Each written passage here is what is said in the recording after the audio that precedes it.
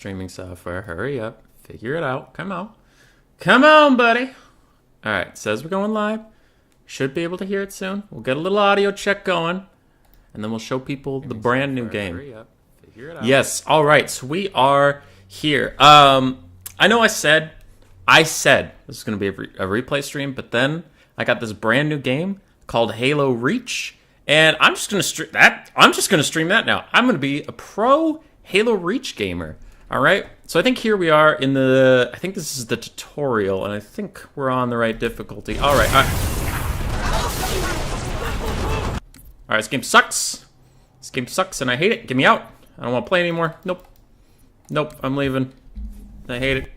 Get out. Back to Warhammer. You didn't see nothing. Fake news. Alrighty. More seriously, we have done this a couple times. I didn't think we were going to do another one in Warhammer 2, but people wanted it by popular demand. So we're going to bust one last community replay out. What happens is people send me a bunch of replays.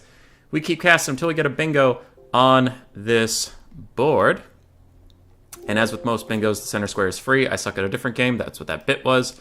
Bada boom, bada bing. Cool, cool. Got it?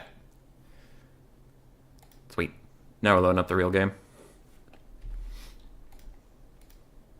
Enough of that nonsense. Who's posting community videos? Oh, Logic. What up? How's chat? We hear you. Total War changed a lot. Total War. It had a weird first-person phase. Scroll to the very bottom. Let's check out. Hey, it's Loopy. I will be jumping around because all these were submitted roughly at the same time, and I just want to cover everybody's game a little bit. We have Loopy's Bretonia versus Odium Pentalonades High Elves.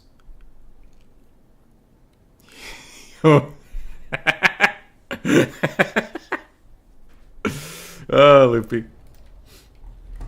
That's pretty good. So what do we have here? We have Royal Pegasus Knights, King Lewin, 2 Grail Knights, 3 Grail Knights, 2 Trebuchets, some Spearmen at Arms, regular Men at Arms, 4 Peasant Bowmen. Peasant Mobs, not Peasant Bowmen at all. We have a Damsel of Life with Regrowth, Earthblood, and Awakening the Wood. I hate that spell. Loopy, stop it! I know you elf players have a reason for taking this spell, but I just don't believe you. I hate it. I think it's a waste of Winds of Magic, and my opinion is law, because I'm right about everything, all the time. What up, Rusty? How you doing, dude? How you doing? On the other side for Pantalonade, we have High Mage of something. Archmage of Metal with Plague of Rust and Searing Doom. We have some Illyrian Reavers on the far side. No replicates on the other side. Double Phoenix Guard, including the Keepers of the Flame. A whole bunch of Lothran Sea Guard and basic spears. Probably some Silverin. There they are. It's a spear push build. To defeat a Cav faction, just take long, pointy sticks. It's pretty good. These Royal Pegasus Knights were a real pain in the ass, though. This Archmage of Metal now is running around in circles trying to not get stabbed. I'm a little surprised some of these archers haven't turned around and shot at them yet. That would probably be their best chance. And that Archmage of Metal is going to die real fast. Trying to get out of there now, and some archers are helping out, but it might be too little too late for her. As for the Bretonians, these Grail Knights went awfully far to chase Illyrian Reavers, but are coming back now. They realize they can't catch them. And an Overcasted Plague of Rust takes a lot of health off these Grail Knights, but Loopy's going to do a nice little regrowth and get them back up. And it's looking bad for the High Elves. Right away. A lot of their archers are compromised. Spearmen took a lot of damage on the way in. And, of course, the Archmage of Metal is constantly on the run, unable to heal in any fashion. But, I mean, you don't take this build to win right away. This is a bump and grind kind of build. Get to late game, keep shooting stuff, keep stabbing things, do big pokey sticks. Rely on the Keepers of the Flame. And Triple Grail Knight might have issues poking through the Keepers of the Flame. They don't have great armor piercing. They do have magic damage. You guys have magic resist? No, you have physical resist. Never mind, they're the perfect unit. Got them. It's weird to see Bretonia not bring any archers, though. I would like at least a couple pox arrows to just poison things down. Nice little Searing Doom. Trying to take out Trebuchets, but they still have 3 out of 3 models, and they'll be just fine. What's routing? Silver and Guard are routing? That's not good. You hate to see it. Yeah, I hate to see it. Archmage of Metal getting gooned once again. She is trying to fly away, but cannot. That might be the death of her. That's a good aerial surround. Some archers are trying to help bail her out. Lewin's been an absolute Chad, running through the back lines, disrupting archers, stopping them from shooting anything. It's good stuff. It's good stuff. Who's messaging me on Discord? Okay, cool. Archmage does manage to escape just barely. Those Pegasus Knights are back onto her. She has slightly more speed than them, though they are getting their charge bonus to run after her. And even, even if she is slightly faster, she'll never be able to stop and cast anything effectively. Another regrowth for more Grail Knights. If these are the same ones that got healed before, their heal cap's going to come within sight real soon. Hey, Simone, how you doing, man? I'm good. That poor Archmage is having a rough time. She very much is. High Elves are still even on the balance of power, though. It looks like grinding through the front line has convinced the balance of power this is going okay. I think this is going great for Bretonnia. But to each their own. She is so close to breaking. And if she breaks, she's going straight off the battlefield. There's no way they let her go. They've literally been following her this whole game. Lewin disrupting more archers. Grail Knights, yeah, healing cap. Trying to cycle charge the Phoenix Guard and the Keepers of the Flame. Meanwhile, Trebuchets rain in their fire. And more Grail Knights trying to sweep up these little spearmen. Though I suppose the Bretonnians could run into the basic problem we talked about at the start. A lot of archers, and even the archers have spears. And then more spears. And more spears. These Grail Knights are not having the best time, but they will help Lewin. And he's debuffing their stats with his Sword of Corone down to like 24 melee defense, which is pretty great. Archmage of Metal is surrounded once again, and this time dies, which is very good, because that'll give a leadership bomb for the whole army. And Bretonnia is going to need that. Shout off some more spears. Routing off other spears. It looks like those Illyrian Reavers from earlier were dealt with, which is nice. At least Bretonnia doesn't have to worry about any sneaky cav running around. Even without their Lord and Mage, bounce power is still pretty even looking, which is nuts. Archers, these Royal Pegasus Knights, now freed up to do some cycle charging of their own. They are going to get shot at almost point blank range by archers. And they're squishy. They are squishy little knights. I don't enjoy that one bit. I'm getting worried. Getting a little worried. These Phoenix Guard have been beaten up by the... Did anybody else see that? Did anybody else see a million trebuchets up there, or was that just me? What was that? Sorry, I was worried I had a stroke for a second. Okay. Moving on, confident as ever.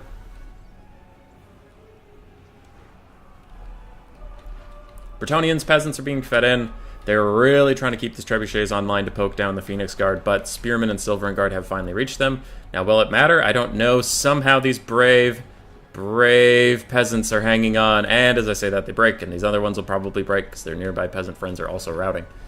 And that's no good. Royal Pegasus Knights have cycle charge from Bloodthirsty Guards, finally down to death. Another, I think it was a regrowth onto these Royal Pegasus Knights. It brings their healing cap into sight. And we're heal capping cav for once in the game, not single entities. And not regenerating infantry. Both tribes have routed. That is bad. What is good is the balance of power. Keepers of the Flame stuck fighting a bunch of randoms. They don't enjoy that, but they will cut through them quite effectively. Ooh, full health Grail Knight over there. Probably be pretty good for this game. I'm going to double fast forward just to get through some of the cycle charging. Trebs are back, but these Silverin Guard... No, Spearmen. Wow, basic Spearmen kicking that much ass? Alright, High Elves. Anyway, with those Spearmen sitting right on top of the models, I don't think any Trebs will get good shots in for us this game. But it doesn't look like there will be much to the rest of this game, as army losses is coming in hot for the Keepers of the Flame and the other Phoenix Guard. A rear charge from Grail Knights and Lewin will proc it, and it is over. What up, FNG? That was a lot of Trebs. I'm suspicious of how many Trebs I saw in that moment. Anyway, Grail Knights. Royal Pegasus Knights getting 2,100 value. Let's go! That's the first time I have ever seen that. Legitimately. That unit's never taken, and when it is taken, it's trash. Grail Knights did great. Peasants. I was going to say did not do great, but okay. Alright. 3 out of the 5 men-at-arms paid for themselves. Peasant mobs almost paid for themselves. Lewin did Lewin things. He doesn't tend to get a lot of value these days. He just cycle charges stuff and distracts it. I like the Lothern Seaguard poke build, though. Like, it's very effective from Pantaloonade. He did have the issue of his Lord was in the air, nothing else was in the air. And he didn't refocus his archers. I'll load up the next replay while we go over to Photoshop. So did we get anything? We didn't get Kazric, no Grombrindle. We got Grail Knights, not Grail Guardians. Lore of Beasts, no Manticore. Nope. Nope. Lord dies in the first 2 minutes. No. Hiles bring 2 Phoenixes. Also no. Elves beat non-elves. Other way around. Loopy gets mad at me. Yeah, he did. Though he was mostly a joke, but yeah, he did. Chariots get murdered. Tretch Graventail. No other things just yet. Alright, back to the game. So we have 2 players that I already forgot who I loaded up. I know one of them's Stormrunner. We'll find out after the game. We have 2 deck droppers with handguns for the coast. Shade Wraith Gunners, the deck gunners with the Discourage and the Ethereal. A whole bunch of chaff, and then double Carronade with a Vampire Fleet Captain of Vampires. And Luther Harkin, you don't see a lot of Vampire Coast these days. But when you see Vampire Coast, you don't see a lot of Luther Harkin. For the Empire, I clearly saw Hellstorm Rocket Battery because it's completely fucked up this Carronade before the game even started. We have the Sunmaker. We have a second Hellstorm. We have Handgunners. So triple Handgunner, double Hellstorm, along with some Flagellants. Spearmen everywhere, Halberdiers, and more Flagellants. Who's the Lord? Balthazar Gelt on foot, with Final Trans, Gehenna's Golden Hounds, and Searing Doom. And an Empire Captain. This is a weird Empire build. Very strange. Luther chilling up here in front of some handguns could be a bit of a problem. He is going to start to pull away now. Into some Hellstorm Rocket Battery shots. The man has a masochistic streak. The world has never known. Cyrus telling me Loopy wasn't mad at me? I know what I saw. He was furious. He was pissed. Okay, Gunnery White's up here to start poking at something. He might... Oh, wow, he is poking at Balthazar Gelt. Balthazar has a tiny health pool. 467 missile strength versus 2,000 health is not a recipe for success for good old Gelt. Pistol Summon Mob's going to pop up, counterfire the handgunners, it looks like, but the Coast is taking so much damage. Balance Power is already against them. As the Hellstorms continue their violent onslaught. This Carronade crumbles away. The other Carronade is firing back at the Hellstorms. I'm kind of surprised it hasn't taken a model out yet. You think Carronades would be much better at that. One handgunner is routed. The other handgunner is very low, and a third handgunner is doing just fine. Shade Wraith Gunners plus the Gunnery Weight are going to delete Balthazar Gelt. And he's about to rout, which is terrible, because if you've played this game for a little bit, you know that routing characters are super easy to shoot. They don't dodge. You can't tell them to run in a circle or anything. Knighthood, you have some replays in here, I saw. So Gelt's probably not coming back, though the Shade Wraith Gunners are kind of doing that derpy thing, where if you tell someone to shoot, they'll turn sideways for a little bit. Giving Gelt a chance to rally, and immediately pseudo-dodges, but then takes a giant blast in the face, and he routes once more.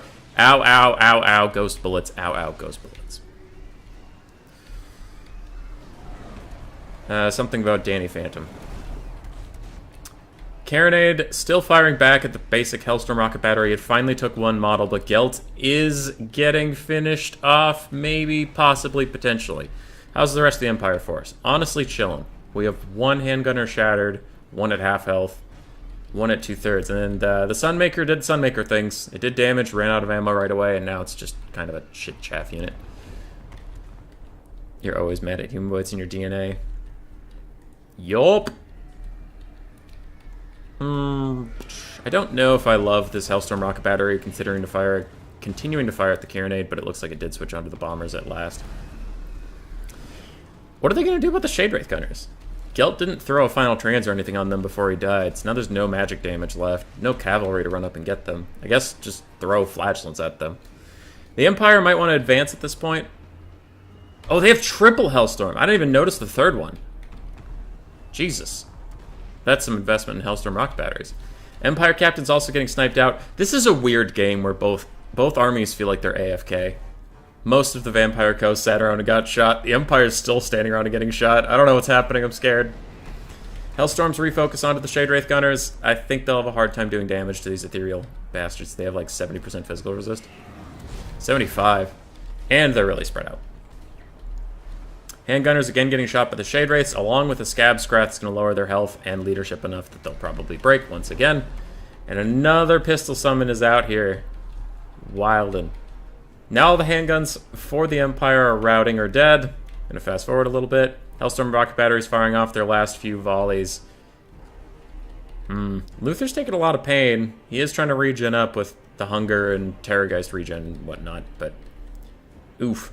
Yep. Handgunner's going to rout. I think they'll shatter this time? No, these guys will shatter.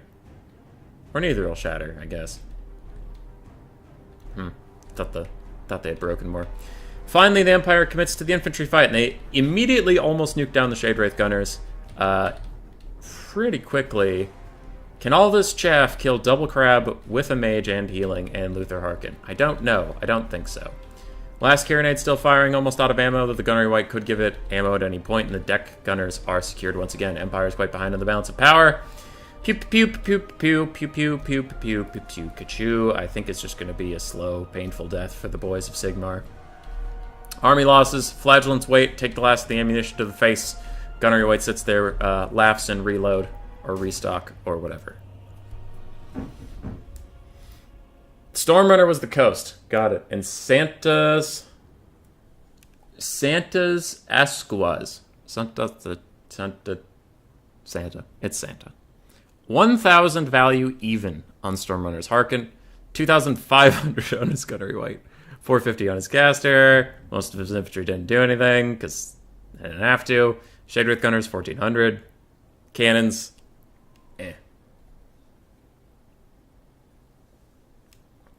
Two regular Hellstorms did jack shit.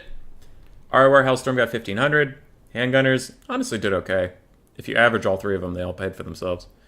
And the infantry stood around and waited to die. That was a weird battle, I agree. Stags versus Sig. Wait. Why was that name Stags versus Sig? Or did I misread that? Sunmaker go burr. Shit! I deleted the wrong thing. No! I'll have to go find that. I thought Knighthood had submitted some stuff. Knighthood, is this you? Are you Lulu? Because I think you submitted the replays about Bob Man. So I think this is Knighthood. Meanwhile, in the Photoshop, just checking. No Aranessa. We did not get any...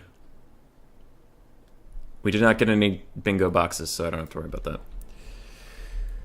Alright, so it's, I think, Knighthood versus Bobman. I believe. Archers, archers, archers, archers. A shitload of archers. And then Law of the Sea Guard. Are they shielded? They are shielded. So we have 9 archers, quote-unquote, though they do have some shields. Then we have Silver Guard in the back, and Spearmen in the front, I would suppose. Spearmen, Spearmen, Spearmen, Spearmen, Spearmen. Got it. Where's your lord? Very far in the back. Archmage of Fire. Fireball. Flaming Sword of Ruin, which does imbue even missile attacks with magical fire damage, which will be very good against Lost Sylvan Knights if they exist, and Burning Head. Gotcha. For Bobman, we have Great Stag Knights, Great Stag Knights, Great Stag Knights, some Glade Riders with Spears, some Skirmish Cav as well, Swisters of Twilight up in the sky, a Life Caster, and a couple Eternal Guard. I really favor the High Elves build here. There's so much shooting, and Bobman has very little counter shooting. And his rush is going to run into problems, as we mentioned with Bretonnia earlier in the stream. Most of these archers also have spears. Great Stag Knights bust through. They should probably be focused down by bullets. Pew-pew them. And they charge immediately into Lothran Sea Guards, who have charge defense against large foes. The Great Stag Knights get none of their incredible 77 charge bonus. I imagine archers will be refocused to fire at them soon. Archmage of Fire is chilling, vibing, running around. Maybe wants to throw a Burning Head, like here or there. Anywhere where there's 2 units stacked on top of each other. In the back, actual archers get compromised, but there are Silver Guard nearby to punish that instance. And the Wood Elves are taking a serious pounding. Balanced power is still quite even, but you can see this Skirmish Cav's half health. Glade Riders' Spears already routing. They're very much dead. Great Stag Knights, a very expensive unit, almost routing as well. Everything's quite damaged. For the High Elves, their front line's doing okay. Some of their archers are getting compromised, but most of them are still firing. I think the balance power is a little drunk at the moment. Archmage of Fire does need to get involved a bit more. Wouldn't hate to see some Burning Heads to clear out these Eternal Guard. And Sisters have committed to the ground fight, and some archers are going to turn and point-blank fire at them with some fire magical damage, which, I mean, is something. Or they're firing at the Great Stag Knights. It's hard to tell in that big old blob of things. Wood Elves still routing, lacking the staying power of Warriors of Chaos or Dwarves or anything like that. They tend to, if they sit around to just fight forever, they tend to lose. Gotcha. ×2 for just a second. Boop, boop. Great Stag Knights routing again. Some of these Eternal Guard are getting in, and Bobman's going to throw down a nasty Dwellers Below. It looks like it'll hit 3 units. Oof.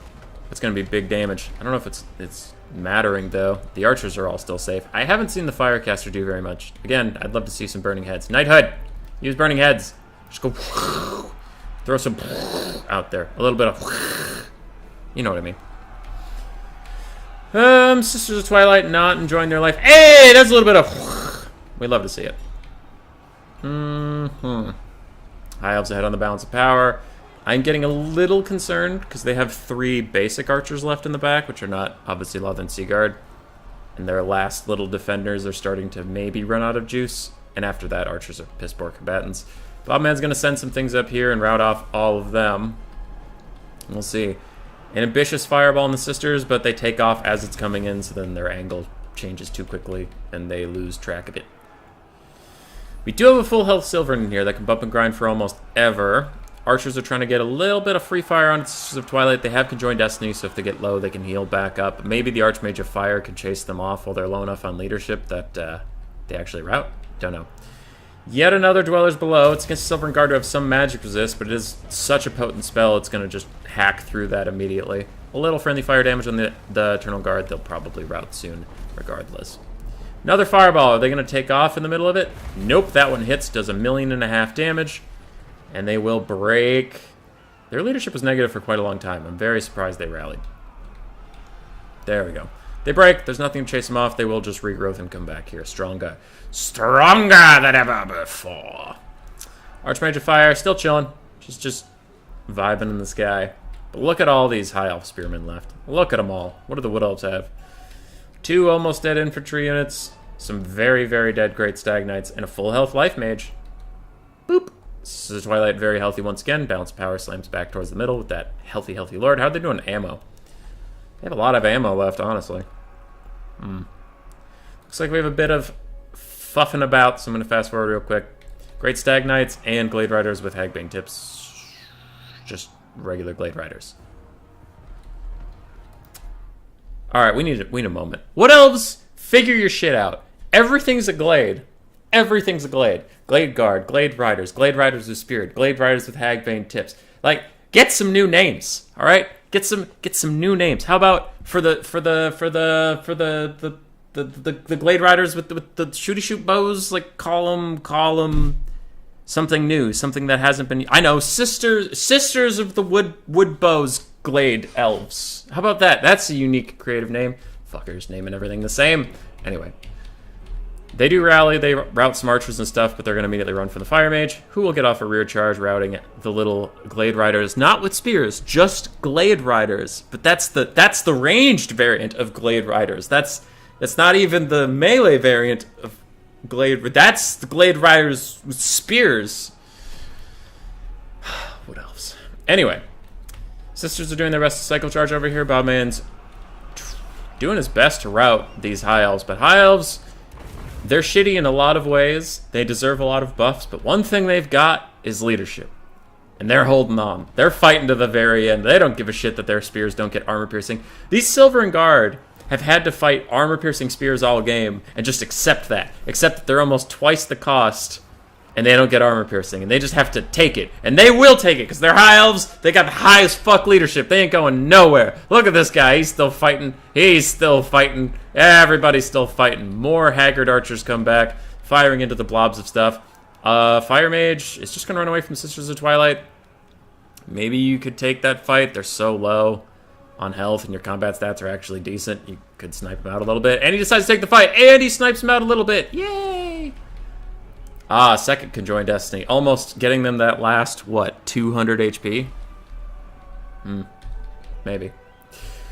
Sisters routing off yet again. I don't think they'll come back this time because the Fire Mage is going to follow them right off. And without their lord, these Wood Elf health bars that are so low and their leadership bars that are so low are going to start breaking. That'll take us down to just a Spellsinger of Life. Deepwood Scouts don't exist. They're Glade Scouts now. Everything's a Glade. Glade everything. Alright, bounce power is now quite against Bobman and the Wood Elves. The Lord gone, things are crumbling, things are going to dust. Spellsinger of Life's gonna rout, and when she does, Army Lost is a little hit, but boom. Sisters of the Gladewood Riders. Loopy, that's almost perfect. You just need Eternal in there. Sisters of the Eternal Gladewood Riders. Extra good Glade Scouts. Everything's a Glade. Anyway. For Lulu / Knighthood, Spear's got good value. Archer's got great value. Holy crap. And London Seaguard also got really good value. Just everything on this army, sharing the work. Good stuff. Sisters, 2,000 value. 1,200 on the Dwellers Below caster.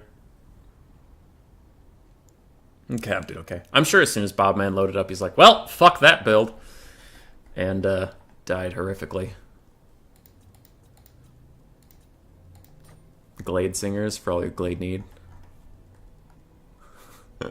Change the Blade Singers to Glade Singers. I like that. Oh, it's Malverde. Okay, we have Mr. Doodles versus Malverde. I haven't seen Malverde in a long time. I miss that dude. I miss that dude.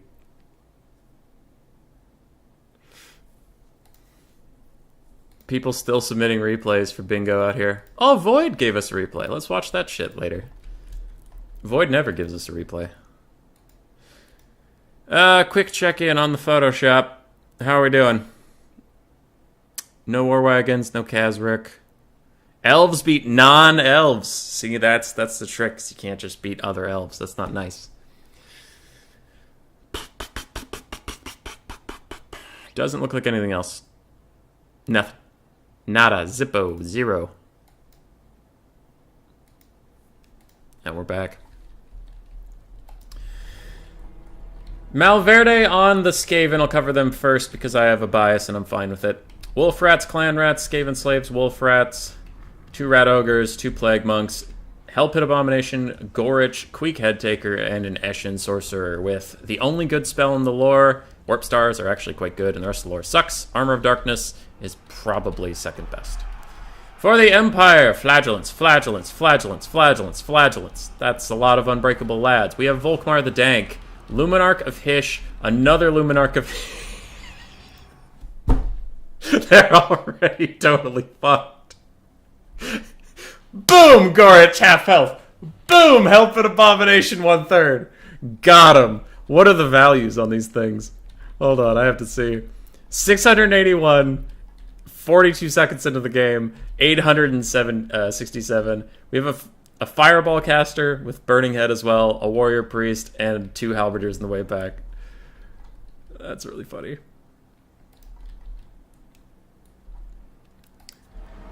Malverde's been busy volunteering to nurse sick puppies back to health. I don't know if that's real or not, but I wouldn't put it past him. Anyway, sorry, I got distracted. Warp Star is coming in, doing great damage to Luminarch of Hish as it tries to hit Gorich, but Gorich does dodge. Nice little jukes there from Malverde.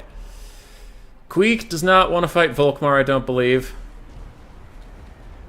And that, ladies and gentlemen, is why you don't take Plague Monks. I'm sorry to say it, but usually they're trash.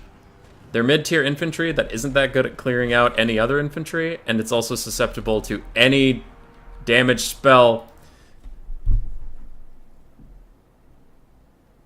I'm gonna finish my thought. Susceptible to any damage spell like Burning Head or anything, because they're low armor, or, Soulfire Bombardment. Also, the fucking Hell Pit's dead! You see that up at the top right? It's dead. It's gone already. Luminarch just shot it down. It's spilling out rats everywhere. That's great. That's just great. Don't you feel proud of yourself, you piece of garbage, destroying my Hell Pit abomination? Bowmore's out there in the ether somewhere, and he's just like, I sense a Hell Pit didn't do anything, and it's time to go tell Human Boy. It's time to jump into Human Boy's DMs, give him shit about taking Hell Pits. Bowmore, they're a fine unit. This is not indicative of the Hell Pit. Hell Pit's fine. I like the Hell Pit, and I don't need your nonsense. I digress. Hell Pit's dead. Luminarch, this one's already paid for itself. This one looks like it's struggling. It's trying to hit Gorge, but Gorge is a little out of range. Give me the glowy whoosh whoosh.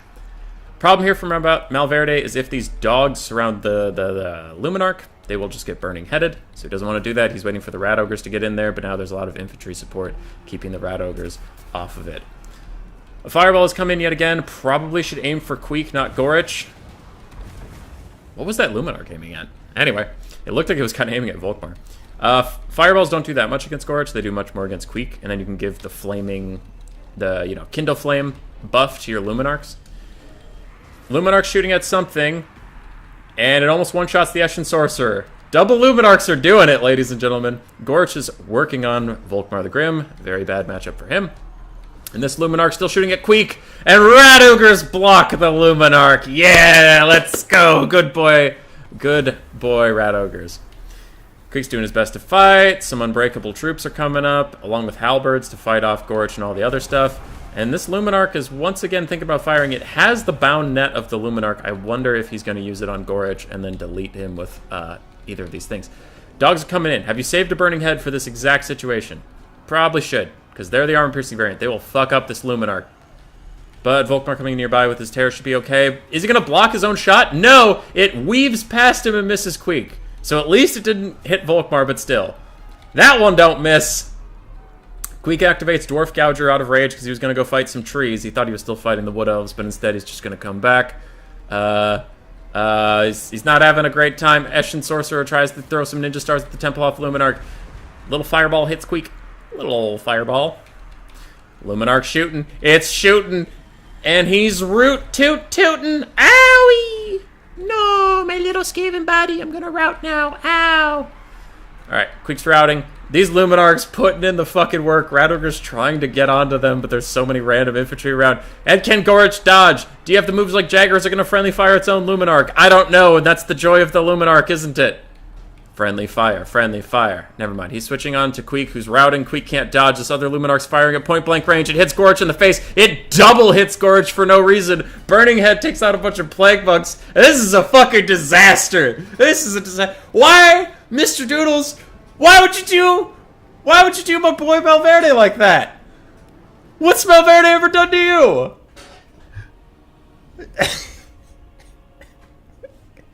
You can't just do him like that. My God.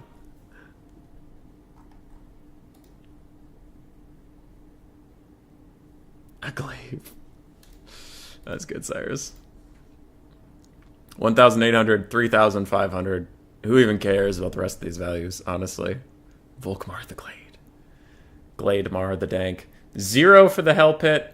800 for Gorich. 0 for Queek. You hate to see it. Plague Monks did kind of okay. Clan Rats did okay. Wolf Rats. I don't hate the build from Malverde. Like, unironically, I'd obviously cut Queek. I'd obviously cut Gorich in this matchup. Plague Monks can do okay against Empire. The problem is just Burning Head. I still wouldn't recommend them, but they're not terrible. After making those changes, just get a couple more Rat Ogres. Right. What one was that? There it was. It was autosave 2. Perfect. Let's do Schecter Man. No, that's a knighthood thing. I'm trying to hop around so in case bingo ends, we get as many people's replays as we can. Hodor versus Central Scrutinizer. For all I know, Hodor is frickin' knighthood again with his different names, but we'll see. Do we get anything off of that crazy game? No Tretch. Chariots don't get murdered by cannons, though my precious Hell Pit got murdered by chariots. Lord dies in 2 minutes, not quite. Elves beat non-elves, nope, nope. No Karl Franz. If you're wondering what Discrown Talks is, it's a voice line of a character, and if I see that character, it counts. Discrown Talks! I call rule break on Ben's fortune. Righty. Spearman, flagellants, spearman. It is knighthood. God damn it, knighthood. Demigryphs. We do have the Hammer of the Witches, Spearman, a Deathcaster, a Warrior Priest, and Volkmar the Dank Memer.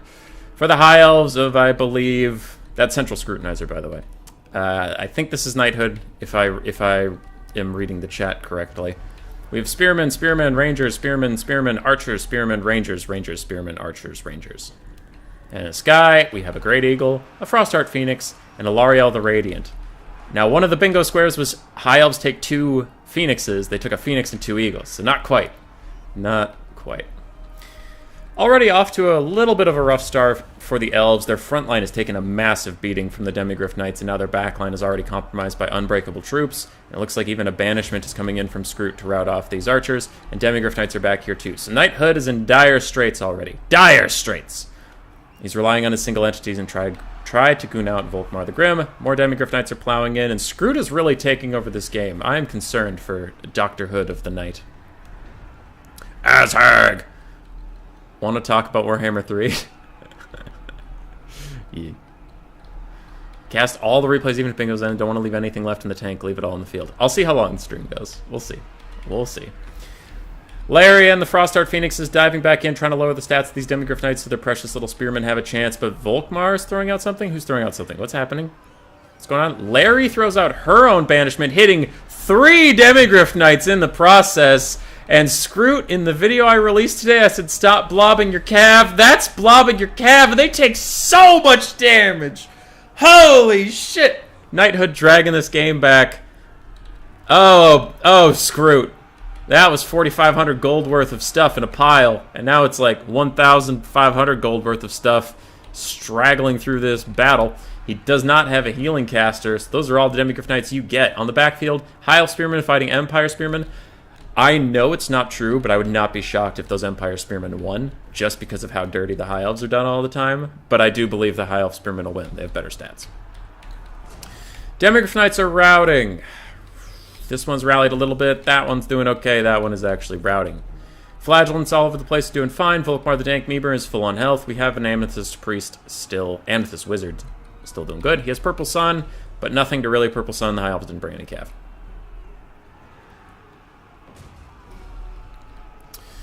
24-hour stream when? Like, honestly, maybe Warhammer 3. Maybe. You didn't even know Larry could do banishment? I didn't either. I've never seen it taken like that. Archers, I like this from Knighthood.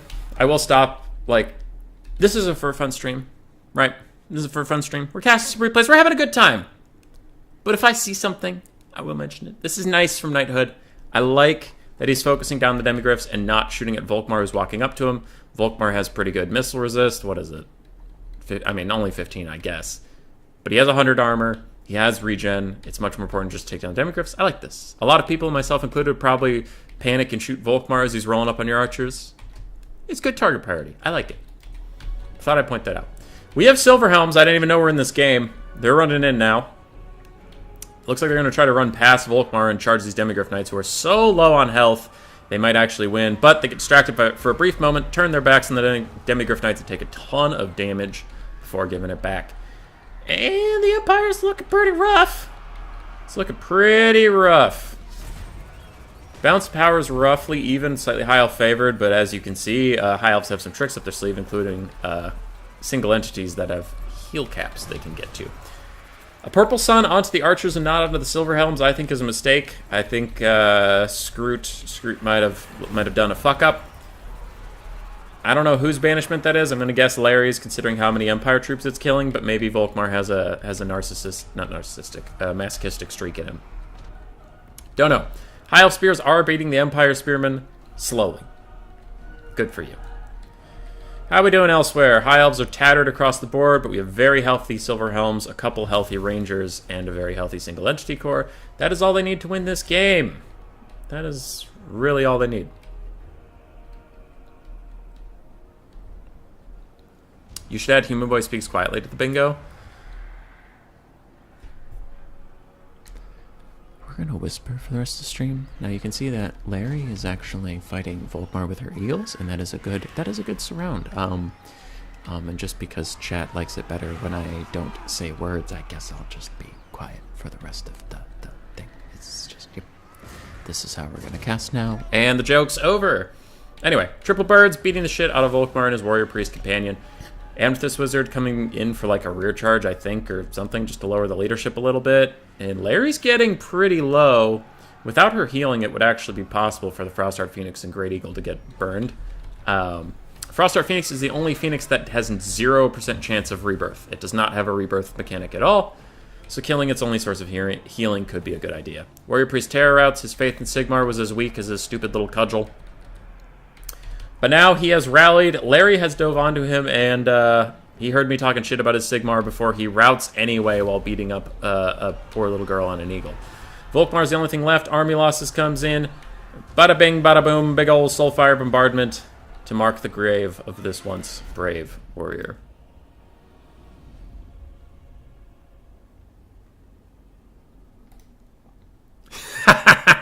The AMSR stream you didn't know you didn't want.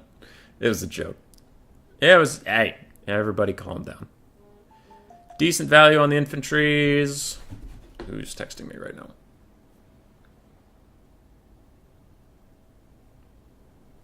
Okay, don't know what that's about, but check it out later. Eagles did great. Frostheart Phoenix did great. Larry did excellently. Volkmar did fine. Amethyst did fine. Warrior Priest did fine. Everything else, not so fine. Oof, those Demigryph values. Oof. You hate to see it. Hammer the Witchers did okay. Too loud for your knife ears. GG. GG. Okay, so that was Hodor. Got it. I'm going to check out this Void Laws replay, because he literally never sends me anything. So I'm super curious just to see what it is. It's a High Elf mirror. Wood Elf mirror. Looking back at the bingo card, what did we get? Anything? Bueller?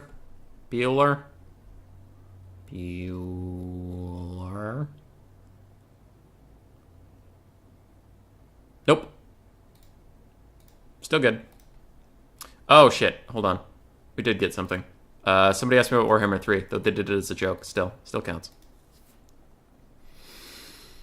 Okay, did I take you back to the game? I took you back to the game. So we're in here. We have Zyphos on the Wood Elves versus Void Laws on the Wood Elves. Okay, I think since Void Laws sent me the replay, he is probably the green side, so we'll pretend that for now. Glade Riders, Wild Riders, Glade Riders. We have Dryads, and then we have Deepwood Scouts. 4 of them? Huh, 4 Deepwood Scouts. Alright. For some reason, I almost always see 3 or 2. I don't know why 4 is surprising me so much, but it is. Double Waystalker and a Spellweaver of High Magic with Apotheosis, Soul Quench, and Hand of Glory. Melee skill, melee attack and reload skill. I never see that. Never see it. Elves beat non-elves. Elves. Well, I missed it. Doesn't count. I missed it. Doesn't count. For, I believe, Zyphos, we have a Waystalker, we have Drycha, Branch Wraith, we have 5 Deepwood Scouts. Swear to God if this is spam. Notification about your vehicle. Fuck you. Okay. 5 Deepwood Scouts, so just when I said I've never seen more than like 3 or 2, we get 5 versus 4. Dryads, and then some Cav, Wild Riders, the Wild Hunters of Kronos ROR, 3 Wild Riders. So it's more Cav versus better Cav, more Archers versus less of the same Archer. And I think Void has a better front line, but it's hard to tell. It's all just Dryads. It's close to being a mirror match, but isn't. Alright. Drycha's running up. She's already at like half health, which is pretty bad. Branch Wraith does have Earthblood. She might want to cast it on herself and Drycha while they're right next to each other. That's pretty good value, and otherwise they're both going to die. Because Waystalkers, man, the Arrows of Kurnos get a lot of attention, as it should. But the more I play against Wood Elves, the more I realize that the Waystalkers' basic shots are the real shit. That's the real stuff. Arrows of Kurnos are big and flashy, but the little poke they can do to foot characters is wild. Super good. It's just slow, so you don't get as many like sexy highlight reels of, oh, look at the damage he's doing over 6 minutes of time slowly. But like, look at Drycha. She's getting fucked up. Completely destroyed. Anyway. How's it going for Void? Now, a thing he does have to be worried about is Xiphos' archers are completely untouched, while Void's are suffering. One's at half, one's at about a quarter, one's missing about a quarter, so definitely going better for Xiphos' archer core. Though I would say overall the game is going to Void Lulls, because like, look at those single entities. Look at them. They're getting murdered out here. Apotheosis onto the Deepwood Scouts, trying to keep them alive, keep their ammunition relevant. And this is Wood Elves. Now, strangely, I don't hate this game so far. It is double kite, but at least double kite is interactive. I will say, if one side's kiting and the other side can't do anything, like they can't catch them or anything, those games suck. Double kite, it's fine. It's a little more interesting. Didn't Xiphos have 5 Deepwood Scouts? Yes, he does. Okay, there they all are. So only one is taking half health. Meanwhile, Void, still more damage coming in, which you would expect. I mean, it's 5 versus 4. Hopefully the 5 would win. Though Drycha's not winning in this scenario. She is very low. 218 health. She is going to rout, and it looks like Void will sweep in to clean her up. That is terrible for Xiphos, as that's his Lord and his Pendulum caster. Another Arrows of Kurnos is going to swing at her. It does not do a lot of damage versus foot characters at all, and this could be nice. Kind of a little bait, accidental bait, but bringing Void Lulls in to take care of Drycha can get the Wild Hunters of Kurnos free value onto some Glade Riders. And is he trying to heal up Drycha? No, he throws an Earthblood onto his living mage. He's just accepted that that guy's dead. While I was looking away, the Spellweaver of High Magic got deleted. She's having a bad time. Luckily for her, she cast Apotheosis before she ran away, so she is healing up while she runs. She'll rally and can spend a lot of her mana healing herself. Xiphos is now ahead on the balance of power after Drycha died. You gotta love it. I see this all the times with Wood Elves somehow, where it's just their balance of power goes up the more hurt they get. I don't know what it is. They're like an anime character. Regardless, Void is trying to extend, though everything that's up here is suffering a fate worse than death. Look at how very, very injured they are as they try to get involved. Little cav charge onto more Dryads is not going to net them very much. Dryads are surprisingly tanky. 60 armor is a good amount. Deepwood Scouts point blank firing into Dryads that were fighting with the Spellweaver. Branch Wraith for just a brief moment, but those Waystalkers are still firing. Now, thank the Lord they are almost out of ammo, because they have heal-capped this Branch Wraith and straight-up killed Drycha. That was their contribution to this game. It's nuts. Who's messaging me? Is it important right now? I don't know. It's on the Ant Ladder thing, so 1 second. I'm going to mark it as unread because it's not important right now, but I had to make sure that that wasn't needed for something.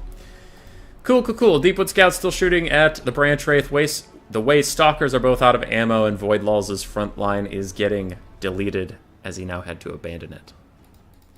Great. Okay. Sorry. I'm getting a lot of messages, which I'm not super used to, so I was worried something was wrong with the stream. I get real paranoid, because I did recently do an entire 2-hour cast with the wrong microphone, so now I'm like, message? What's this about? What's going on? Uh-oh. You missed elf versus non-elf? Yeah, Hammond, I know I missed it. And that's my punishment for not paying attention, alright? I'm hoping there will be another elf versus non-elf. There's no backsies in real life. Now this Spellweaver of High Magic is getting the Waystalker treatment, as I see little pokey-poke arrows coming out for her, and she's also already heal-capped with more arrows coming in. Big old Soul Quench hits the Branch Wraith, knocks her down, does a lot of damage, and it will rout her? No, she manages to rally, even though she's negative for quite a while. We are entering minute 7 of a strangely epic Wood Elf game. Strangely. Treeman can scout Deepwoods. Yeah. Okay, sorry. Got distracted by chat for a second. Some Dryads rally just to be charged by Wild Riders, and that's going to be that. Xiphos His Deepwood Scouts are almost out of ammunition. Voidlaws, his Deepwood Scouts are almost out of ammunition. But Voidlaws has a lot more cav in this late game fight. Well, what does Zyphos have? If you take out the Deepwood Scouts, he has 2 Dryads and 3 cav, 2 of which are injured. Brutal. I'm going to fast forward for just a little bit as these last ammunition. Pew, pew, pew, pew, pew. Got it, got it, got it. Okay. Dryads take a fight against Dryads. I wonder who will win. Probably Dryads. Meanwhile, Wild Riders fight Wild Riders and Dryads. It's going to be bad for them, though an Apotheosis will buff them up a little bit. Deepwood Scouts fire the last of their pathetic small volleys. And we have Waystalker action. Waystalkers without any ammunition are beating up on poor, helpless, out-of-ammunition archers. These Glade Riders are coming in the back. Wouldn't be surprised if they rear charged here, just to rout off some things. Now for Zyphos, he's keeping alive his Wild Riders as best he can, but it looks like his mage is dead and gone. This is the health they get. This is the leadership they get. Too bad. Zyphos is losing a lot of troops on the far side, and I do still think Voidlaws is just superior amount of chaff in the late game is going to carry him through. Slight fast forward as Wild Hunters of Kurnos fight other Wild Hunters of Kurnos who are healing at the time, and Void will win. And yes, we had the armies right. He missed it as an excuse to cast more noob games. God. This is an Entladder rule break replay? I don't know. I just know Void sent it to me in my replay folder, and I cast it. Void had very spread out damage. Wait, I want to see those Waystalkers. 1,800 and 1,600. Oof, 1,300 on the other side. Name a more iconic duo than Waystalkers in ridiculous value. Boy, have you seen any of the footage of Gorgers yet? They're like Jesus himself came down from heaven and made rat ogres good. I haven't seen them. If I'm going to be honest about... Well, now I have to see this. Skaven failed just sitting there in my face. Anyway, Shogunik submitting a replay about the Skaven failing. What? What? Against Archgate Tids Demonin? Oh, I know that guy. He's sweet. He's a sweet dude. At least I think so. Hammond sending me troll stuff. What does Ama want? Ama post in general. I never post in general. If you have a pre-order Warhammer 3, you should buy it from your favorite creator's page. I don't know. I don't have a page. I am my favorite creator. Okay. Alright. Where's that gosh darn bingo page? Got him. Did we get anything with that one? No Lore of Beasts with no Manticore. Elves beat non-elves. I missed that one, so it doesn't count. It doesn't count! No. No, nothing, nada. 0. And that is kind of the point. If you made them too easy, the stream would be over too fast. Okay, so we have Shogunik on the Skaven versus somebody... I just talked about it. Tids Demonin, that was it, on Dark Elves. Dark Riders, quadruple bolt thrower. Did I show him this? That's my Dark Elf build versus Skaven. I think I beat him with this. And he took it, I think. I can't prove that, but I think. Because I was in a chat with Ice Power and Jay Phoenix, and I don't know who else, but Ice Power and Jay were definitely there, and they said, this is too many bolt throwers, and I said, shush your body, and then I won the game, and I came back to the chat, and they were like, huh, it worked. And I'm like, trust a Skaven main to know what a Skaven main doesn't want to see. Anyway. I digress. Even if he did come up with this on his own, this is very good to take into my brand of Skaven. It's terrible to take into Skaven who will rush you, but as I am well known to be a defensive weapons teams player, 4 bolt throwers is a fucking nightmare. Anyway, 4 bolt throwers. We have some Dark Shards, we have Double Canyon Assassin, we have a Supreme Sorceress of Beasts on the ground with a Manticore, some Bleak Swords, more Dark Riders, and we have Cold One Knights. I don't like the Cold One Knights. I don't like them here, but I do like the bolt throwers. Dread 13th Skin cast onto 1. Doesn't matter, you have 3 other ones. Probably drop the crew on this one and run away so that the guys can't get to you. Wolf Rat's trying to come out of the box and fight Dark Riders. As for the Skaven, we have the Teethbreakers Rattling Guns. We have 2 Jezzails, 2 Poison Wind Globes, 3 Rat Ogres. It looks like 1 Wolf Rat, double Assassin, Grey Seer, and then Clan Rats and Skaven Slaves, I would guess. Any Storm Vermin in here? Nope. Poison Globes get a nice little shot. A lot of friendly fire, but who gives a shit? You hit the enemy, so it still counts. 1 Jezzail is already routing off due to the overwhelming Bolt Thrower pressure, and the other Bolt Throwers are focusing on the other Jezzails. Great, great, great. Assassins trying to compromise some of these Reaper Call Bolt Throwers as well. Somehow the Dreaded 13th didn't even finish off this Bolt Thrower. That's a little wild. And the Storm Vermin Sword and Shear were giving attack orders to go fight the Dark Shards. Dark Shards and Bolt Throwers do great damage against the Grey Seer. Definitely good target prioritization here from Tids Daemonin, having the Dark Shard shoot random shit, having the Bolt Throwers shoot weapons teams, and then in the late game, switch the Bolt Throwers onto the Grey Seer. But at first, take out the weapons teams. Good little net, point-blank shots from the Teethbreakers will do good damage to the Manticore. They'll also rampage it, most likely. Wow, they're missing a lot of shots. You hate to see it. You really hate to see it. Fuck Manticores, my man. Fuck them. They're terrible. And not terrible, they're a great unit. If you want to win games, take Manticores, but fuck Manticores, dude. That's such shit. He's sitting right in front of the best anti-air unit in the game, and he's taking nothing, because look at those jukes. Look at those jukes while he was netted, just dodging out of the way of that piece of garbage. Alright. Dark Elves fighting Rat Ogres is fine. Teethbreaker's still trying to shut down this Feral Manticore. It's not going so well for them. It is routing off some things. Skaven are behind on the balance of power. I tend to agree. Canaan Assassins ganging up on the regular Assassins with Chaff support will beat them. Also, Canaan Assassins will just beat Assassins 2v2. They have better items for the dueling, and they have poison shurikens they can throw out. Big route for the Skaven is coming in. A lot of mobility in the area that'll chase them down. They ain't coming back. Full health unit of Rat Ogres in the backfield trying to secure these Warlock Jezzails to come back. And it looks like Poison Globes will throw one last desperate volley before they die. There's porn in the chat. Now there's no more porn in the chat. Fuck you, bots. Skaven are on death's door. It's down to pretty much just the Grey Seer, and as soon as these Bolt Throwers focus onto him, he's about to have a real bad time. I'm going to go into a little bit of fast forward mode. You can see the Bolt Throwers, hey, they focused onto him. He's having a bad time. Who could have known? Maybe Human Boy. Maybe, possibly. Rat Ogres routing off, rear charge from the Dark Riders. Army losses is imminent, and army losses is here. By the way, Dark Elves are elves. I got it. I got it. High Elves beat Empire. Yeah, KV, I missed it. I'm sorry. I'd love a High Elves versus Skaven build from a Skaven Specialist one day. Knighthood, I actually might have one for you.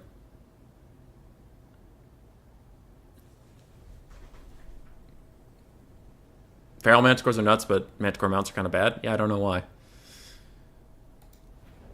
Alright, first we'll go do the bingo. And then we'll help out Knighthood briefly. High Elves bring 2 Phoenixes? Nope. But Elves did beat non-Elves. Skaven are on here, but no Tretch Craven Tail. Okay. Dark Elves, SEM, not a Manticore. So like Charybdis or Hydra. We didn't have any of that. Okay, back to the game. So, I'm going to do the not smart thing. And tell everyone what I don't like to see against High Elves. Real quick. Then we'll get back to the replays. We'll get back to... Oh, calm down.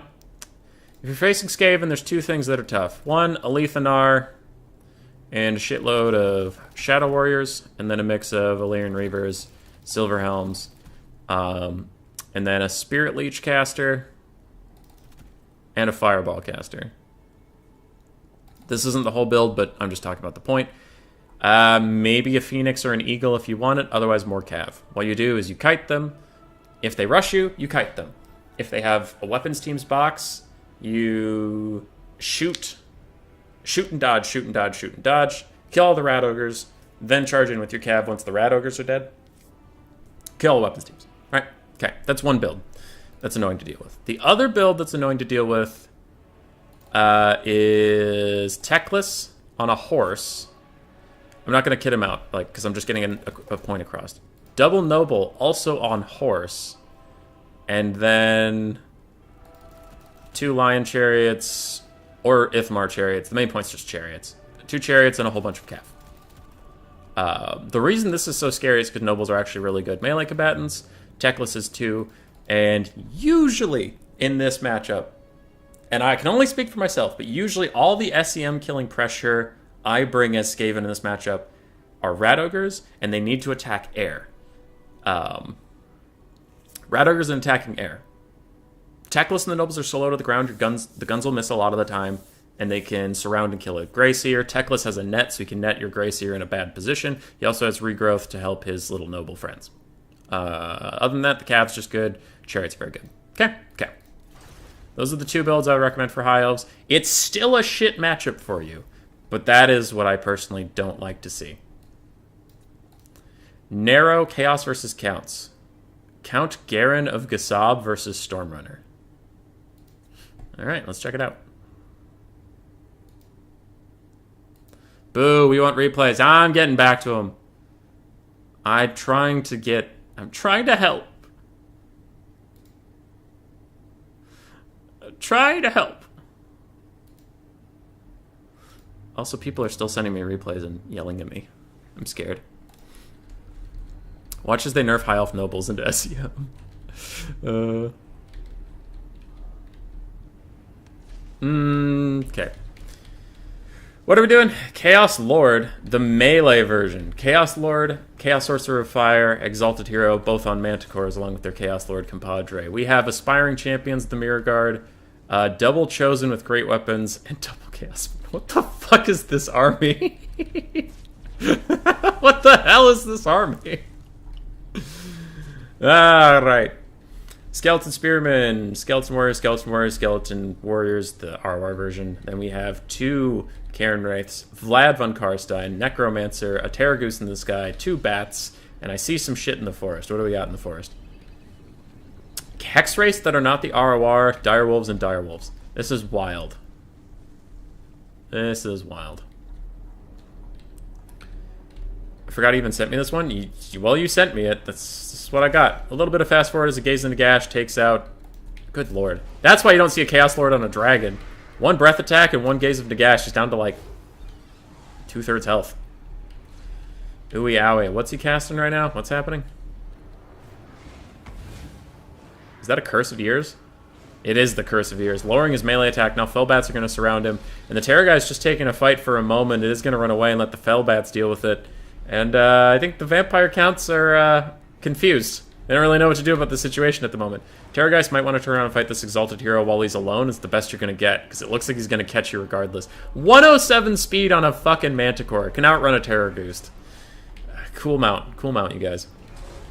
Meanwhile, the Chaos Lord, the mighty Lord of Chaos, who has seen one of the Dark Gods in the flesh to get this position, and is riding a double-headed dragon, is currently going, oh no, there's some bats! I'm getting so close to breaking because of these bats. Oh, I'm scared of bats. Their little wings are so leathery. Fucking pathetic, bro. Terrorgeist getting some good damage on the Exalted Hero while it can. And the Counts are going to advance because they have to. Not much else they can do about this air fight going the way it is. Quick battle means super speed. Okay, I'll super speed. Whee! Super speed, because the guy who sent me the replay requested super speed. Terrorgeist is running away from the Exalted Hero, then he gets the fight again on the far side, but the Exalted Hero is going to kick his ass. A rear charge from the Hex Wraiths is doing some damage, but not a lot. Then they have to go rear charge elsewhere. But those are chosen in Chaos Spawn, so some of them are breakable, some of them are almost unbreakable. Necromancer's in there as well, healing up some stuff, providing some buffs. Burning Head kills a whole bunch of stuff. Exalted Heroes and all the single entities dive in. Where's Vlad von Karstein? He's fighting Chosen with great weapons. Vlad von Karstein falls behind, and he dies! Oh, God, it's terrible. I don't know why Stormrunner wanted me to speed cast that, but it's his replay, so I will honor his wishes. Air Single Entity Squad did great. Chosen with Great Weapons did fine. Chaos Spawn did great. So I don't know. This is just a super legal build, Stormrunner. Why don't you just take this all the time? He said sarcastically. This guy had a real army, and Stormrunner just crushed him. Just crushed a real army. That was mean of you. You're a mean person. Okay. Let's do someone different. Umbrella Go-Go versus Doomsage. We'll watch that. Sure. But doing a lot of Knighthood replays and stuff. Gotta find other people. No, the dragon was super speed. Well, Stormrunner. You betrayed me for the last time. Photoshop, what do we got? Anything? No Kazakh One Eye, no Grail Guardians, no Lord of Beasts, no Manticores, Dark Elves, blah, blah. Lord dies in 2 minutes. Nope. Nope, nope, nope, nope. Nope, got nothing. Back to the game. Did it actually take you back to the game or just me? Nope, took you back. Great, great, great, great. What else? Any bingo from that? No, it was just silly. For the dwarves, we have Thoric, Ironbrow, Dwarf Warriors, Dwarf Warriors, Dwarf Warriors. Then minus the blasting charges in the secondary. Looks like 5 of them. We have 2 Thunderers, and we have a whole bunch of Bugman's Rangers. And 2 Master Engineers. It depends on what rules these were played under, but this might be too many ranged units. 1, 2, 3, 4, 5, 6, 7, 12, 14. Yeah, that's 14 ranged units. Unless you're under banner rules, then the blasting charges don't count. Just in case you were thinking about taking this exact build, there's that little warning. In a replay, I don't care. For the Wood Elves, we have Pit of Shades. It's a good unit. I think it's a little overpriced. I wouldn't take it, but you can if you want to. Glade Riders of Spears. Glade Riders of Spears. Glade Riders of Spears. A whole bunch of infantry. Some Eternal Guards. Some Eternal Guards with the Unbreakable ROR format. We have Wildwood Rangers, and we have Wildwood Rangers, the Wardens of Sithril version. 4 Glade Guard of Starfire Shafts, and Drycha. I like this. This is good. This is neat. Good Wood Elf Rush build. Meanwhile, the Bugman's Rangers immediately get compromised on the backfield as there's nothing back here to protect them. Though Bugman's Rangers have 40 armor and 38 melee defense. So the Glade Guard Riders with spears. The spear variant of the Glade Guard Rider Eternals are not doing any damage, unfortunately, for them. Dryad Summon will muck up this Master Engineer pretty quickly, and Starfire Shafts are all shooting at him. Now, Starfire Shafts should probably shoot at something else. I think they spread their shots too much to kill the Master Engineer, in my humble opinion, but Drycha is helping Wildwood Rangers cut through these Dwarf Warriors, and Wood Elves will very quickly get to the secondary lines, where these minus blasting charges are about to die a horrible, gruesome death. Wardens of Sithril are chilling, getting shot at by Bugman's Rangers for the moment, and all the flanking cav in the world is pushed off because Dwarven ranged units are actually just melee units, also with a gun. Doomsage your Wood Elves, by the way? Well, you're doing great. Are LB used nowadays, or just Dwarf Warrior spam? Longbeards are used. Yeah, Longbeards are used a lot. You think the Flame Cans will finally be good enough to take in domination mode? Their range is too short, and killing the other army doesn't matter nearly as much, in my opinion. Glade Riders getting back onto Bugman's Rangers for all the good it's going to do them. Mostly they're waiting for the Wild Rangers to arrive and do good work. The Dwarves are slightly ahead on the balance of power, but the Starfire Shafts are still going brrrr, and all the Dwarves are going, ow, I'm dying, stop hurting me, owie. Bugman's Rangers over here getting shot. They have bronze shields, though. That won't help them against the Wood Elves' volume of fire. Look at them go. Good lord. It's a close game so far. It's a close game. I wish the Dwarven Archers were a little less bad, so if you got Cav onto them, you could actually kill them, but teach their own, I suppose. Another Pit of Shades, gonna hurt the Bugman's Rangers, while the Glade Riders run away. They said, fuck this shit, call in a tactical nuke, I'll come back to sweep up the remains. Wildwood Rangers are cleaving through everything, and Drycha might want to turn and fight Master Engineers or Thoric or something. She's chasing off some random stuff, but they really need her stopping power over here. Ooh, is Thoric on his anvil? Maybe 4 Starfire Shafts could kill them, but I actually do like the Wood Elf focus fire on all the infantry units. Yeah, as soon as I thought about it, I was like, never mind. Now the Cav finally get to shine. All the units are already routing, so they don't even have to kill them. They just have to follow them around. They're real good at following them around. Wood Elves are ahead on the balance of power. I do very much agree. Still firing in a million Starfire Shafts, doing great. Killing Thoric's going to be a pain in the ass if those guys run out of ammo, but they still have a ton. Just so much ammo. Is that the Treekin Eternal Glade Spear Watchers? Yes. Yes, it is. If Dowie become bottom tier, I won't mind it. They're boring as fuck. I don't mind Dowie. I don't mind Dowie. I mind Thoric, but Dowie in general I don't mind. The Wardens of Sithril are doing their best to fight Thoric. They're getting a little bit of damage in, but they're an elite armor-piercing unit with a spear, but they don't get anti-large? Yes, they do. Oh, these are the Winterheart guards, still. Armor-piercing anti-large, and they don't do nearly as much damage as they should against an armored large target. Starfire Shafts running a little low on ammo. They might want to refocus onto Thoric at this point because there's so little to shoot on the map. It doesn't really matter. How are we doing on the infantry count? Not great. Wood Elves are running out of infantry a little bit, and Drycha's getting smoked by these Master Engineers. That is no good. Probably wants to take a melee fight against one of them. She can't dodge. She can't dodge that shit on foot. Little times 2 speed is just more shooting. Pew pew, pew. Drycha finally goes to fight a Master Engineer, and she has way buffed melee stats due to how low she is. 78 melee attack on that lady. She is pissed. A bunch of armor-piercing Wood Elf infantry pile in. Thoric's about to have a terrible time. Though Drycha hurts herself a little bit with a Pit of Shades cast on a super wounded miner. I don't think that was worth the damage onto Drycha because of the overcast aura. Starfire Shafts firing into them as well. While they're low on ammo, they should probably just focus all their remaining ammo onto Thoric Mimerbrow. Or the Bugman's Rangers that have rallied. Either is fine. That being said, Thoric is again surrounded by elite infantry, and while he is tankier than he should be, he's not literally invincible, and he will rout. With him routing, Drycha's going to take out these Bugman's Rangers who also rout, and that'll be the end of this, because I doubt that single Master Engineer can carry the entire game. Wood Elf Archers are all out of ammunition. Can they do it? Yes, because those are Glade Eternal Guard archers. They're against the Glademan's Rangers with Thoric Glade. Bro, everything's a Glade. A lot of elves winning against non-elf factions today. I thought that bingo square would be a little better, but it got wrecked. Starfire Shafts getting good value. Glade Riser Spears mixed, but got most of it after running stuff down.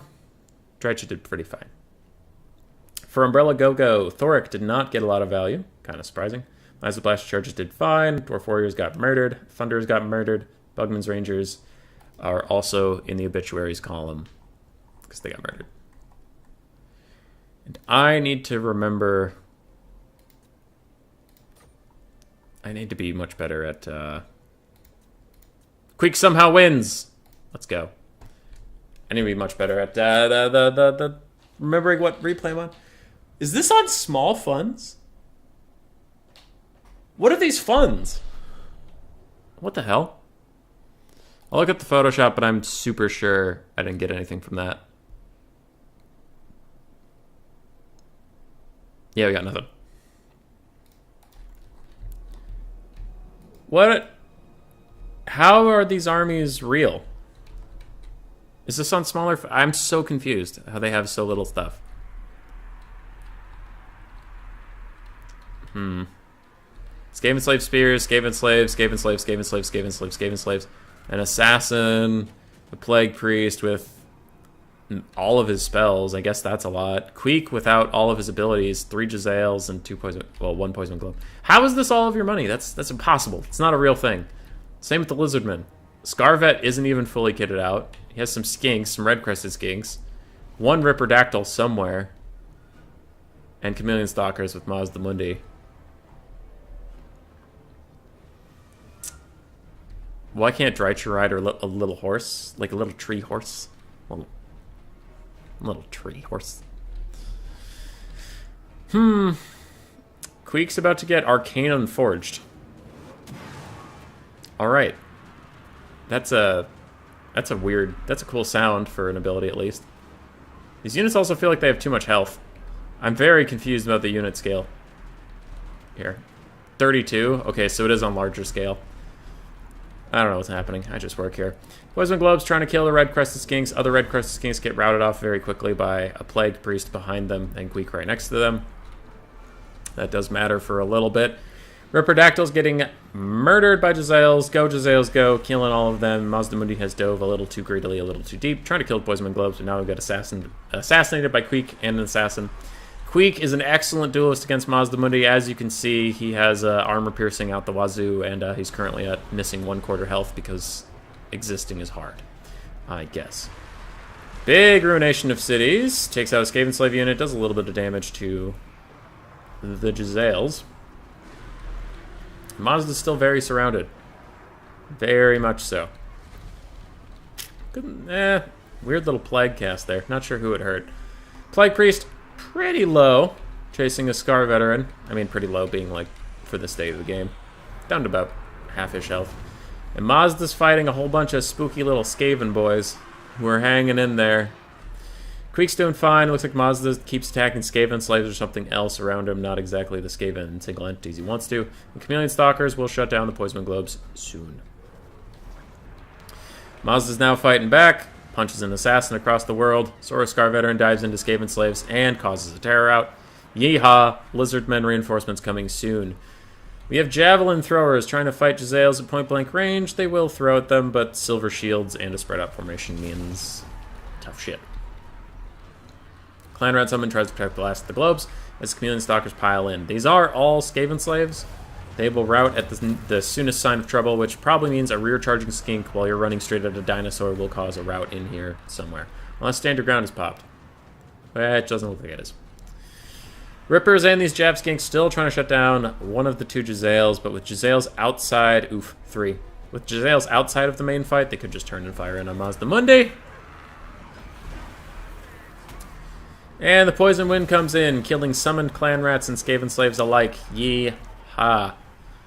Queek fights a Scarvet. Scarvet actually gets a good hit on him, and Queek's down to about half health. Is that another Arcane Unforging? That is another Arcane Unforging. I've never seen that spell, like, used this many times. And I think it's a lot of Winds of Magic, so I don't know if it's worth it. Stand Your Ground has been popped by Queek. He is going to mess up that Scarvet, who's on foot, so Queek has a big bonus versus infantry against him. And the Plague Furnace just knocks him away from Queek, because reasons.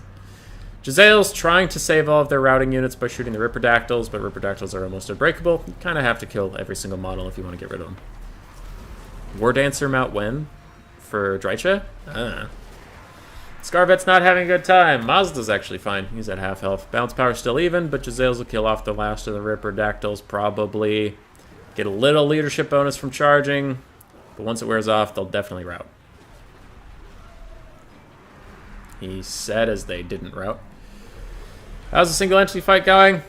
Pretty okay for Lizardman. Assassin's been taking a lot of damage since we last saw him. Maz is still kicking around Queek. Ripperdactyls do rout off the map. Ruination of Cities kills more Skaven. This is actually looking pretty good for the Lizardmen at this point. Now, if the replay wasn't called Queek wins somehow, I would be much more in doubt about how this goes. But the replay was called Queek wins somehow. So I'm guessing it turns around for the poor rats. Globes are getting chased. A couple Jezzails went off the map more officially. It looks like all the Jezzails are gone except for this routing one that with that low of leadership, there's no way it comes back in the small amount of time it has. And it is down to Queek. Maz is getting a little low. He has healing he can throw on himself if he stops casting Arcane Unforging, but overcasting Apotheosis on yourself may not be worth it. The overcast damage it does to you kind of nullifies the extra healing you get, and it is more Winds of Magic. Who will win? Who will win?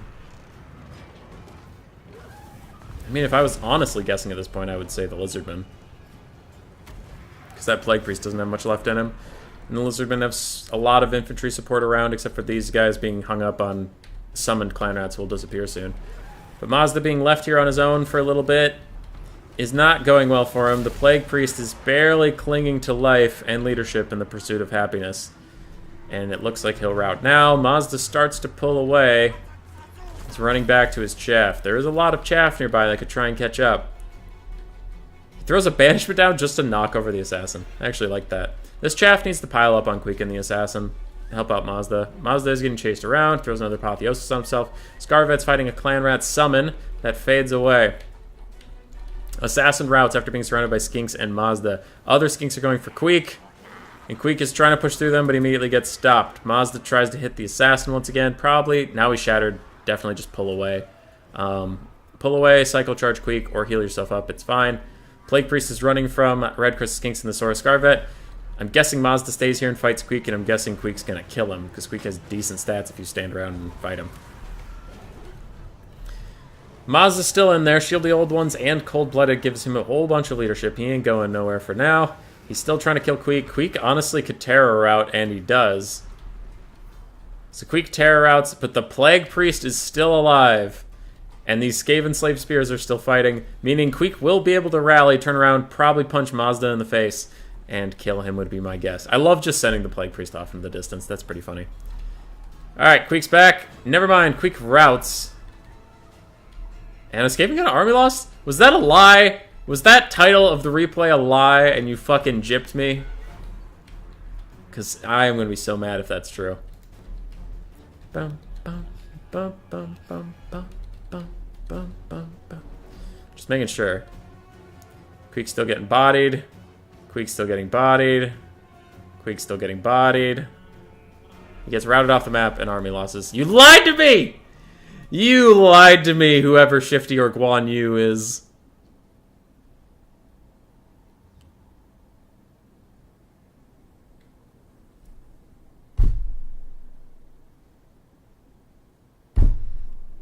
I'm upset. Who would do this? Who would do this? Anyway. Queek did okay. Skaven Slaves died and Gisele's did okay. Who would do this? Why would you lie to me? Why would you lie to me? What have I deserved? Queek somehow wins. Like they look at the thing. Oh, I am angry. I am angry. Jingle Bulls versus Rider of Rohan. I think Jingle Bulls is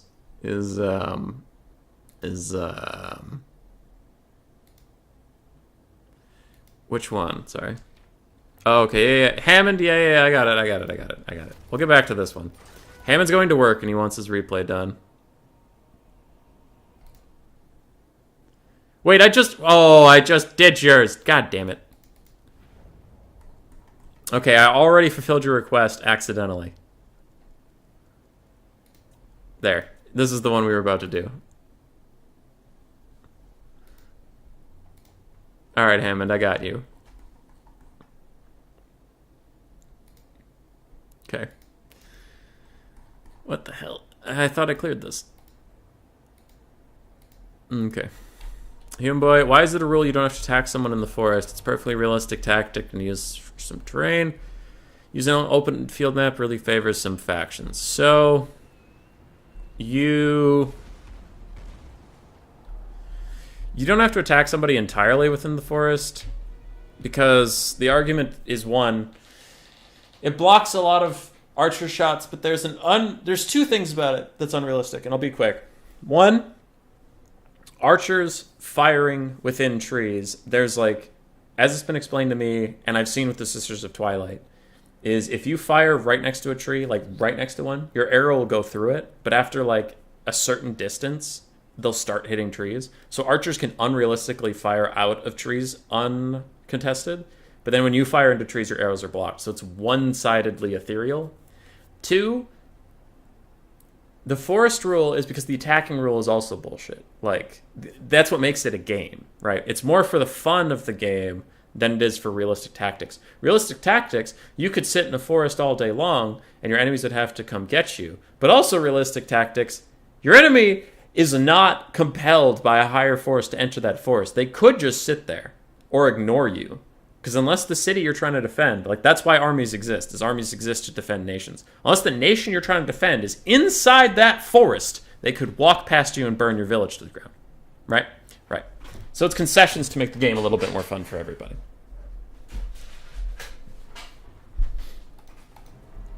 Okay. This is the Lord dies under 2 minutes. KV, it's because it's hard to see in forests. That too. What do we have for the Empire? We have Double Mortar, Reiksguard, Zinthler's Reiksguard, and Reiksguard. Jade Wizard with heal and regrowth. We have the Silver Bullets, Sigmar Sons, bunch of swordsmen, spearmen. That looks like it for the Empire build. Yes. For the High Elves, Lyrian Reavers, a whole bunch of spearmen. It looks like maybe some Silver and Garden here. Nope, just spearmen. White Lions, White Lions. Then we have Double Eagle and Altharian the Grim versus Karl Franz. And I thought I saw more Lyrian Reavers flanking everywhere. Tempest is cast to slow Franz down to make sure he can't run away. It does mild damage to single entities, but not enough to really be worth it. It's also doing a little bit of friendly fire damage, but it's not that significant, it looks like. Franz is getting worked on. Altharian puts him in the dirt. Lord dies in the first 2 minutes. Oof. Oof. Burn the forest. What if it's raining? It's your chair. What noise? What's going on? Contende, you're here. Hi, Contende. Anyway, Franz is already dead. That's a terrible start for the Empire, and their mortars were left largely undefended, meaning Lyrian Reavers will streak in, taking out that free 1,300 value. This is looking real bad for the Empire. I'm even going to fast forward it because I think army losses is coming sooner than you'd think. Boom, it's done. Alright.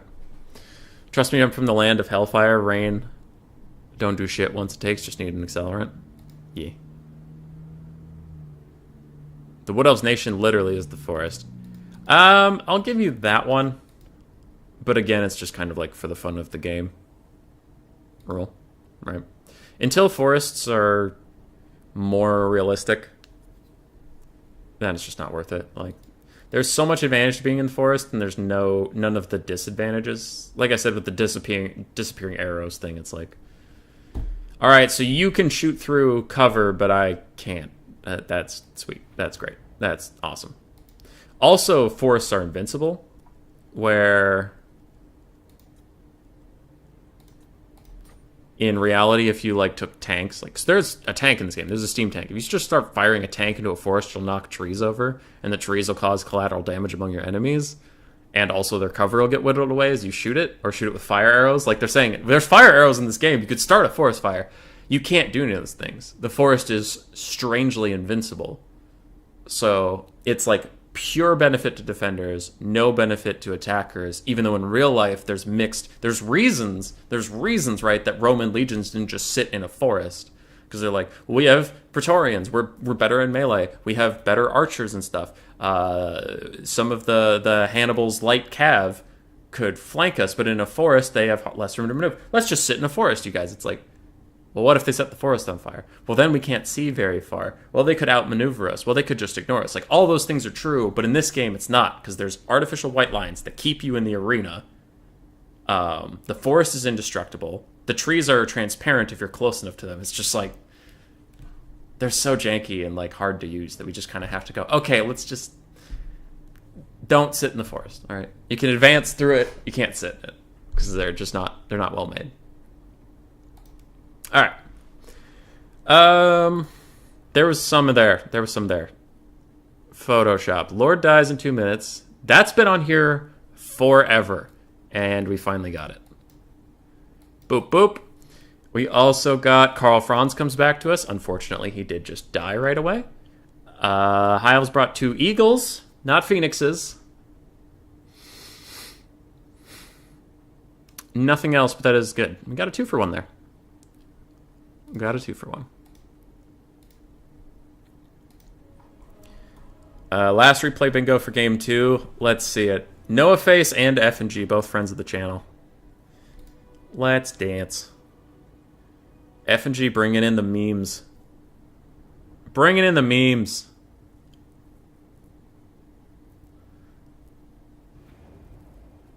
That's how forest should be. You shoot from cover. Yeah, but you can't literally shoot through it. Right, you have to poke out in real life, but like in this game, you can literally stand behind a tree and shoot through it. Instead of them bouncing arrows from the chosen the gods back into your own chariots. Yeah.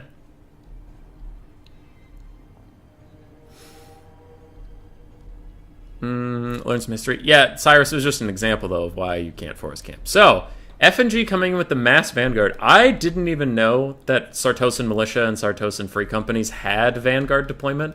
He has double Morngul Haunters up there and 4 Mornguls. So F&G coming in with big old vanguard energy. As far as the non-vanguard, we have 1 Vampire Fleet Admiral with pole arms, Vampire Caster with Gazes of Nagash, Invocation to Heck, and Summons. For Noah Face, Slaanesha's Harvesters, Doomfire Warlocks are in the trees. Then we have Dark Riders. We have 3 Bolt Throwers that will not have a good time this game. A whole bunch of Dark Shards that will not have a good time this game. They're all piled together right now as he tries to turn around his formation. I know why this happened. He clicked... okay, this is my guess, but I'm pretty confident about it. He clicked his formation, did the thing where you can stay in formation but turn around, and turned it. But this happens all the time because the guy that was standing here will want to go all the way over here. He won't just turn around where he is, like the whole formation turns. So now you end up with a big blob in the center. And oh no, the Mornguls are coming on all the blobbed up Dark Elves. They're just gonna get destroyed. Oh, it's terrible. If only we had a Wind of Death here. A little Wind of Death action. Sartosa Militia gonna tee off into the Supreme Sorcerer's Fire, do some good damage over there. Slaanesha's Harvesters are losing to Mornguls and random Sartosa Free Militia. Now, unfortunately, there's not a big punishment on this blob just yet. The Mourngulls are having a tough time getting into the center, but the Cav has been taken out. Some of the guns are redeployed, and we even have a pistol summon? No, a regular summon. About face? Yeah. Sartosa without Aranessa? It is a sad time. Can't you press J to avoid that? I don't know. I just know that it's a common mistake to make. I'm not saying it's an impossible mistake to avoid. I was just saying it's a common mistake to make. There's a difference. Alrighty. Sartosa Free Company is still cutting through Dark Shards. Dark Shards all dying. The central infantry corps for the Dark Elves is holding okay, but everything else has gone such to shit for them. You can see the balance power is extremely against them. J makes formations go nuts too. Fair. Morgul Haunters back from their soiree with the cavalry. Doing it. Yes, I heard it too. Anyway, Dark Shards getting killed. Good. I don't have too much else to say about this. It was just a nice surround, nice boom. Big boom, many wows. Zombie summons are now helping to clean up. Dark Shards are starting to rout. Corsairs are starting to rout. A lot of death. And he won. Good job, FNG. Proud of you.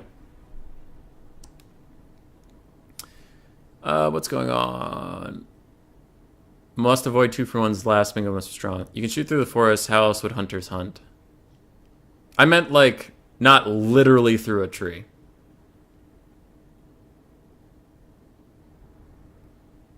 Like, there was...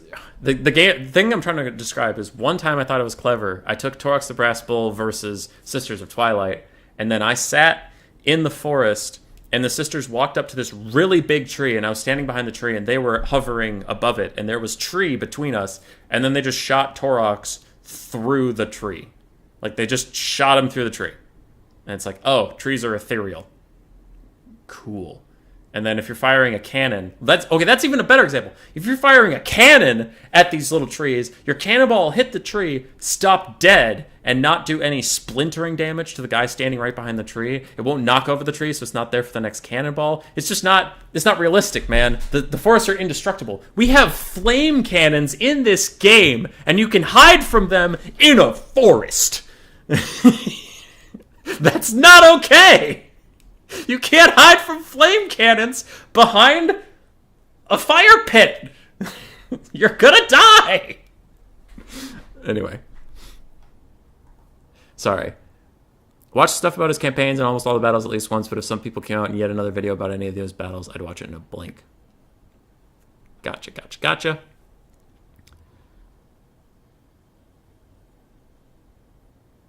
Okay. But physics doesn't exist in the game, so truths have to be dumb to simulate what would happen.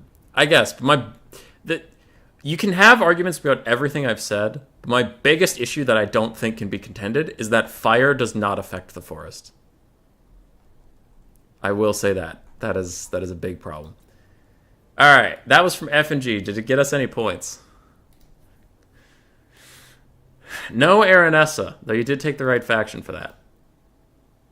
War Wagons, Kazrak, Rail Guardians, Lore of Beasts, no Manticore, Dark Elves, no SEM, Discrown Talks. Nothing. Just sitting.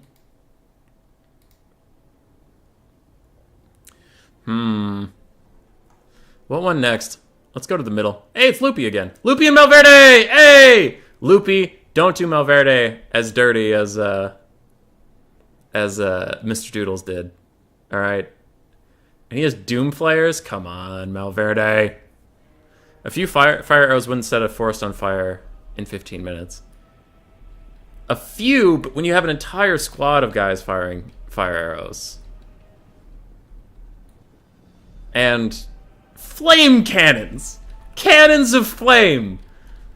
I mean, come on! And we have magic, like Burning Head? You're saying Burning Head wouldn't start a forest fire? Flamestorm wouldn't start a forest fire? Come on! Come on, buddy. Come on, buddy. But, yeah. Those, like... It's for the fun of the game, and because no amount of fire will ever burn this forest down. No, it wouldn't? What do you mean, no, it wouldn't? There's a delay, so I don't know what you're talking about, but Burning Head would definitely burn a forest down. Anyway. I need to focus. Doomfire Warlocks, Dark Riders. We have 2 Manticores. We have Malekith on his Velociraptor. Bleak Swords of Dread Spears. Sisters of Singing Doom. Shades with Great Swords. More Doomfire Warlocks. All this stuff. It's just a grab bag of every Dark Elf unit you could think of. For the Skaven of Malverde, we have Eshin Triads, Wolf Rats, Rat Ogres, and everything over here is going to die horribly. Skaven Slaves, Clan Rats across the front line. We have Doom Flayers, 2 Jezzails, 1 Plague Claw Catapult, more Wolf Rats, more Eshin Triads, etc. And we have Lord Skrulk. Big rout. Already those Wolf Rats are shattered. Rat Ogres are broken. Eshin Triads are strangely hanging on. So good for them. Good for them.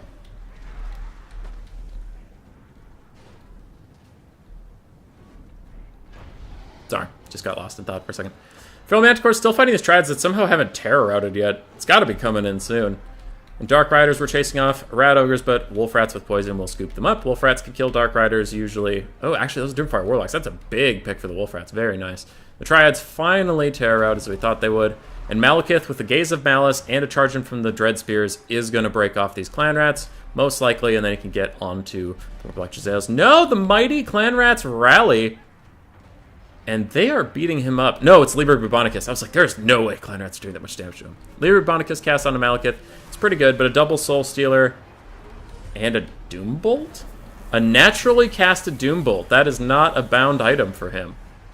Alright, that is a lot of Winds of Magic going down from Malekith, and he doesn't get nearly as much as Morathi, so he's going to be tapped out for a lot of the game here.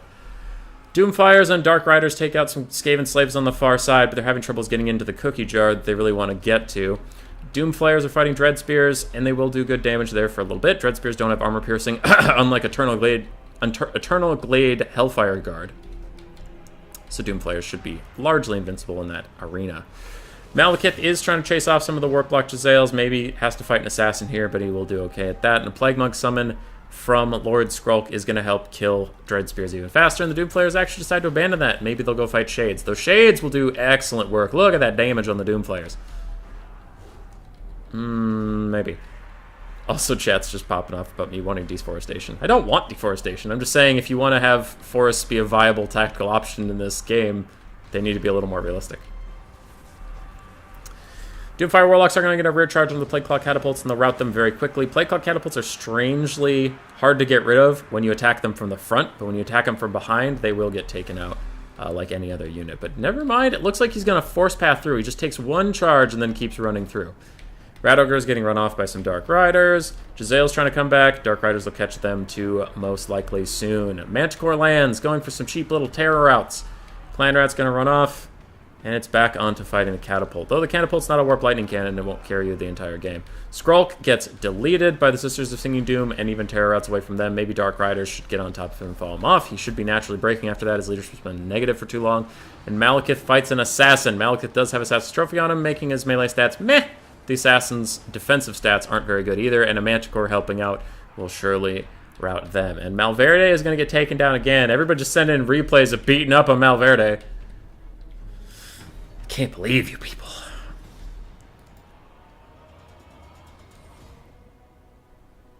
Maybe. The whole forest set on fire in 15 minutes. It's different than a whole forest, though.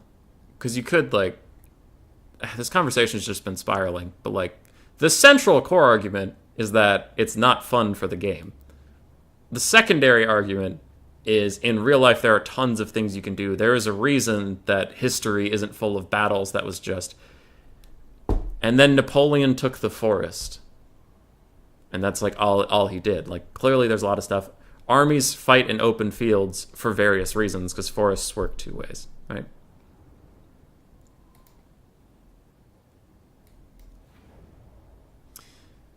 If the forest understory is full of unmanned bushes and trees, like, it'll all go up like it's nothing. Yeah. Norska versus Lizards. So which one was that? Oh, we were right in the middle. Crap. It was Dark Elves versus Skaven. Yeah, it was Malverde. High Elf Mirror. All right, here's a High Elf Mirror. There we go. This will make Knighthood happy. Lol, I appreciate the convo. Oh, KV. You're trolling me. Hey, High Elves bring double Phoenix! Let's fucking go! But, yeah, I mean, if you had a forest of, like, this size, I mean, obviously not. Like, start a forest fire and delete all of that that's out there, but it depends. It depends. Okay, these are some small RS armies. Let's do this. Napoleon would have lost at Waterloo. He wouldn't have lost at Waterloo if he forest camped. Got him. Alright. Sorry, I'm reading chat. That's really funny. Anyway, for Loopy versus someone, it might be Knighthood, it might not. I don't know. The guy changes his name a lot. We have 2 Shadow Warriors versus 3. We have 3 Dragon Princes versus 2 Silver Helms and 2 Illyrian Reavers. Yes, symmetry in all things. I love symmetry. 4 White Lions. We have Imric on a horse, and we have a Life Caster with Flesh to Stone. What? Loopy, what? I think this is Loopy. Loopy, what the fuck? You brought Flesh to Stone. Why? Why would you do that? Why? What is wrong? Do you hate yourself? What are you doing? Anyway, I digress. On the other side, we have some Spearmen. We have double Arcane Phoenix, and we have Alarielle, the very balanced. The Alarielle that everyone loves her. Alarielle, the Star of Avalorn caster. Yeah, that lady. She's doing great. That's not a forest.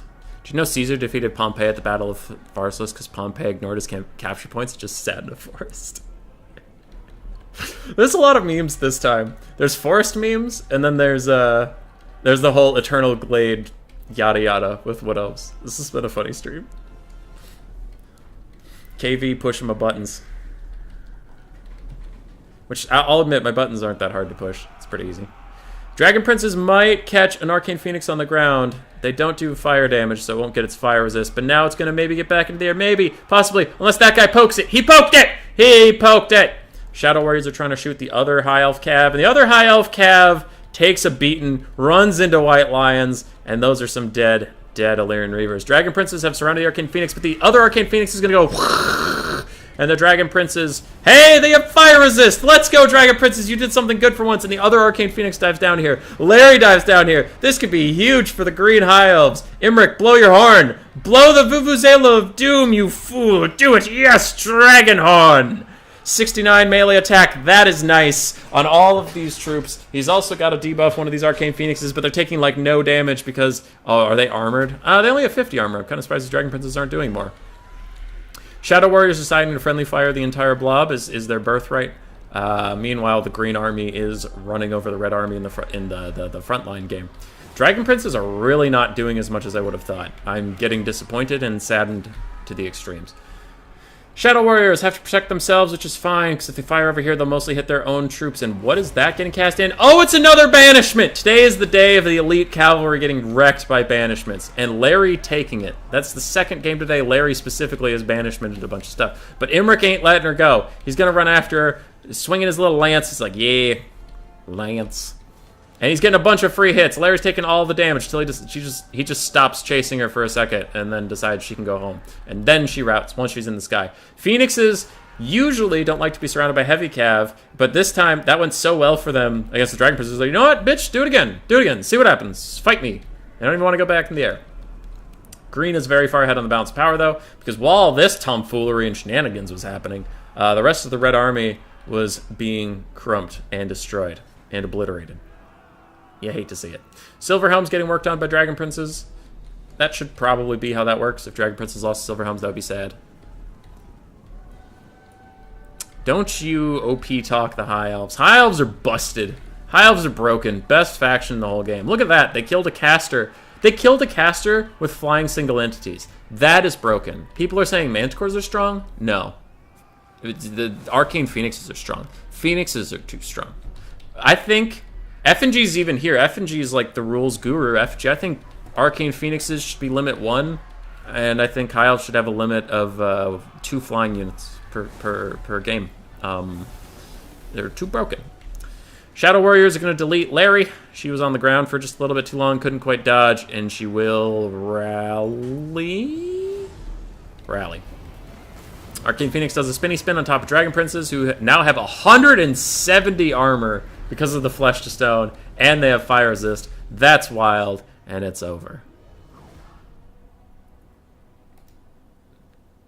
Knighthood's mad at me. Flesh to Stone is the best spell, man? No, it's not. Don't you lie to me. Don't you lie to me. Imric, 2,400 value. White Lions did great. Shadow Warriors did pretty well. Dragon Princes did fine. They did fine. It's your stream. Larry only got 1,000 value from that double banishment. I honestly would have thought it was more, but okay. Silverhelms didn't get much done. Arcane Phoenixes did their best, but they didn't get much done. The Dragon Princes just did so well versus...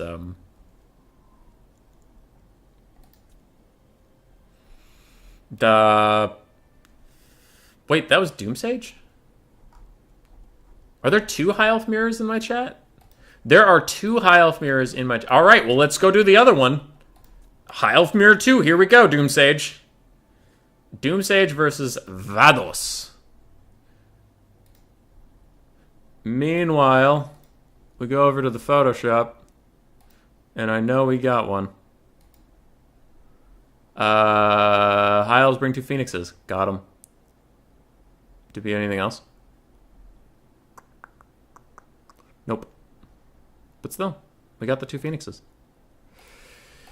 Back into this, we have Nagarythe subfaction versus regular High Elves. I think Doomsage is regular High Elves, I think. 4 Rangers, 2 Loveland Seaguard with shields, 2 Spearmen. In the back, we have Illyrian Reavers, Dragon Princes, Imric, Mage of Life with Regrowth and Earthblood, and we have Illyrian Reavers, Dragon Princes. For the Dark Spooky High Elves, Alethanar, Shadow Walkers, and Warriors, 2 and 2. It looks like some Rangers, a Bolt Thrower, Archers with Light Armor, Tyrannok Chariots, a Noble on a Horse, and no Caster. Huh, no Caster. Don't know about that. It's a bold choice. But Cal Harmon did it, and if Cal Harmon can do it, then by God, so can you. Everybody is equal in caliber to Cal Harmon. He said, as a joke, because Cal Harmon is very good. It was a joke. Don't hurt me, Cal. Because he could, and he will. Alright. People are still sending me replays at this point. Big charge from all the High Elf Cav. Run straight into Spearman / Silvern Guard. Gets nothing done. But Rangers are here. Rangers are going to cleave through all these little archers. Look at them go. Whee! Pew, pew, pew, pew, pew, pew. Infantry for Doomsage getting in the little nooks and crannies. And these Cav are right behind the Silvern Guard, who the Rangers are chasing. So now you can go boop, and you can go whoop. Kill all these archers. It's going to be a glorious time. And Imric decides to fight Alethanar. It's Batman versus not Batman. It's cool character versus not cool character. It's Imric. It's Imric. He can't even hit Alethanar. Alethanar gets knocked over by the Illyrian Reavers, doing more damage to him than Imric's ever done in his entire life. I hate Imric. This is an anti-Imric channel. Did you cross out the bingo? I did. I did. No Magic Monday. Norska required to pick at least once per best of 3. I thought you abbreviated my last name would be Mr. A. I don't know, man. I don't know what's happening in chat anymore. Chat fell apart. Everything's a disaster. Speaking of this game, it's not a disaster for Doomsage. He's crushing it. He's getting in here. Archers with light armor and Shadow Warriors everywhere running. Look at all of the Dark High Elves running. They're all going away. And the Noble on the horse is chasing down a Life Mage, and she is noping out of there. He is slightly faster with Foe Seeker, but I think once it wears off, he'll actually be slower. Yeah, he is slower, so she'll be okay. Doomsage has got it. I think Doomsage has got it. Imric is still fighting Alethanar along with Dragon Princes and losing. You're losing to Alethanar. You can't even beat an Archer Lord on foot. Wow, you're pathetic. 3 minutes and 30 seconds. 3 minutes and 30 seconds. That's all I care about anymore.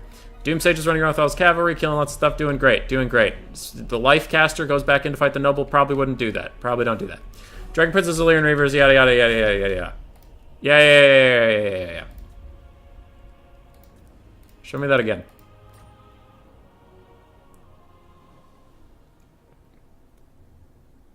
Show me that again. You were attacking bolt throwers? No, you weren't. Shush. You were attacking Alethanar in my brain. No, I'm just being silly. You were attacking the bolt throwers. I want to see that again. Hold on. 3 minutes and 20-ish seconds. I gotta stop and watch Alethanar.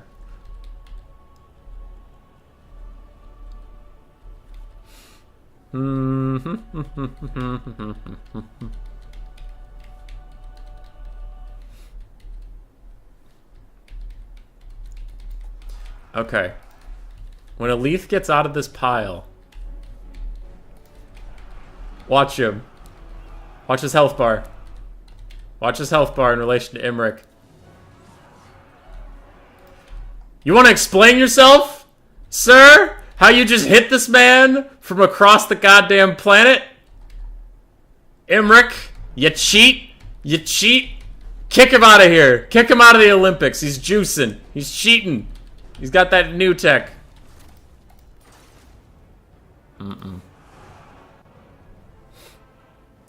Do the SEM, Dark Elf SEM no Manticore? I'll try. There's a lot of shit going on. We're doing our best out here. I haven't cast a Shogunnik replay yet. I know he sent me some. Let's find a Shogunnik replay. Wait, we did cast one of his. It's the one where he lost. Okay, then we'll cast Saltier Than You. Because I haven't cast. I'm trying to spread it out. You guys. Saltier Than You, take a Malagor Dark Omen. Okay. Bunch of spearmen, some archers, throwing axes, harpies, manticores, and Minotaurs with great weapons versus some sort of degenerate blob. We have Black Knights, Necromancer with a zombie summon, Helmengorst with Gaze of Nagash, another Necromancer with just a mana battery, double Vargulf, some Graveguard mixed in with skeletons and zombies and crypt horrors. Excuse me. His lance is super long. It was such a random thing, too. Yeah, that bug sucks. Black Knights on the far side. Looks like they're going to take some free little charges, but are those charges free as throwing axes kill a couple Ungor Spearmen out of pure malice, and Beastman might fire back. Yay, boo. Shogunnik, I'll do another one of yours soon. Liam Clifford's here. What up, dude? What up? So, these Black Knights are trying to solo fight the entire Beastman army. The Beastmen will move up and do a lot of damage to them. Now that's a lot of damage. Vargulf's thought about popping over here, but decided against it. And a Gaze of Nagash hits the Manticore, followed up by a second Gaze of Nagash, rampaging it straight into the Vampire Count's army, where I imagine these Vargulfs will swing back and probably give it a good head bashing. Meanwhile, the rest of the Beastman army is not even close to there yet. This Manticore is probably dead as Crypt Horrors come in to surround it. And it rampages back to the zombies. Now, if it stops rampaging at this exact moment, it could be pulled through. It's desperately trying to save its own life while rampaging. Ah, yes, you can't control it as it tries to get out of a bad situation. Rampage. Feels good. Anyway, the Manticore does actually rout, and the Vampire Count's player manages to get it surrounded yet again before it can be freed. Rampaging. Archers firing in. I love archers in this matchup. They're so good. They're so great. And is that firing through the tree? No, it's firing past the tree. Thank God. It's going to be like, really? It is lending support. Firing briefly into the trees. Sometimes their arrows are getting stuck, which is good. And it's hard to tell. Other Manticore rampages down into like 1 million spearmen, and he's not enjoying that whatsoever. Harpy's flying back to fight Helmengorst.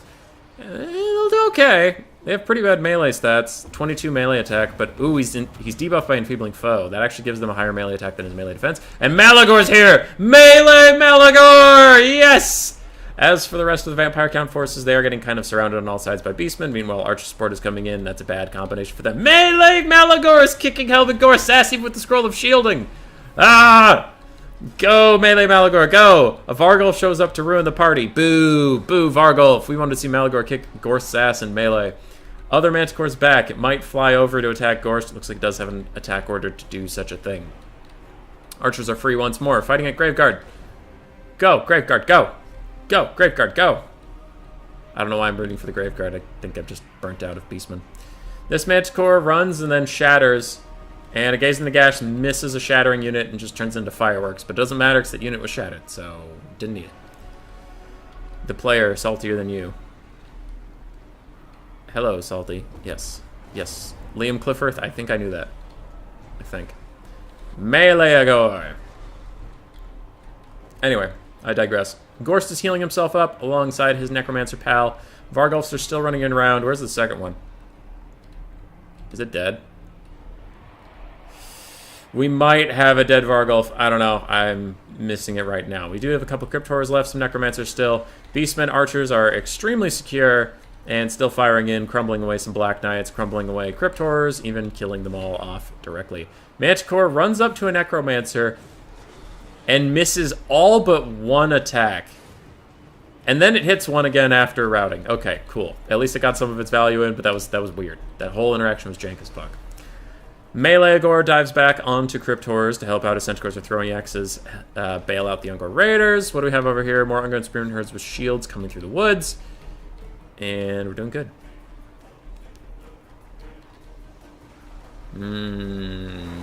Okay. Okay. Oh yeah, the Reminder Shells are great weapons in this game. I forgot they existed. They're here to slap some Crypt Horrors and chew bubblegum, and they're all out of Crypt Horrors, because those guys are dead. That was a joke, but now they're not disintegrating. A Vargulf would have disintegrated at half health. These guys hanging on to the end. I don't know. Vampire count things. Stupid Vargulfs with their stupid crumbling. Stupid Vargulfs. Zombies are fading away, but I think the Beastmen have this. They should be able to mop it up from here. The last Crypt Horrors are gone. It's down to one Vargulf, and I'm pretty sure the other one is actually dead. Helmengorst and some corpse carts, meaning Archers will go and they'll all die. You want to know what Warhammer 40k Total War will look like? It'll be a lot like this, except both sides will have guns. Pew pew pew pew pew pew pew pew pew. Single entity. Blob is here. Arrow shooting Helmengorst, who's currently heal cap. Pew pew pew pew pew pew pew pew pew pew pew pew pew. Now it gets interesting again as the Archers are actually running out of ammo, except for that one. That one has tons of ammo. Melee Meleagor is back, and he's trying to fight more things. Graveguard with great weapons. Heal cap is in sight. They're still alive though. And they're thinking about going to fight some Archers, but for now they're just staring menacingly. The joke was all about you could expect from a High Elf Bane. Gorst is almost dead. As soon as his unit hits negative double their leadership, they disintegrate, and there's literally nothing you can do. Yeah, like certain units will crumble into nothingness, and Vargulfs will frequently just disintegrate because they got spooked enough. Malagor cycle charges, takes out Helmengorst at last. That will cause the Graveguard to crumble away to nothing. Without the Graveguard, it will be just a Vargulf and a healing-capped Necromancer who doesn't have any spells. No, he does have zombie summons. He just doesn't have any mana, it looks like. Beastman Blob has been reformed. Archers are coming back to shoot the Vargulf, though they are walking into melee range of the Necromancer for some reason. Vargulf's trying to fight his way out of a bad situation. But Malagor is up in the sky, cackling and laughing as he goes. Got him. Good job, Salty. Good job, Manticore. Not Manticore. Malagor. Malagor did more than his Manticores this game. Minotaurs did great. Holy crap. And Archers did really well, too. Archers OP. For Power Lich, Gorst got 2,900 value. Black Knight's got 1,200. One Vargulf got 86. Oof. Another one, 1,410. Alright, that was one of Salty's games. Something about vampire counts being close. There it is. Beastman vampire counts close. Got him. Let's go find a Shogunate game. VC versus Chaos Air Fight. VC versus Dwarves. I don't really want to watch either of these ever. We'll do the Air Fight. At least this time oh god, it's just the exact same build we saw Mofet take against Ice Power. It's the same. But now I have a fast forward button. Aha!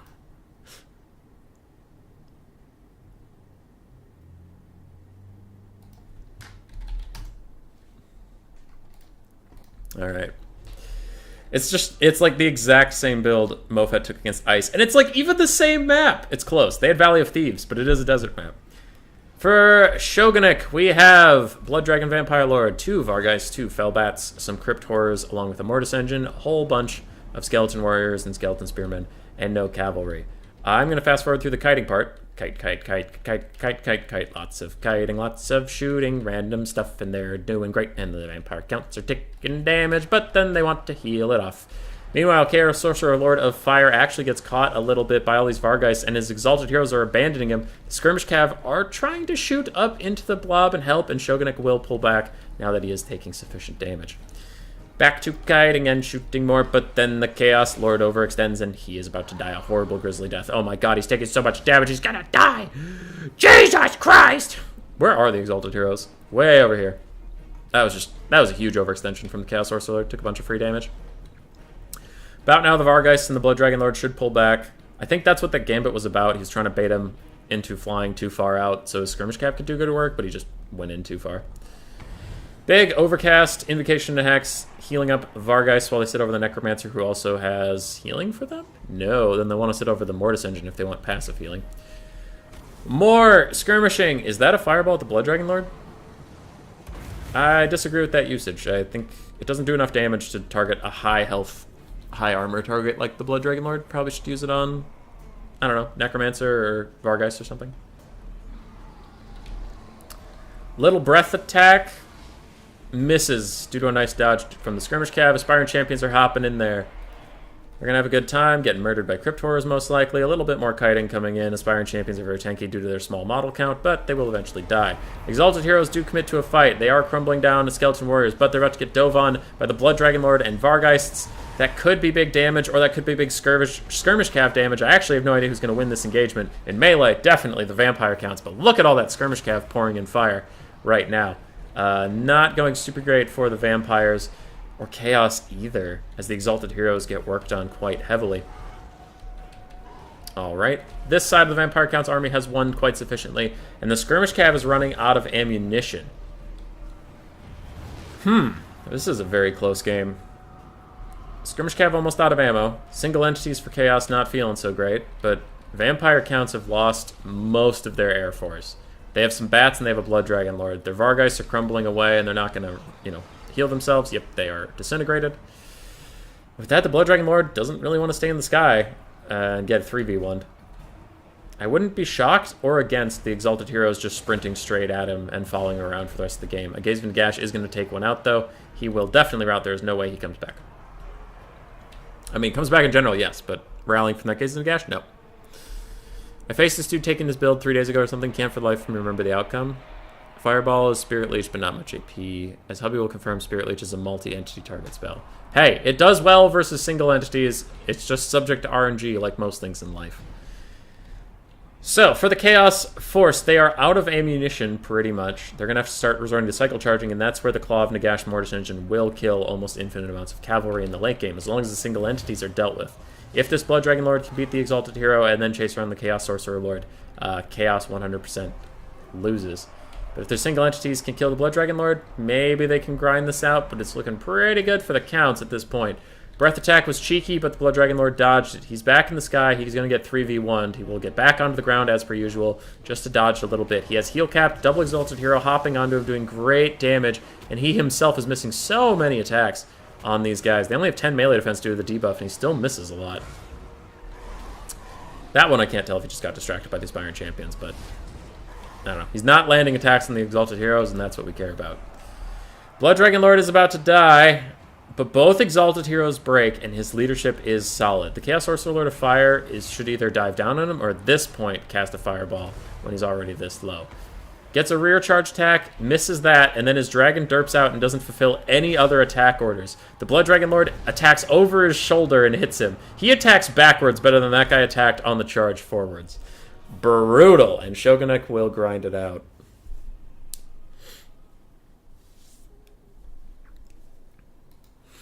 $3,300 on the Blood Dragon Lord. Zombies did fine. Skeleton Warriors did okay. They just had to hold. Crypt Horrors got mostly shot to death. Vargeist, one got 0 value. The other one got 500. But they were needed in the sky to protect the Blood Dragon Lord, I guess.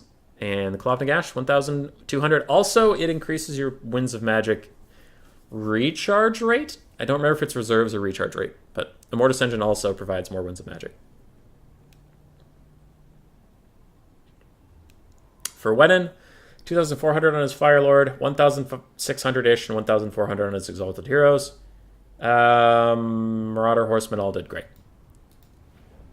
All did great. VC versus Chaos Airfight. Got it. Did that do any photoshops? I didn't check last time because I was pretty sure that it didn't. No.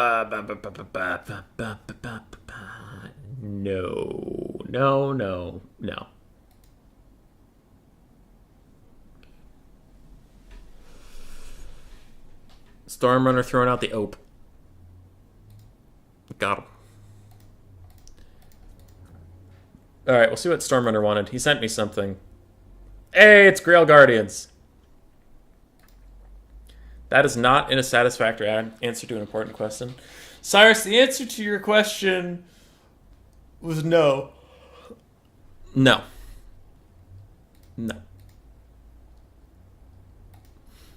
Not for me.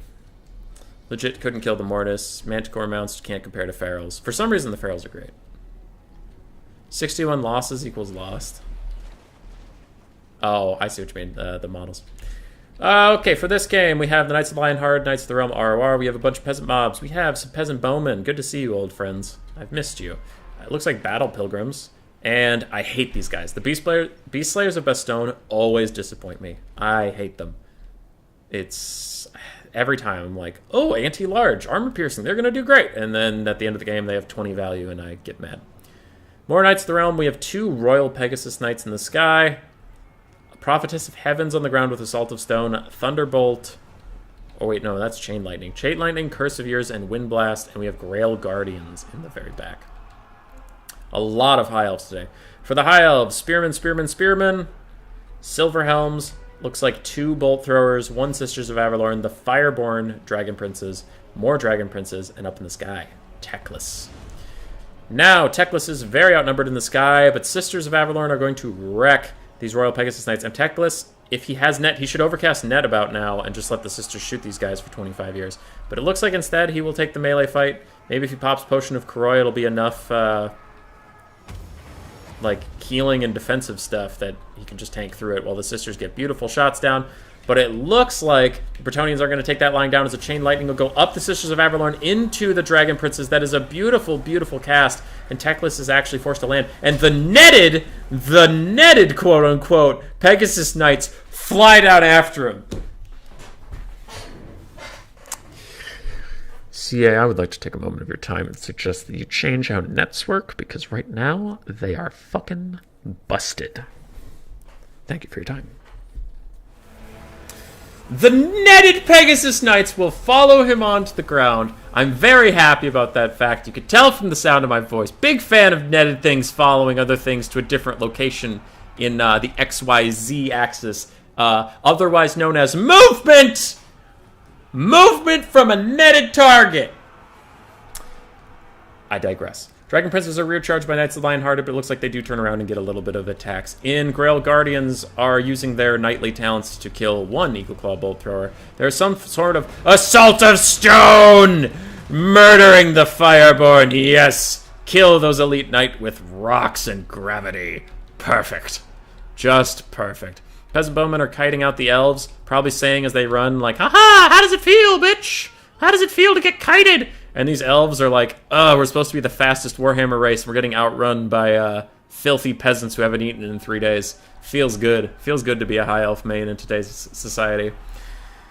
Grail Guardians and Knights of the Realm are just sprinting over the backline at this point. They will kill the Sisters of Avalorn, and they will kill the Eagle Claw Bolt Throwers. I don't think a very wounded Fireborn can do much about that fact. Beast Slayers of Bastogne are here. Yeah. Just say no. You legally can't be netted if you say no. I just never net anything in melee contact for the animations alone. It was a good Chain Lightning. I agree, Salty. I agree. Flock of Doom is cast... Wait. Flock of Doom? Oh, he's not a beast caster, though. That's not the same. I was going to say Flock of Doom, and we haven't seen a Manticore. That's another bingo square, but... It's Teclis. He has a mixed lore. It doesn't count. At this point, it looks pretty over for the High Elves. Teclis has a ridiculous amount of balance of power, but if you really look at the state of the game, Bolt Throwers are all shut down. Dragon Princes are almost dead. The Bretonnians have a ton of stuff left. It's quite over. in my opinion. Teclis just has a wild amount of bounce power. The other replay is worth Deathmaster nets the Green Knight and he keeps running for the whole duration. I would love to see it. I love getting angry on stream. Like, that's not a joke. It's just it's delightfully entertaining for me. 2,500 value on the Royal Pegasus Knights, 2,100 on the other Royal Pegasus Knights, and 2,100 on the Grail Knights, Grail Guardians. That's two different replays. The Royal Pegasus Knights have been wrecking shit. Maybe they're OP. Maybe they're fucking busted. Bretonia's all like Fade Double Paladin, but what about the true MVPs? Okay, I have to get rid of that one. And because we were just talking about it, I will watch Deathmaster Snitch apparently do a bullshit-ass net. I will see. I'm curious. Photoshop. Back here. Let's switch to green. We haven't done green in a while. We get Grail Guardians. Boop, boop.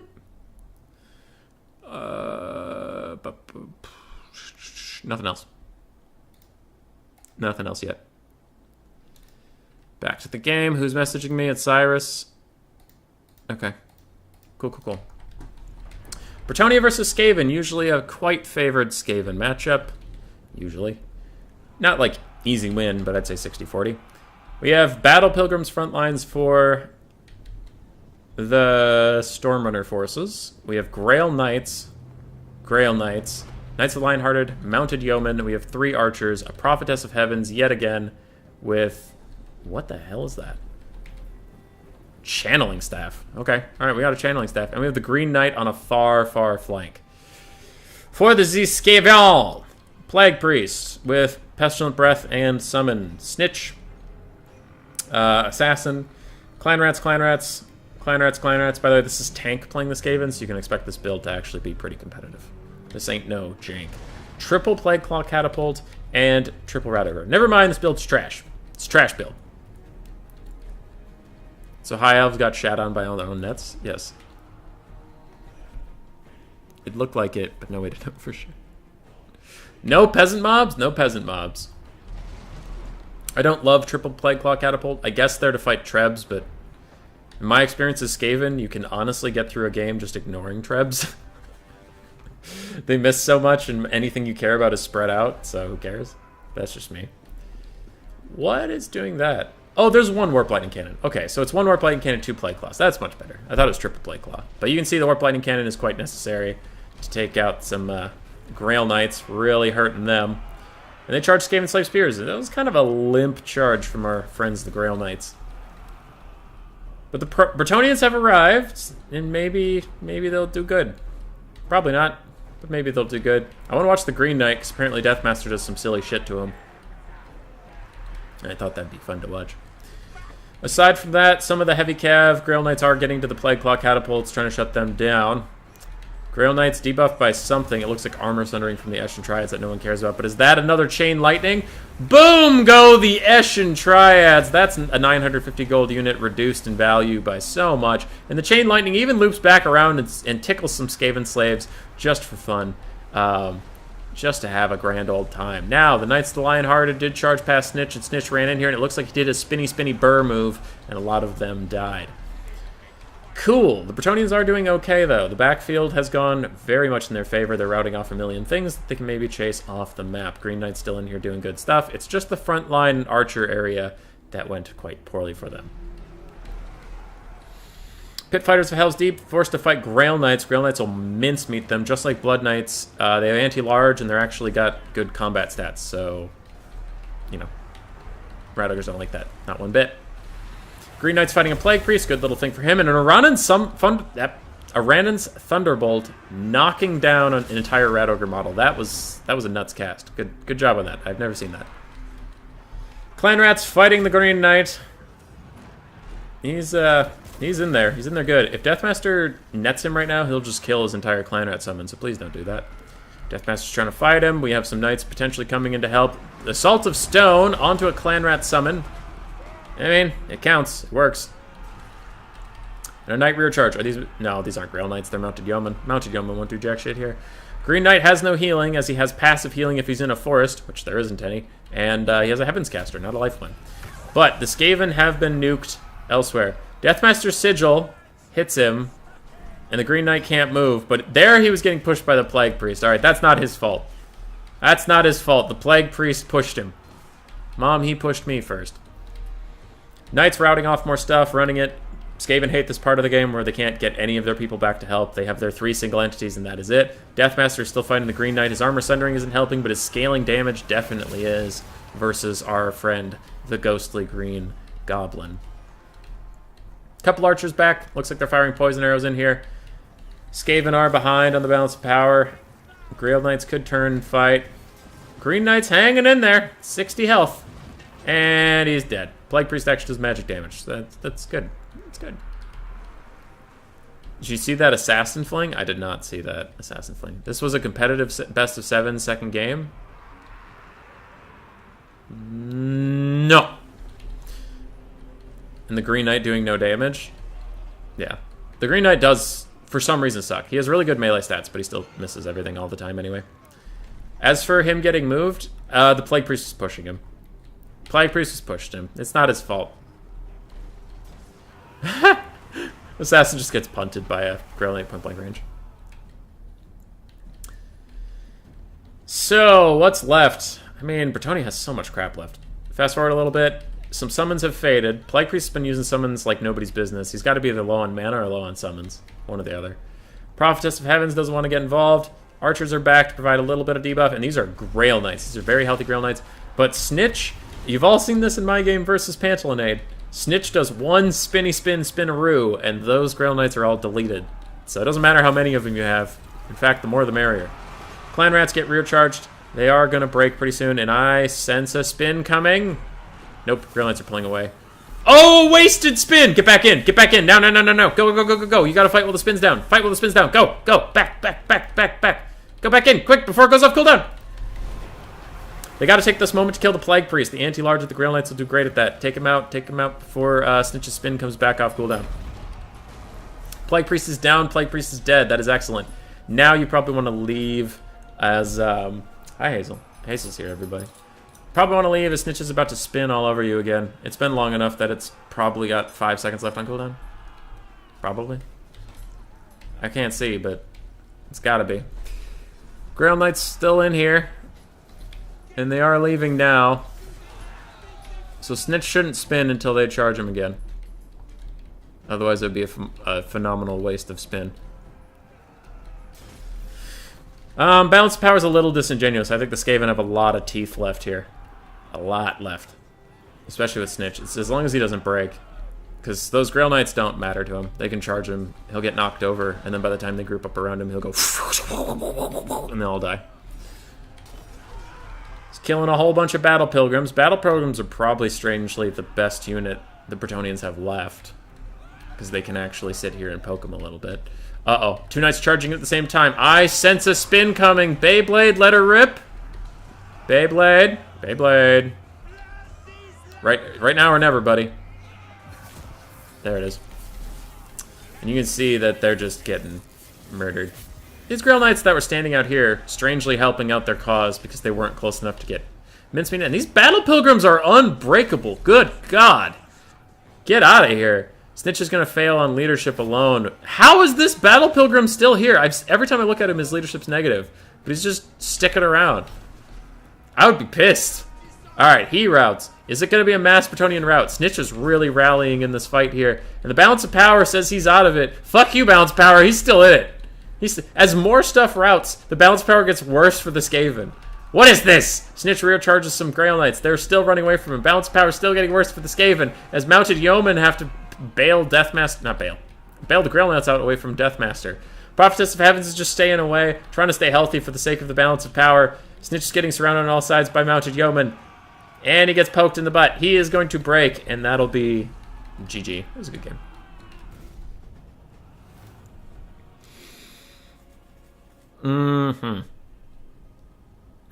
That Green Knight got rolled over? He did.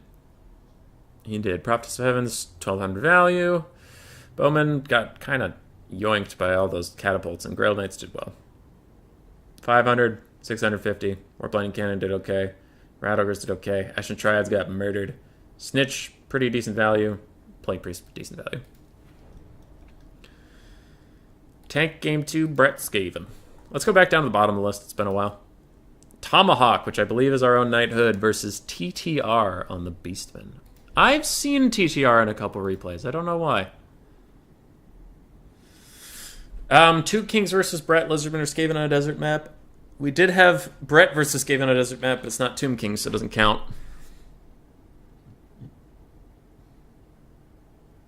Yeah, that's it. That's it. Back to this. GG indeed. Hey, Double Phoenix again. We don't need it anymore, but Double Phoenix again. For the Forces of Knighthood, it looks like we have Larry, Double Handmaiden of the Everqueen, 2 Illyrian Reavers, 4 Illyrian Reaver Archers, the Omen of Assyrian Arcane Phoenix, ROR, and a triple gold chevroned Frostheart Phoenix. And under the 300 model count of a tournament, so don't take this build. You will need at least 1 chaff unit or something. Is that the legendary tutorial? I don't know. It's just TTR. That last match was bred on a desert map for the bingo card. It has to be Tomb Kings versus them on a desert map.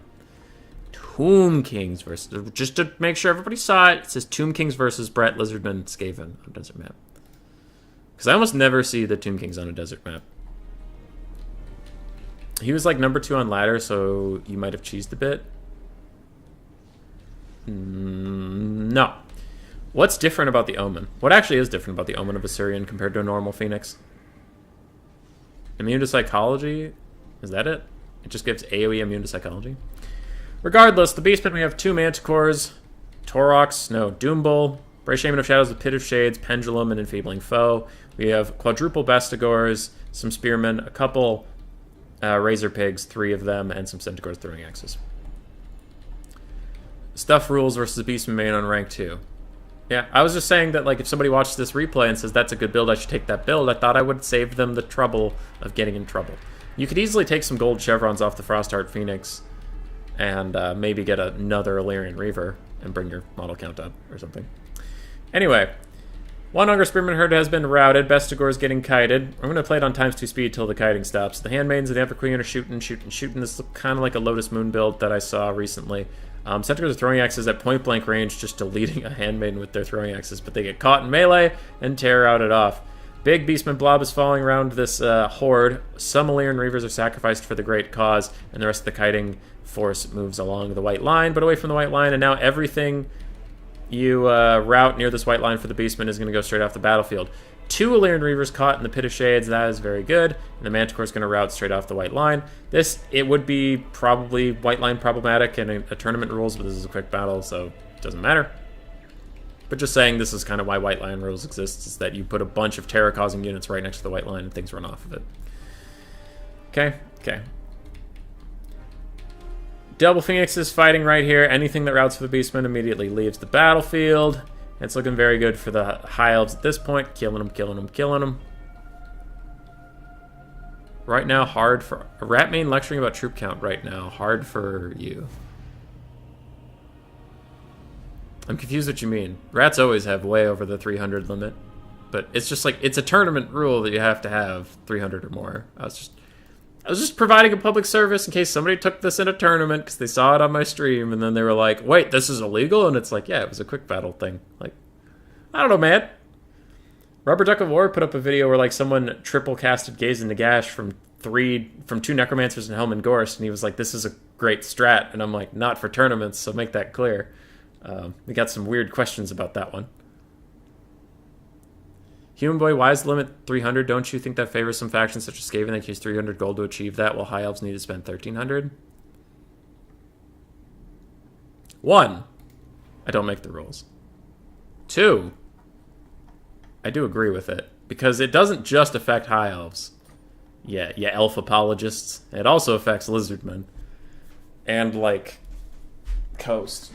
The reason there's a 300 model limit is so that you have to... engage in some way. Hold on. I'm checking to see if I got anything out of the card. Nope, nothing on the card.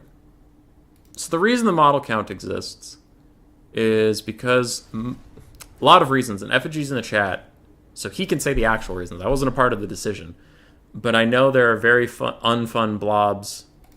Larry, 2 nobles on chariots. 2 white lions. How many chariots are we on? Okay, I want these guys on horse now because of the chariot limits. So I can have 3 chariots, 5 SEMs.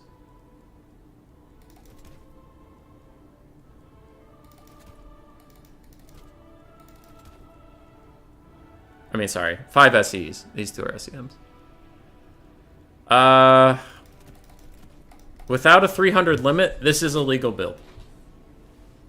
And it's just like, we were talking about it with the forest stuff too. And it was a decision made by the rules people. And again, I'm not a part of it, so I can't say their actual reasoning. But I just know this shit, this 17 stack, would not be fun for anybody. Does F&G ever get to clock out? I don't know. But like, this is a 17 stack, and what possible fun is this? Like, right? How would this be fun for anybody to interact with?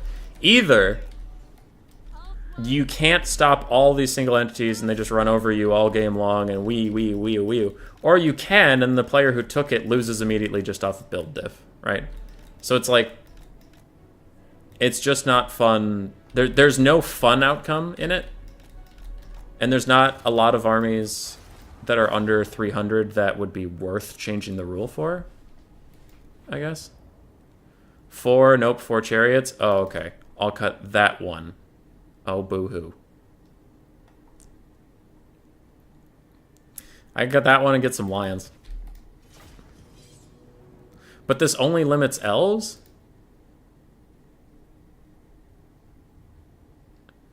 And all who can bring chaff for 50 gold. Dude, that's like zombies and peasant mobs. That's different. Alright, I put in lions. We're at 32. Hooray. But like, there's just not a good outcome there. There's not a good outcome for viewership. And it is like, the scene is kept alive by viewership, right? So there's no reason to let like dumb fuck builds exist. Like, Lizardmen can do it too. You could have Mazdamundi. No, you could have Nakai. I don't think Nakai is an SEM. Nakai with his perfect vigor. Let's get Lord Croak because he's also not an SEM. Shredder. And then Ark of Sotek. Feral Carnosaur. And the ROR Sacred Croxagore. That's an army. How would this be fun for anybody? Like, that is the big question. And why is the army limit 300? That can be negotiated. 250, as FNG is saying in chat, it was 250 for a while. It could be 300. Tomorrow we could decide it's 400. The day after that we could decide it's 100. But the main point is why an army limit exists at all is to avoid dumb shit like this. Like, who wants to play against this? Why would you? There's no reason. So, the buck stops somewhere. And what, you know, there are legitimate arguments to be made that 300 is too much. There's arguments to be made that 300 is too little. But that is the answer to why it exists at all. It's just because it's fun. Like, it's more fun to play against a real army than to get cheesed. Okay. And Norska, Gabe. We haven't seen that in a while. Hey, it's Coops! It's Coops! Coops and Cool Umbrella. Two good people. I haven't seen Umbrella in a long time. I know he's been streaming stuff, but I haven't personally interacted with him, and it's been a while. Why not just limit SE in units and not make it a model cap? They do have SE limits.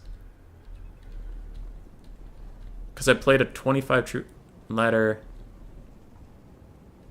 on Omen, could have brought them. Knighthood, I'm confused. Like, yeah, I mean, KV asked the question. Like, he just asked the question, I chose to respond. It's not like... I don't know, man. I think another way, instead of having 300 model count rule, would be limit SE more. Maybe. I don't know. We try... I'm confused because, like, through text, it's hard to tell someone's tone, so I can't tell if, like, Knighthood's mad at me right now, and it's like, no, well, your model count was slightly under 300. I just mentioned to people that didn't know, like, in case you want to take this build in a tournament, just be careful, add, like, another Illyrian Reaver or something. That's all. And then KV was asking why model counts exist. So I was talking to KV. It wasn't, like, dogging on your build, if that's what you mean. With the drag to the white line than the troop count? Yeah, that was also different. But this is a quick battle, it's not a tournament, so there's very different rules. Like, quick battle, you can do whatever the fuck you want. It's a quick battle, no one cares. No one cares what you do on a quick battle. You go for it. You go nuts. This is also a tournament channel, so I thought I would help out newer players who may have run into a stressful situation because I showed them something they couldn't do. That was all that was happening here. Anyway. Alright.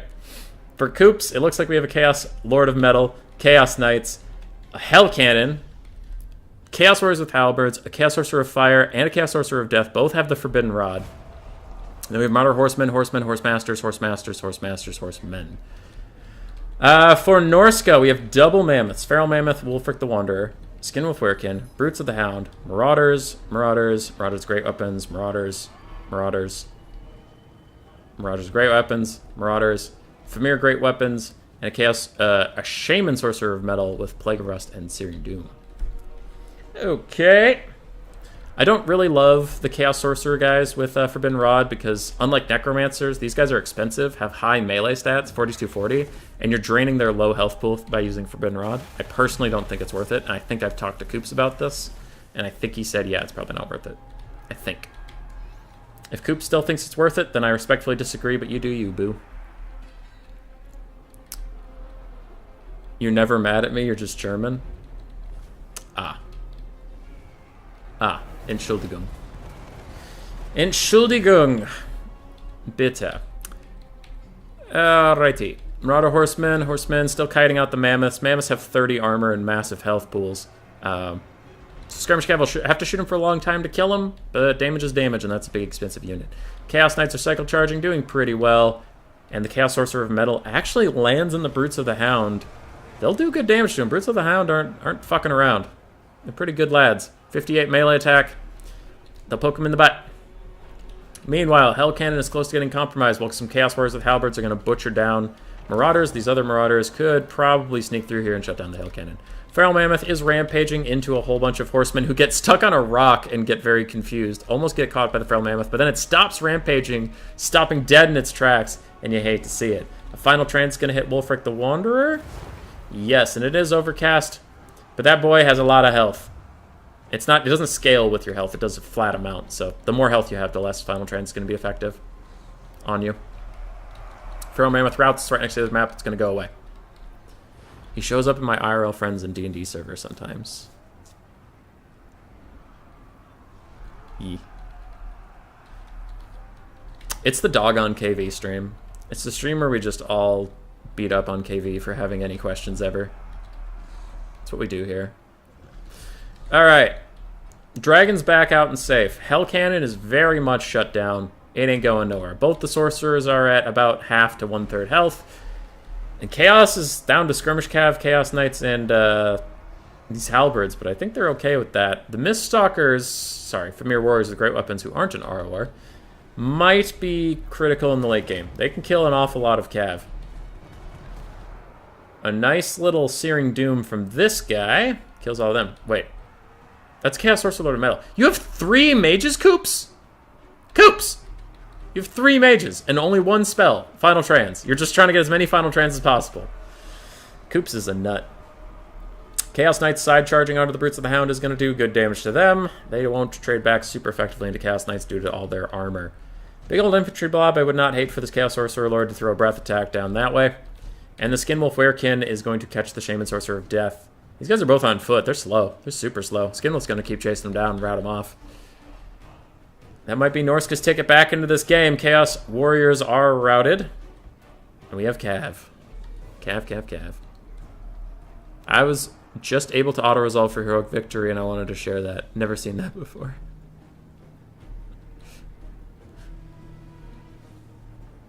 I see. So you want to wage war on France constantly? I don't know what we're talking about, but I'm scared.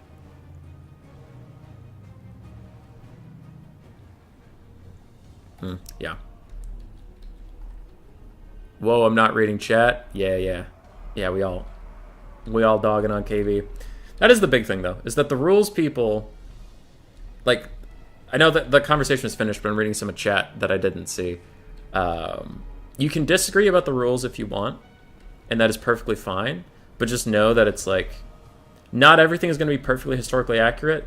We are trying to make this game a game, right? We're trying to make it as fun as we can for the most number of people that we can, and make it fun to watch. That is the end result.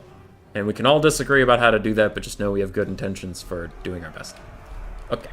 Enough of that. While the Norskin blob did get final trance briefly, it didn't seem to care, collectively shrugged it off, and skirmish cavalry using last their ammo. I'm going to fast forward for a little bit while we do that. Pew, pew, pew, pew, pew, pew, pew, pew, pew, pew, pew, pew, pew, pew, pew, pew, pew, pew. Charges in for a second, and these Marauder Horsemen are actually going to get caught up, but it looks like they'll stay there. Bounce power is a little bit favored for Chaos, and I agree. And Chaos Knights plow into the Skinwolf Werekin. Though, Famir Warriors with great weapons will hit Chaos Knights very, very hard. Wulfric is not having a great time, but he has cast Fight or Die, gives leadership and melee attack to everybody around him. And then he nerfs down the dragon to 5 melee defense while surrounded by infantry. That could be a good opportunity to get a ton of damage on him, but Wulfric's going to rout because Norskin be Norskin and also have shit leadership. Low armor, shit leadership. Good faction.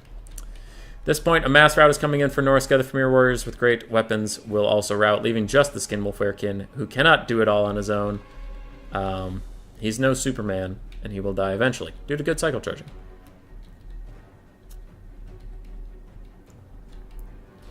We would never wage war on France. We need a baguette, wine, and all the nice cheese.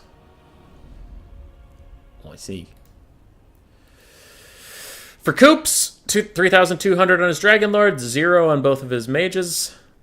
His Knights did fine, his Skirmish Cav did great, and his Hell Cannon did okay. For Cool Umbrella, it was a Chad build, but now you see why you normally take 6 Skirmish Cav. It's because if you don't have any and they have a lot, they can just run you around the map. It's brutal. Brutal. Chaos Norse Necro. I don't know why that was called Necro, but cool. Durthu Tank and Spank? Why not? Why not? Let's see what the hell that's about. Stormrunner again. Did we get anything for that on the bingo board? It's been a while. It's been a while since we gotten bingo stuff.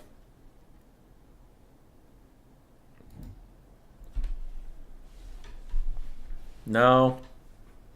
Not really. Greenskin, no Skirmish Cav, or Greenskin, no regen. Neither of those are going to happen, unfortunately. Ever. Ever. I'm back. From outer space. So, Forest Goblin Spider Riders, Goblin Wolf Riders, Forest Goblin Spider Riders. I brought you back with me, right? Yes, I did. Aside from that, Orc Boys, Orc Biggins, Orc Boys, Savage Orc Biggins, Orc Boys, Orc Biggins, Stone Trolls, Savage Orc Biggins, Orc Boys, more Skirmish Cav, Ground the Paunch, Goblin Big Boss, Giant River Troll Hag, and Stone Trolls. Knighthood, Curb Stomping the Frogs is in your blood. Do it. The Bounce Power thinks so. Dragon paid for itself. Will Durthu not have a Manticore summon? That's a good question. He doesn't have a Manticore summon. Thank you, Salty. I would have missed that. That's awesome. Ooh. Oh, I didn't get to the Wood Elves yet. Wild Hunters of Kurnos in the woods catching some Spider Riders is big for them. We have 3 Glade Riders. No, they're Sisters of the Thorn. Okay. Sisters of the Thorn, Glade Riders with Hagbane tips, Wild Riders with shields. We have Blade Singers, Durthu, Wardens of Sithril, Branch Wraith, Blade Singers again. Okay, it was almost an take one of everything army, but there are 2 Blade Singers. The Wood Elf Elite Infantry did not have a good day. They all died horrifically. Branch Wraith is also not having a good day. And Durthu is now surrounded by trolls, river trolls, stone trolls, grom trolls, goblin big trolls, troll boys, troll boy biggins. It's a lot of trolls in there. He's not having a good time. Yeah. Dorothy's dead. That's GG. I can just fast forward at this point, and it's over. I'm sure nothing else will happen that'll change my mind about this. Meanwhile, Wood Elf Cav is going nuts, cycle-charging things to death. Wild Hunters of Kurnos have caught so many Spider Riders in their day, and they're chasing them off. Very nice stuff from the Cav play of the Wood Elves. It actually brings them ahead on the balance of power, despite the fact that all their infantry are dead, despite the fact that their Branch Wraith was almost dead and is now 1v1ing Grom the Paunch somehow. I guess it's because he's not using his charge bonus very much, and she's been healing herself. Nasty rear charge from the Wild Hunters of Kurnos is probably going to rout the Stone Trolls without Grom, and without them, everything else is going to rout. And Dorothy's just sitting here.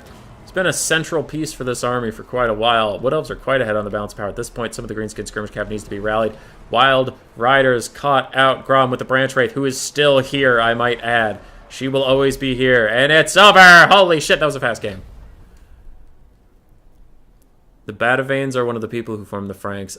I feel nothing of brothership for the French. Guess who thought 1,200 gold Wood Elf infantry would beat 800 gold Greenskin infantry? Yeah, you fucked up. You fucked up thinking that anything the Wood Elves have for elite infantry is good. It's the one thing that they suck at.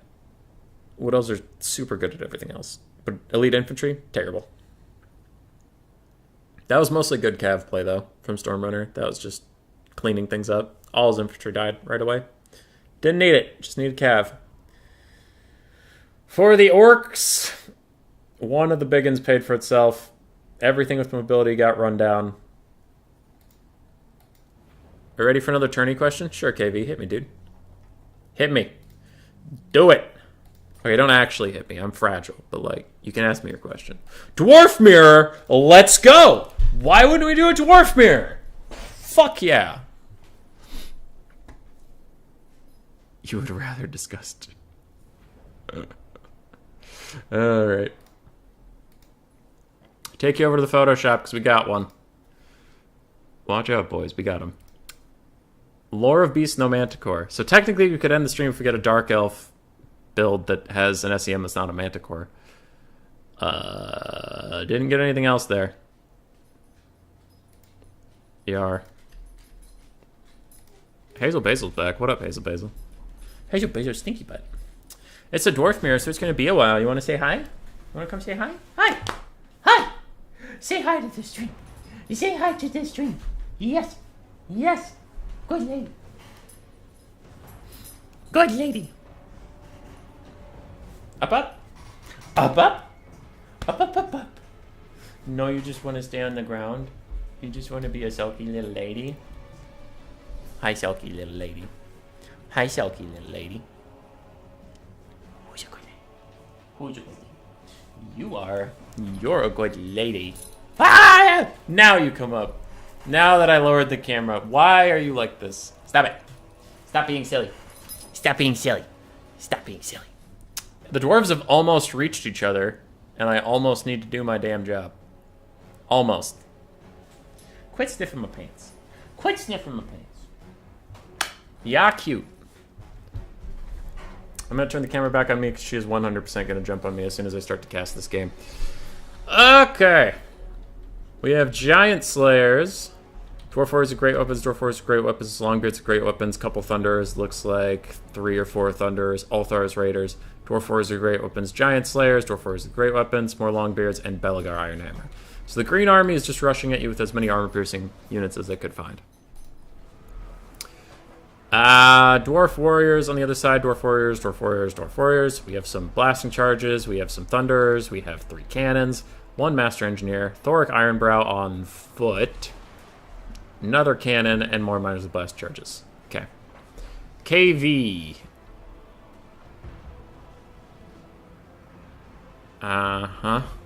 Okay, sorry. KV, do you think a best of 3 of the map pool could be expanded where the first 2 favor someone more and the third map is an evenly balanced matchup? It would allow for more maps to be played.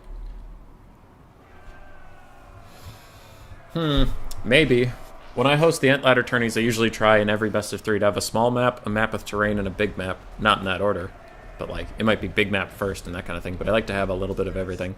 So if you have 3... I've experienced it in Antladder games where like you get Estalian Tomb, Troll Country, and Glacial Lake, and then I go, okay, so I can't ever play my Skaven, they're just going to get instantly rushed. That kind of thing. So I try to keep it balanced. As far as, like, balancing one person, I guess, do you mean, like, maps that are considered too good for, like, Wood Elves, but you just include them so that people could play Wood Elves? I don't think a lot of hosts would go for it, but I think a gimmick tournament like that could be kind of fun. I think we should add a max troop count, because quickly before Warhammer 3, 20 stack too strong. Is the 20 stack too strong? Is it? Elves usually have no problem killing infinite amounts of things these days. That's why Dark Elves are so strong, is they can just cycle charge things with chariots and cheap-ass SEMs. Girls like Tartan, what can you say? Girls like Tartan, what can you say? I don't know what Tartan is, I'm scared. Max 850 models. Got him. Fucking got him. Do I have to cast? I mean, what's even happening? These cannons are here and they're not doing very much. Thunders are compromised by all the armor-piercing infantry. There's more armor-piercing infantry. Triple cannons trying to shoot some thunders, but they don't do that much damage to infantry, so the infantry are going to be fine. The armor-piercing infantry are closing in for the dwarves. The other dwarves are all like, no, me dwarves. And then this guy's like, no, I have dwarves. And that guy's like, no, me dwarves. Giant Slayers are running in, being unbreakable and dying horrifically. And now they're going to start shutting down cannons. That one's going to die bad. But this one's going to kill a bunch of cannons.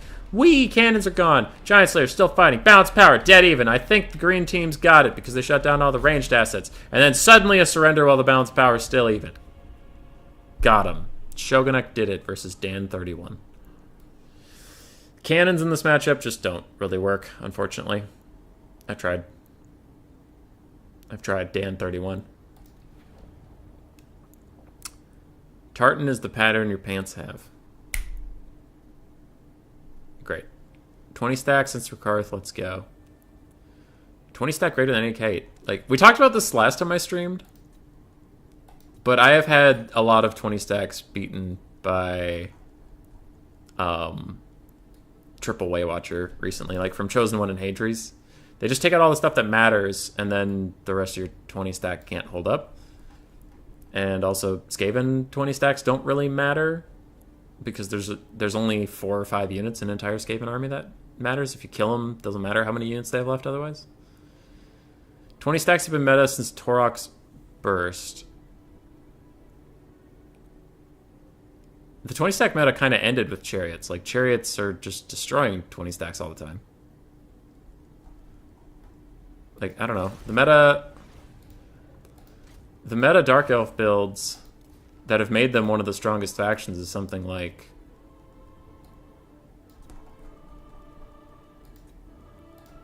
this. Like a bunch of Cav or a bunch of chariots.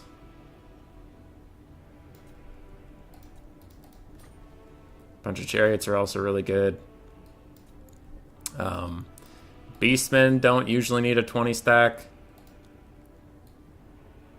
Warriors of Chaos don't usually need a 20 stack. So the meta factions right now, Wood Elves don't need a 20 stack. We talked about this recently. Like, just because there are a lot of meta builds that have 20 stacks, I have seen plenty of Wood Elf builds that don't. Like, the most common Skaven build, like Butcherbird's build against me as Skaven is something like this. I mean, obviously you cut some of the stuff to make them cheaper. I think his Wild Riders don't have shields. But anyway, like, I see this against my Skaven all the time. Versus other factions, I mean, we've seen a couple builds today that was like, what was that Wood Elf mirror? This, and then 4 Deepwood Scouts and a Wild Rider. And we need a caster in here kind of thing, but like, you get my point. I don't know, like, of the strongest factions in the game right now, the 4 biggest ones that everyone can, well, not everyone, because not everyone agrees about everything, but 90% of people agree, Beastmen, Chaos, Wood Elves, Dark Elves, strongest factions right now. None of them 20 stack to win. They can 20 stack, but I'm not saying it's their only win condition.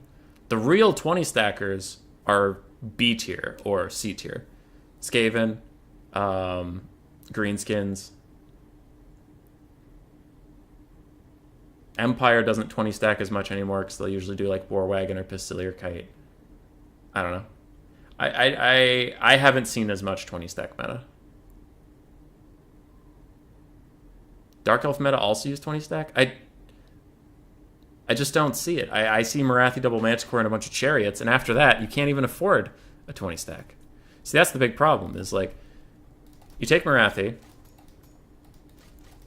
right? Her price is normally about that, so I'm not going to continue cutting stuff because I would have to add other things and cut other things. But Morathi's about that. You want double Kainate Assassin, which you take that, and then the other one, just the Web of Shadows. You take 2 Manticores and 3 Scourge Runners. And you already have so much money invested that, like, to get a 20 stack, you would have to take... You can't. You physically can't get a 20 stack with this. And that core is meta. Like, I see this core everywhere, and you can't get it if you don't...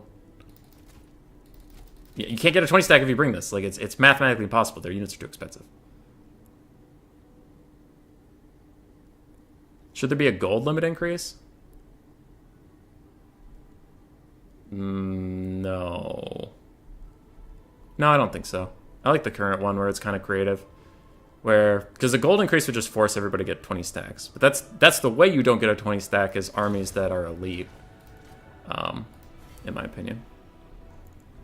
Anyway, I digress. Hey, it's Loopy. Loopy, not bringing a 20 stack! Loopy? What's this replay you sent to me where you didn't bring a 20 stack? But you say a 20 stack's the only way to win? Loopy! You betrayed yourself. You played yourself. Oh, Loopy. I gotta check the Photoshop. I actually didn't check after the last one. I forgot it was a Dwarf Mirror and we didn't see Grombrindle, so nothing else here applies. Got it. Loopy, this isn't a 20 stack. Anyway. What do we actually have? Loopy brought 2 Black Arc Corsairs with handbows, 3 Scourge Runner Chariots, Malekith on his big Durgan. We have 3 Dark Riders with shields, Dread Spears, Hargoneth Executioners, and Sisters of the Singing Doom. 20 stacks is generally stronger than many other things that are regulated. Bro, I don't play meta. But I just had a long conversation about the stuff that is meta, and how you can't get a 20 stack with a lot of meta builds. Like, I've watched so many replays, I've cast so many tournaments, I've played so many Anticity Best of 3s.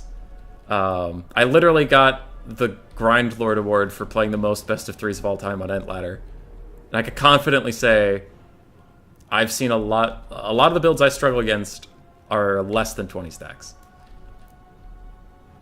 That's just me, though. It's Hubby's World here, I forgot. I don't know what that means and I'm confused. But anyway, I'm allowed to have my opinion, you're allowed to have yours. Anyway.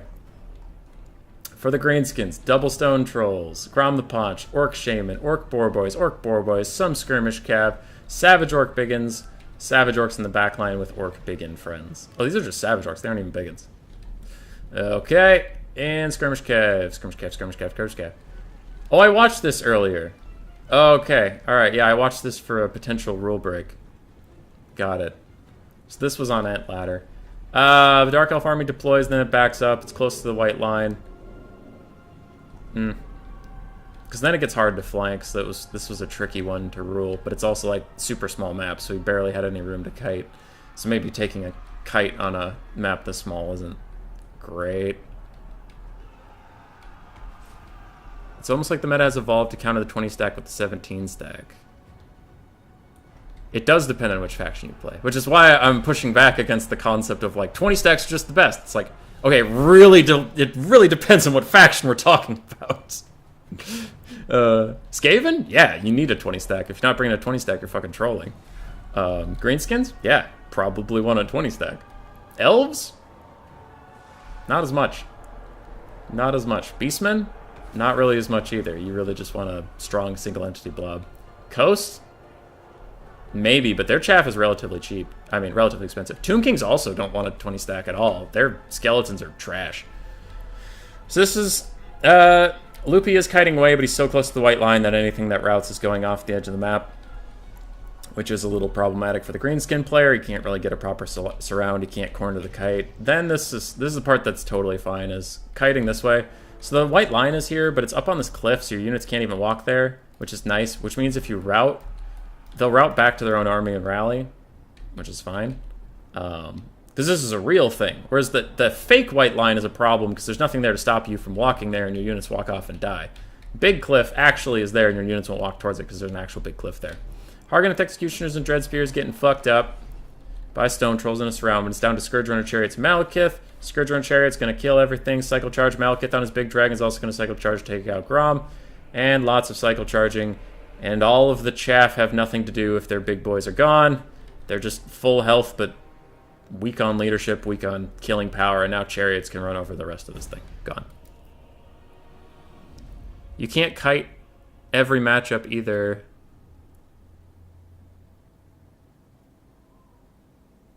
Skaven 20 stack with 1/3 of their funds. I find this argument a little disingenuous. All right, I will say that. It's a little disingenuous to say that, what was it? Dark Elves Greenskin? Okay, yeah.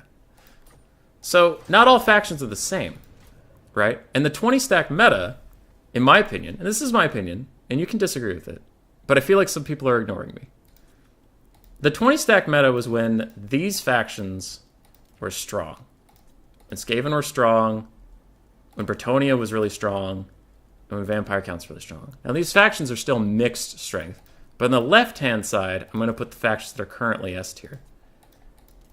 It is much harder to get a 20 stack with the current meta factions than the previous meta factions. And just because a faction takes a 20 stack, or a certain faction likes to take as many units as possible, doesn't mean that the 20 stack meta is strong. Like Skaven, of course they can get a 20 stack with Skaven slaves super cheap. But is this army that I'm making any good? No, it's dog shit. It's terrible. And that's kind of the point. They have cheap chaff that does nothing. If you take out, in a real Skaven build, let's pull up a real Skaven build. I mean, hell, that one I was just hovering wasn't even a 20 stack, but that's not what I wanted to talk about. Skaven versus Lizardmen. Screw it, right? How much of this stuff matters? How much of this stuff is going to carry me the game? Greyseer of Ruin, these 5 units, and this Ikit Zap Zap. You have targets. These are all blockers, right? They don't carry the game for me. It's different than Dwarves, where your blockers have high leadership and you actually don't want them to die. I have trash units. If you take out my Greyseer, and you route off my Jezzails and stuff, you could have a quarter health Saurus unit, and he will kill all these Skaven slaves. All of them. They don't matter. They're important to my composition, but they're not going to carry the game for me. And that's why I think it's like, who cares if this 20 stack exists when most of it routes off if you look at it wrong, right? Greenskins were annoying because they're cheap units. The things they make the 20 stacks out of actually can carry them the game. And it was kind of wild.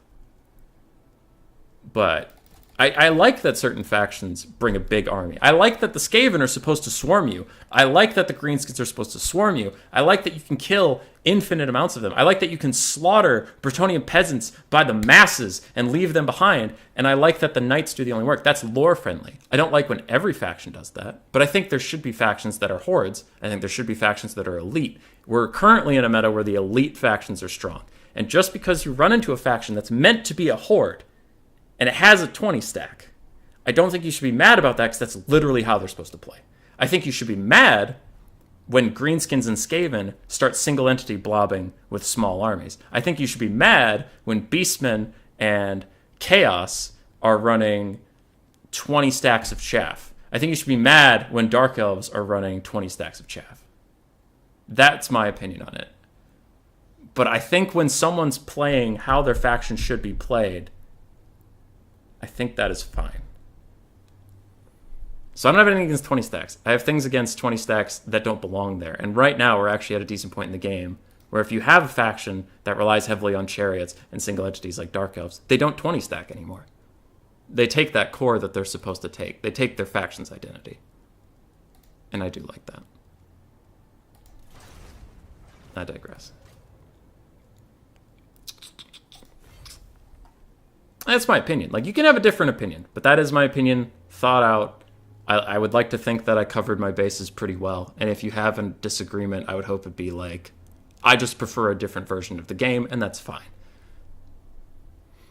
And that is fine. You are allowed to have your opinions. Yeah. If maps allowed for more terrain diversity, 20 stacks wouldn't matter. I can have some huge rocks on a flank. Then elite units are better. Does anybody remember that sometimes Human Boy uses a box formation? Or are you not outraged?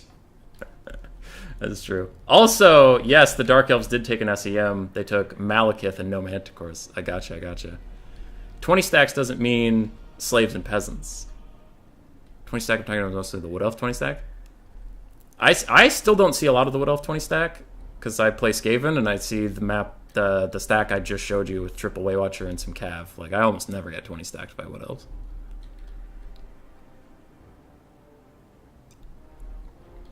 Okay. You didn't cross the bingo off? I'll get to it after this. So, what do we have? Feral Cold Ones for Itza. A fucking Carnosaur. Let's go. Saurus Spears, Saurus Warriors, Saurus Spears, Saurus Warriors. Another Carnosaur. Is it Gorok? It's Gorok. Oh, he's trash. Cold One Spear Riders, Cold One Spear Riders, Saurus. So it's Saurus, Cold Ones, and Carnosaurs. On the High Elf side, a lot of High Elves today. Teclis, Frostheart Phoenix, Fireborn, Rangers, Rangers, Rangers, Lothern Seaguard, Rangers, Rangers, Illyrian Reavers, Illyrian Reavers. Okay. It's another triple chevron Phoenix, but this time it's bronze, not gold chevron. Feral Cold Ones routed off. Meanwhile, Skinks can fight Rangers. Rangers... Wait. Oh, those are Saurus. Yeah. Saurus versus Rangers? I actually don't know who wins. It looks like the Saurus are slightly edging it out with their 60 armor. The Rangers will trade up in value, I think. That is another Chain Lightning coming in from the Lizardmen. It's going to go this way into the other Lothern Seaguard who are trying to retreat. Little poke damage, not as much as I would have thought. Gorok's here to help the Saurus. Fireborn fighting Saurus Warriors. They're actually doing a good job of it, too. Wow. I wonder if their charge bonus wears off and that goes poorly for them, but at first it's going really well. Frostheart Phoenix thinks about dying Gorok, but never mind. It's just going to keep going over here. And the Cold One Spear Riders have gotten behind the Lothern Seaguard. Illyrian Reavers could fight them, but they're anti-large and they'll kill a lot of them. Lothern Seaguard might actually just do fine. Where's the other Carnosaur? There he is. He's chilling. He's thinking about coming over here. There's one more game of Bullying Malverde you want to see before you head off? Acceptable.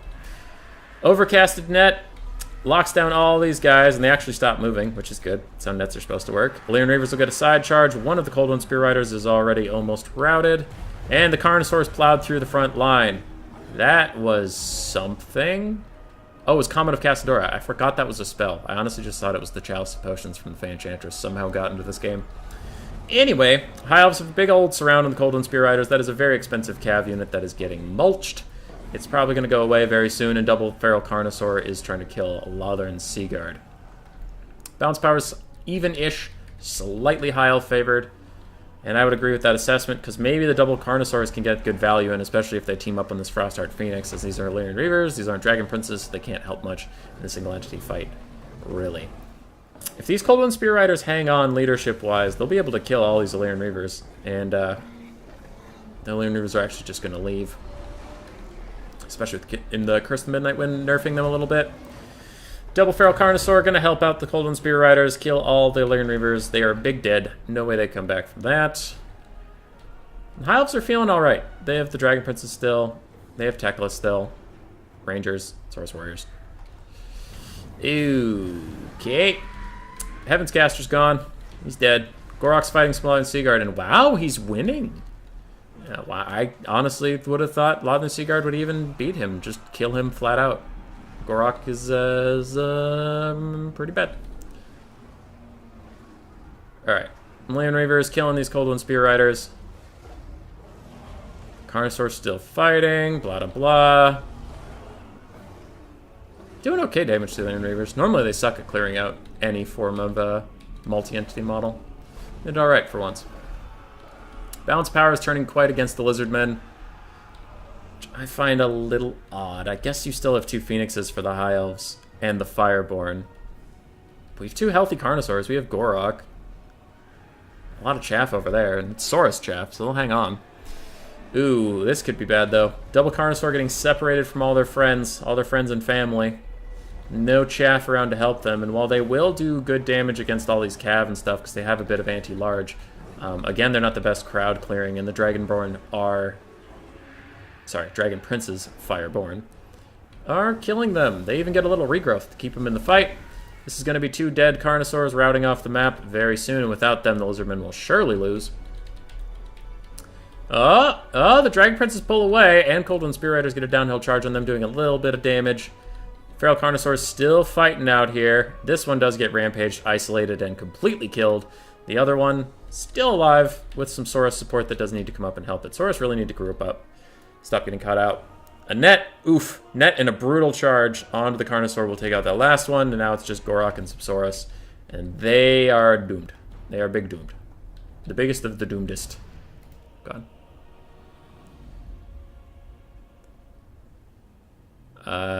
You have to tend to the wife, kids are out, and she's watching TV alone. Gotcha.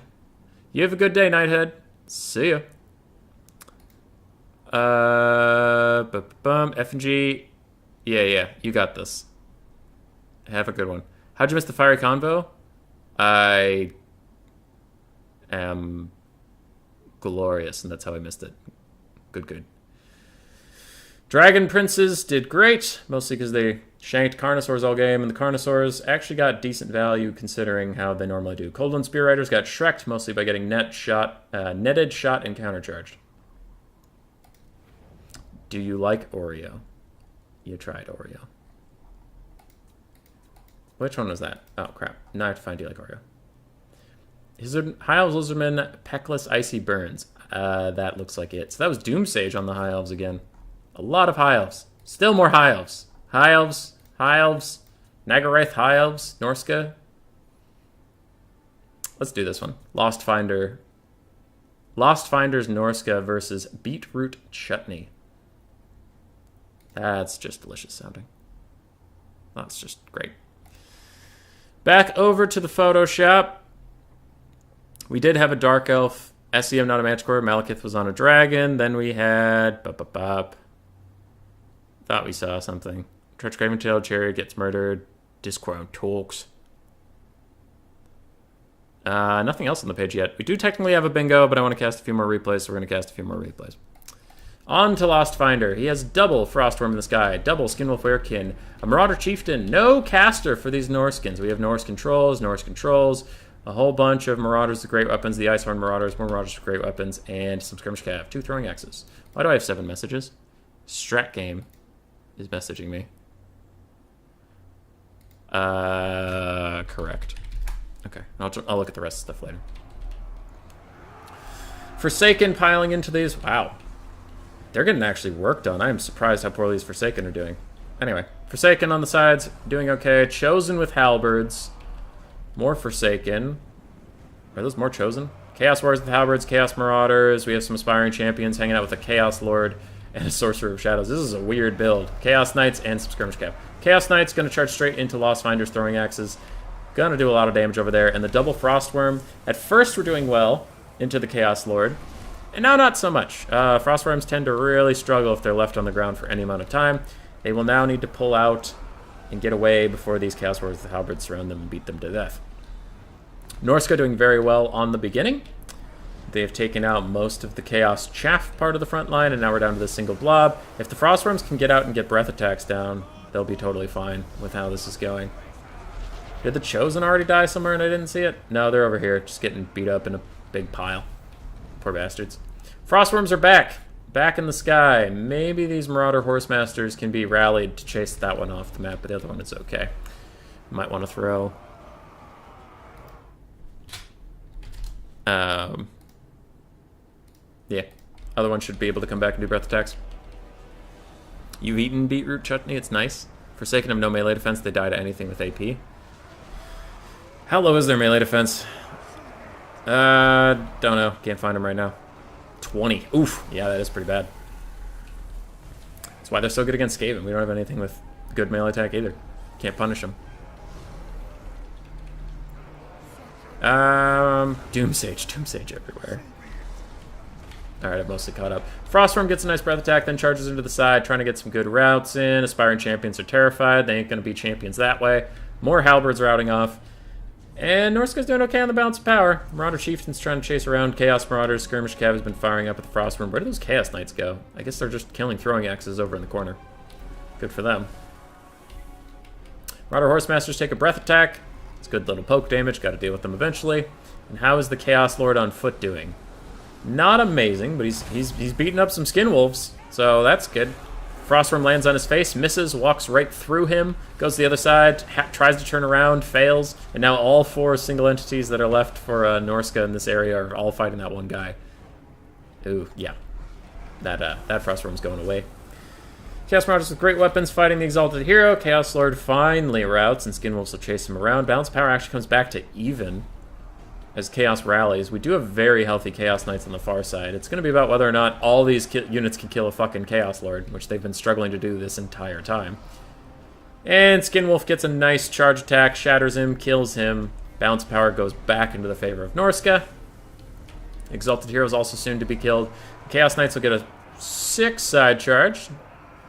Doing a good amount of damage, lowering the leadership of those Chaos Marauders, but it won't be enough, and now they're going to get hit by Trolls. And Trolls take out Cavalry quite nicely if they don't break, which they won't here. A little bit of skirmishing left in the game, otherwise we are donezo here. Balance power is quite against Chaos. Chaos Knights even take a good breath attack from the Frostworm. They're all going to die. They're all going to die! Oh no! Kind of surprised Army Losses isn't hit just yet. Knights rally. We have some Skirmish Cav with low to no ammo, and with Chaos Knights, they're going to pile in for one last soiree. They will die, and Army Losses will hit. And Norska wins a game. Good for you, Norska. Trolls greater than non-Lance Knights. Alright. Trolls did alright. They had pretty good values that game. Skin with Werekin struggled a little bit. Marauder Chieftain struggled a little bit. Chaos Lord actually did better than any of the Norscan single entities, which is a shame. Chosen Halberds got isolated and murdered. Really nice Cav play, though, from Beetroot Chutney. Good job, Beetroot Chutney. But Lost Finder is strong. Oh, boy. How many do we have? More. We have more. Nagarythe versus Wintertooth. A lot of Norska. I'm sensing that Lost Finder might play Norska.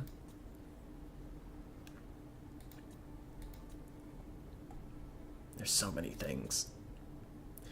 Greenskins versus Dark Elves out skirmished. Do we want to watch more skirmish? I don't know. Dragons. Loopy. I'm looking for something that calls to me. What calls to me? Ah, Widows vs. Chaos. Loopy wanted to see this versus Malverde. Poor Malverde.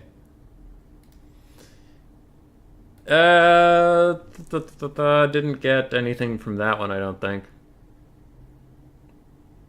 No. No Swords of Chaos. Ever. That's been on there for a while. Okay. We'll wind down with a couple more replays. Spellweaver of High Magic, 4 Hawk Riders, 3 Glade Riders with Hagbane tips, and the rest of the Wood Elf army is just standing really far away. Oh, you hate to see it. You hate to see it.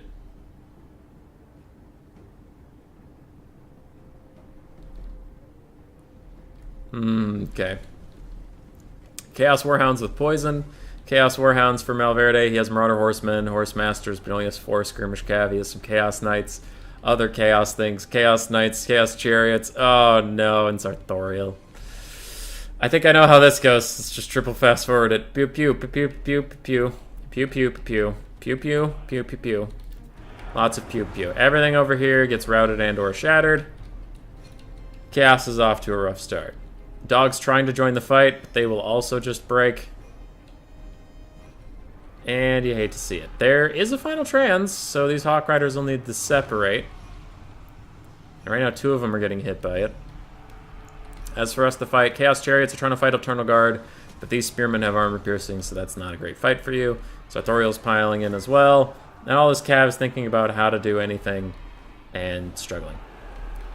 The final trans Overcast did route one Hawk Rider, and they might go off the map unless the other Hawk Riders route all these dogs, which they do, and now routing units can't count as chasing the Hawk Riders. So with their positive leadership, they should rally pretty soon.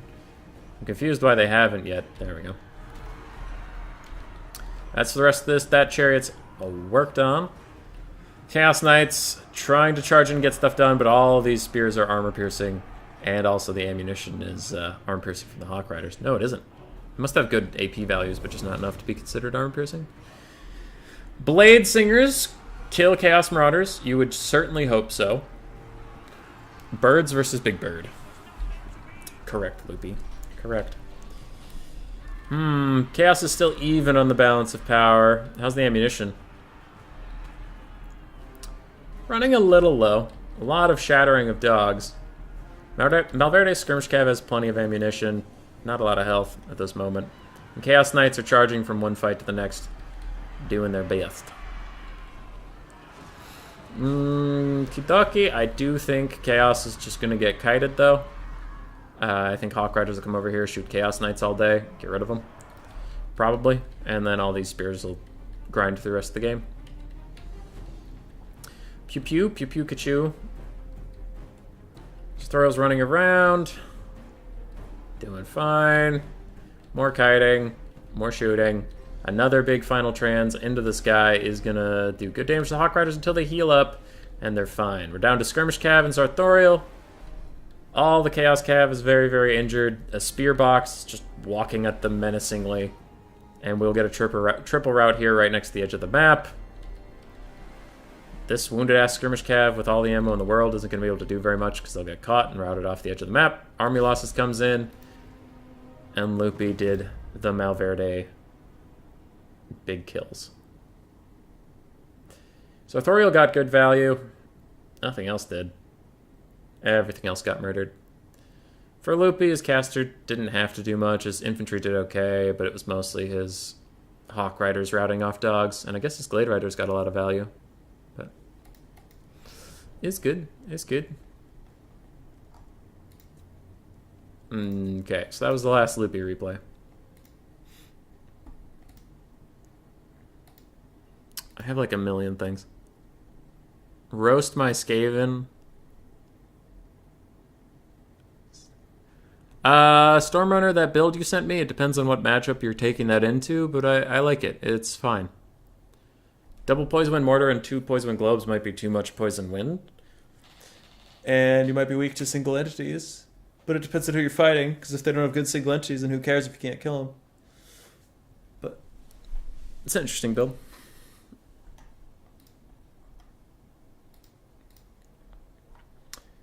Oh boy. Is there anyone we haven't seen yet today? High Elves, Lizardmen, High Elves, Lizardmen and Norska, Wood Elves, Beastmen, Wood Elves, Beast... Wait, where is it? Chaos Beastmen? Tomb Kings! Let's get some fucking Tomb Kings. Let's get some Tomb Kings in here. We have Doodles! Doodles versus High Elves. No 20 stacks to be found here, just elite Cav blobs. Just elite Cav blobs. I'm checking the Photoshop. That last one didn't get us anything either. Oh, we got Carnosaurs a couple games ago. I missed that one.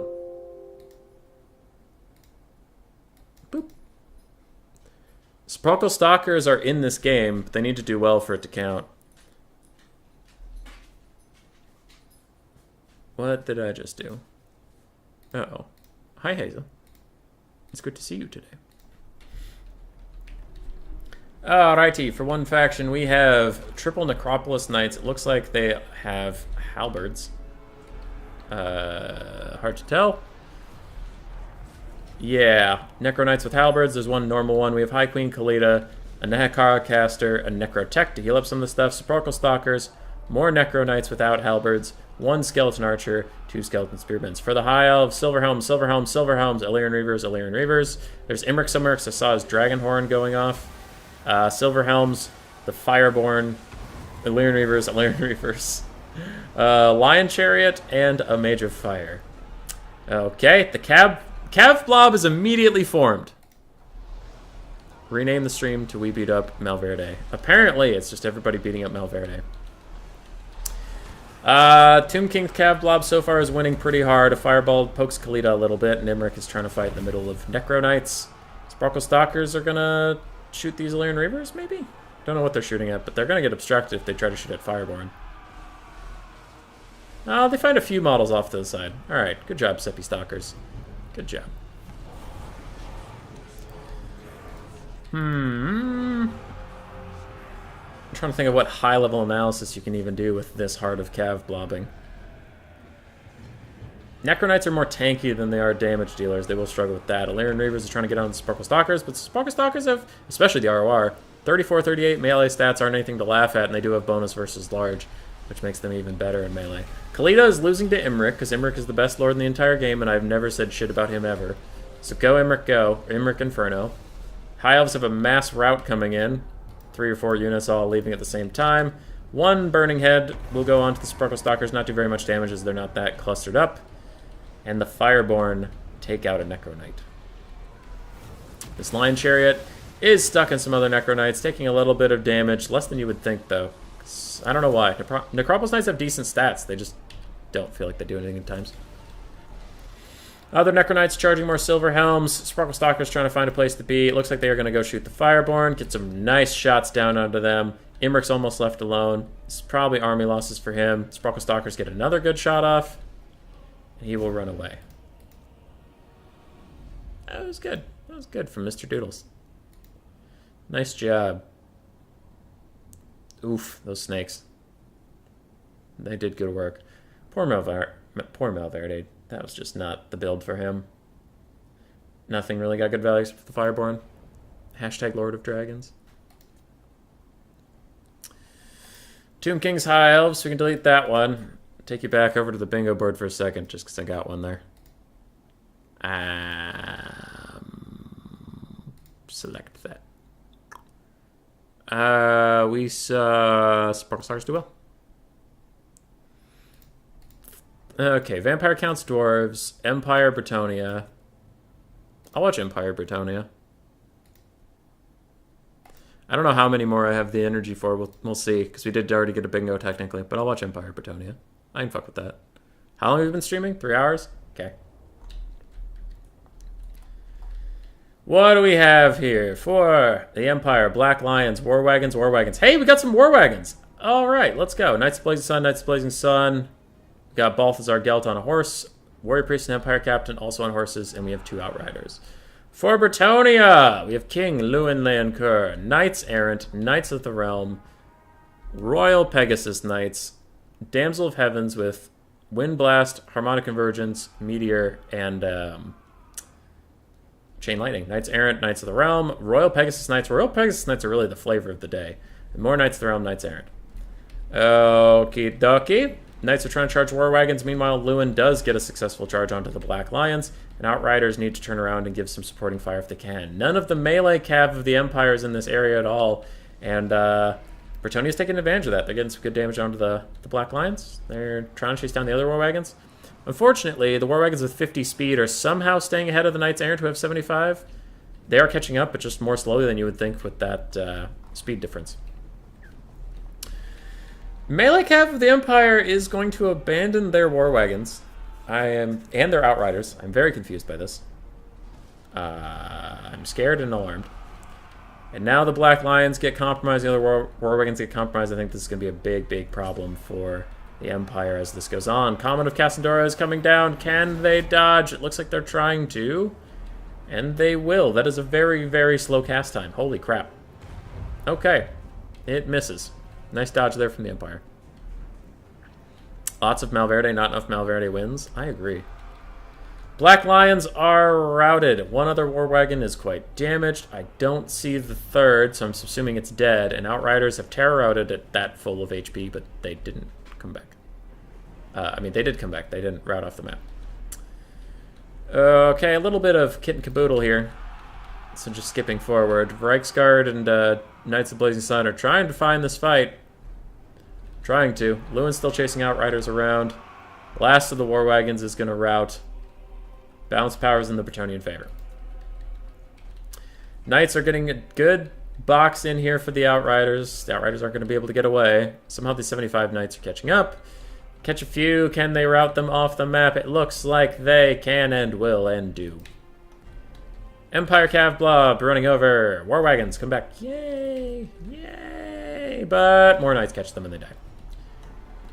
Empire Cav Blob fighting all these Knights of the Realm. Knights of the Blazing Sun. There's a rear charge pretty soon. Big overcasted final transmutation from Balthazar Gelt as all these units pile in. None of them try to back out. Just taking all that damage, and the Bretonnian Knights are routed off on every side. Can this be a win for the Empire? I don't know. They lost a lot in the early games, but they might be okay. Another ambitious Comet from the Comet Caster. There's not a lot of armor-piercing Knights on the Bretonnian side, so maybe these Reichsguard... I don't know why I keep saying that. Knights of the Blazing Sun can just grind through it. Bretonnia trying to regroup. Lewin dives back in. A little bit more Bretonnian Knight action, but there's so many Knights of the Blazing Sun. A Wind Blast does no damage to them. And Lewin's diving deeper into his danger. Empire's now ahead on the balance power. Outriders were allowed to come back, and they can fire for free all day long. Another Comet hits. Looks like it did a little bit of damage that time. Also, Soulfire Bombardment did some damage. Lewin is very surrounded, taking decent damage, but the Empire will actually win. Alright, Stormrunner. Alright. Don't abandon your war wagons. Don't do that. Come on, Stormrunner. Protect them.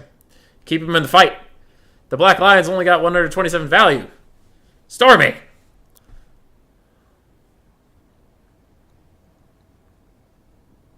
Can't believe you would abandon the Black Lions like that. What did they ever do to you? Gelt did great, though. It's so hard for me to believe that this is a full spend, but I guess it is. Stormrunner. Abandoning the Black Lions. Goodest Boys? Alright, I'll watch Goodest Boys. We love Goodest Boys. Back over to the Photoshop. We got War Wagons. Boop. We love War Wagons. And that's it. Back to the game. What is this? Glade Riders. Glade Riders with Hagbane tips. Good for all of them. Then in the woods, we have Deepwood Scouts with Swift Shiver Shards. Deepwood Scouts with Swift Shiver Shards. Glade Riders with Spears. We have Eternal Guard. Eternal Guard. Eternal Guard. Eternal Guard. War Dancers. War Dancers. Sisters of Twilight. A Spellsinger of Life with only Earthblood. And that is that. For the Goodest of Boys faction, we have Dogs. Norscan Ice Wolves. Norscan Ice Wolves. Norscan Ice Wolves. The Beasts of Tashnar. Marauders, Marauders, Marauder Champions, Marauders, Marauders, Marauder Champions, Wolfric the Wanderer, more Norscan Ice Wolves, Marauders, Familiar Warriors, and Burning Head Fireball and Flame Sword of Runecaster. Dun dun dun dun dun dun da da dun dun dun dun dun dun dun da da dun. I don't know what that was for. It just seemed fun. You gave up your black powder for a true fight of knights. It was the honorable thing to do. I see. Dogs getting shot by Deepwood Scouts, and they're about to get charged by Glade Guard. They will not enjoy that whatsoever. And the Sisters of Twilight do have to get a little more aggressive in shooting stuff. Maybe the Familiar Warriors, maybe not. I guess Wolfric. Not super sure. They gotta do something. A little bit more kite time while we get a full surround, and Norsca pushes in. Great. On the far side, Dogs plus Familiar Warriors have routed off those Glade Riders with Spears, but Deepwood Scouts are still firing. Big problem is there's nothing left to defend those Deepwood Scouts, and the Goodest of Good Boys will get to them and kill them. I think they have Frostbites, they even slow. Yeah, they slow. Deepwood Scouts ain't going nowhere. Meanwhile, a Burning Head from the Norskins does a ton of damage to a War Dancer unit with Azrai Spears, and a Sea Fang just for some good poke. In the woods, Good Boys killing a ton of Deepwood Scouts. A couple Dogs have been neglected mildly, but there is a lot going on, a big spread. Glade Riders with Shiver Shards. I wish everything on the Wood Elf roster was a Glade. Deepwood Scouts almost routing off Dogs just due to the Dogs' poor leadership. They will hang in there and kill all those little elves. Marauder Champions pushing through the front line. This looks like it's going to be an easy peasy, lemon squeezy, breezy Norscan dub, as the Glade Riders are shooting Wolfric, but he has so much health he doesn't really care, and Marauder Champions are busting through the front line of the Eternal Guard. Great. Last Deepwood Scout's about to break, and if they break, they'll stop shooting at the dogs, making the dogs' lives a lot easier. Eternal Guard are routing. The back of the map is very far away, so I guess they will rally, but does it matter? I don't think so. Dogs get a nice rear charge. Wood Elves are breaking everywhere you can look. It's just the sisters, their caster, who already just died. It's 3 Glade Riders who are running out of Swift Shiver Shards, Shiver Shards, Shiver Shards. No, I meant Hagbane Shiver Shards. Sorry. And that's all they have. I don't think the sisters can even kill Wulfric. He's just... I mean, he's low on health, quote-unquote, but he has 3,500. That's going to take a lot of their ammo if they want to use it on him. More things are shattering, and it is a close victory for Norska. That's some old-school Lore of Winds. I want to see the dog value. 500, 1,200, 600, 100. Oh, 500. Not as good as I thought. This champion only got 71 value. Memes. Wait, how did Memes take the serious build and Wei took the meme build? I'm confused. Also, honestly, Wei, I cast this thinking it was F&G just because F&G loves the good boys. I immediately assumed it was him. Goodest boys. Norska versus Lizard. I should do another Lost Finder one. Because I haven't cast out a ton of his. Marauder Ice Wolf Chariots. Throwing Axes, Armored Skin Wolves. Okay, this is a build. Lost Finder, you gotta bring a mage. That's what I'm noticing right away. You gotta bring a mage. Gotta get that magic in there. Magic is almost always worth it.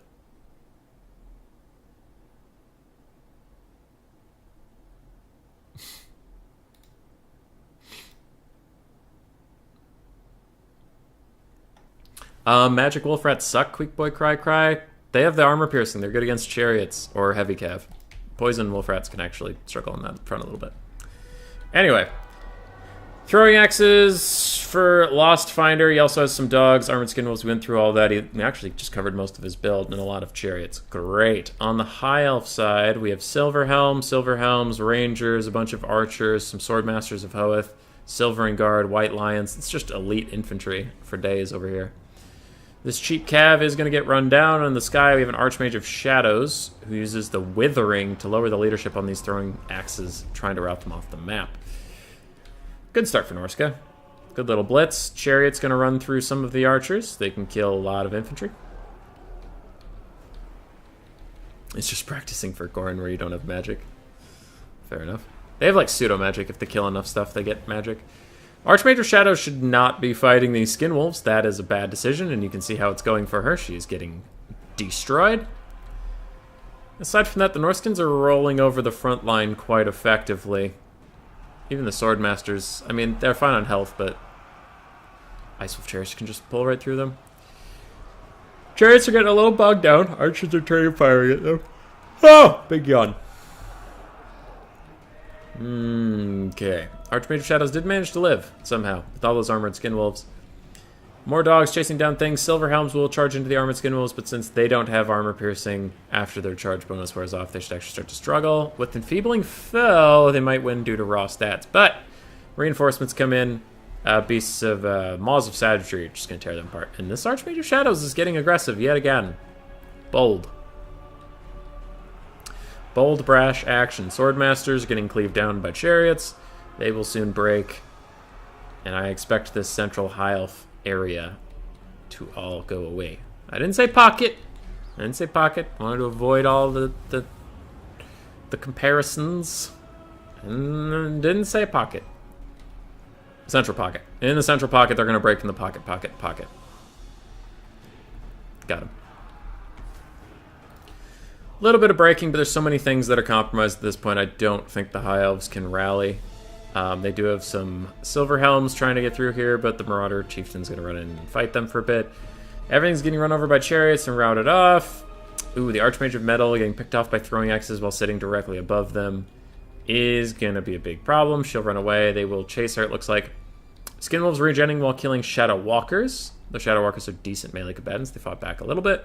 They are now firing them as they leave. Norse goes ahead on the balance of power. Chariots will finish routing off these archers. Maybe even go for the Shadow Walkers next. Looks like the High Elf Lord is back with just a ludicrously high amount of health. Look at all that health that she has right now. And she shatters off. Army Losses comes in, and Lost Finder claims in their soul. Did you guys realize Gobbo King's channel is gone? Wait, is it? No, Cyrus. Wait a second. Is it?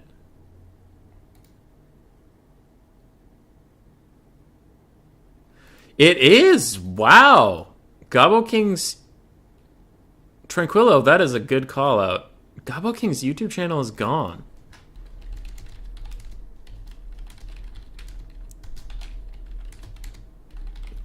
Do we know why? What was that about? For the Norskins, really good value on all their mobility units, actually. Really nice stuff. Chieftain did okay, and Marauders did fine. For GR, Swordmaster struggled. Silver and Guard did great. Archer and Silverhelms did fine, too. Does anyone know what's going on over there? No idea, dude.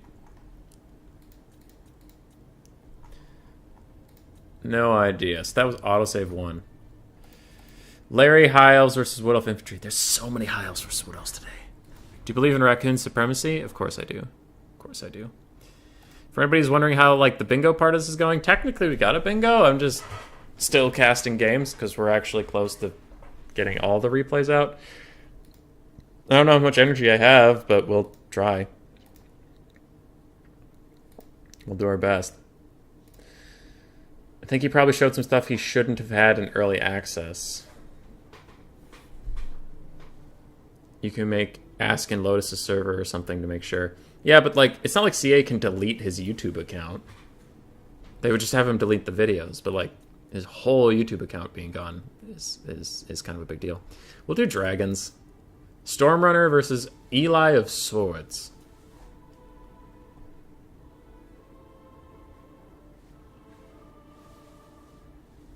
You could do Dark Elves, High Elves. I'm on it. I'm on it. I got it.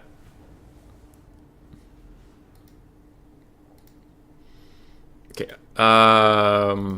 Here we are. So we have a Stormrunner replay on a map I actually kind of like.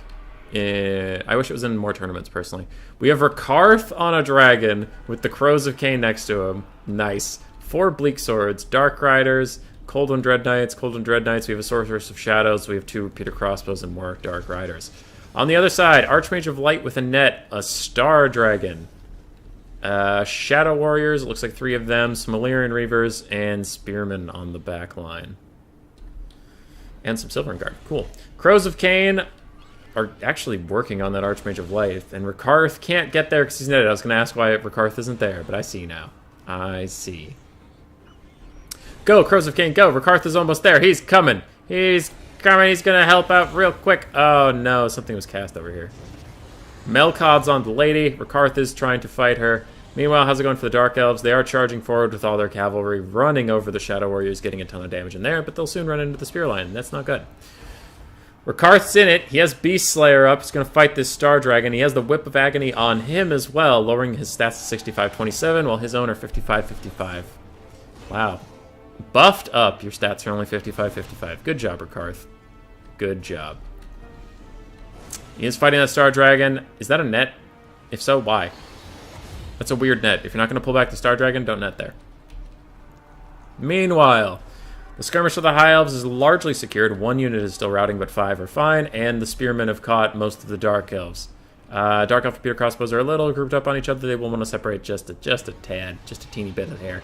A Noxious Breath knocks the Star Dragon out of its breath attack, and then it does its breath attack, doing so much more damage to Rakarth because he didn't stutter like it did. Star Dragon takes another shot. Light of Battle, making it unbreakable, and Rakarth still fighting out there. Good job, Rakarth. He's actually going to get nuts value this game. Melkoth slow down the Archmage of Life while Rakarth just beats her up. How's the rest of the fight going? Skirmish is still here. Strangely, they either haven't been shooting at or not doing any damage to the Coldwind Dread Knights.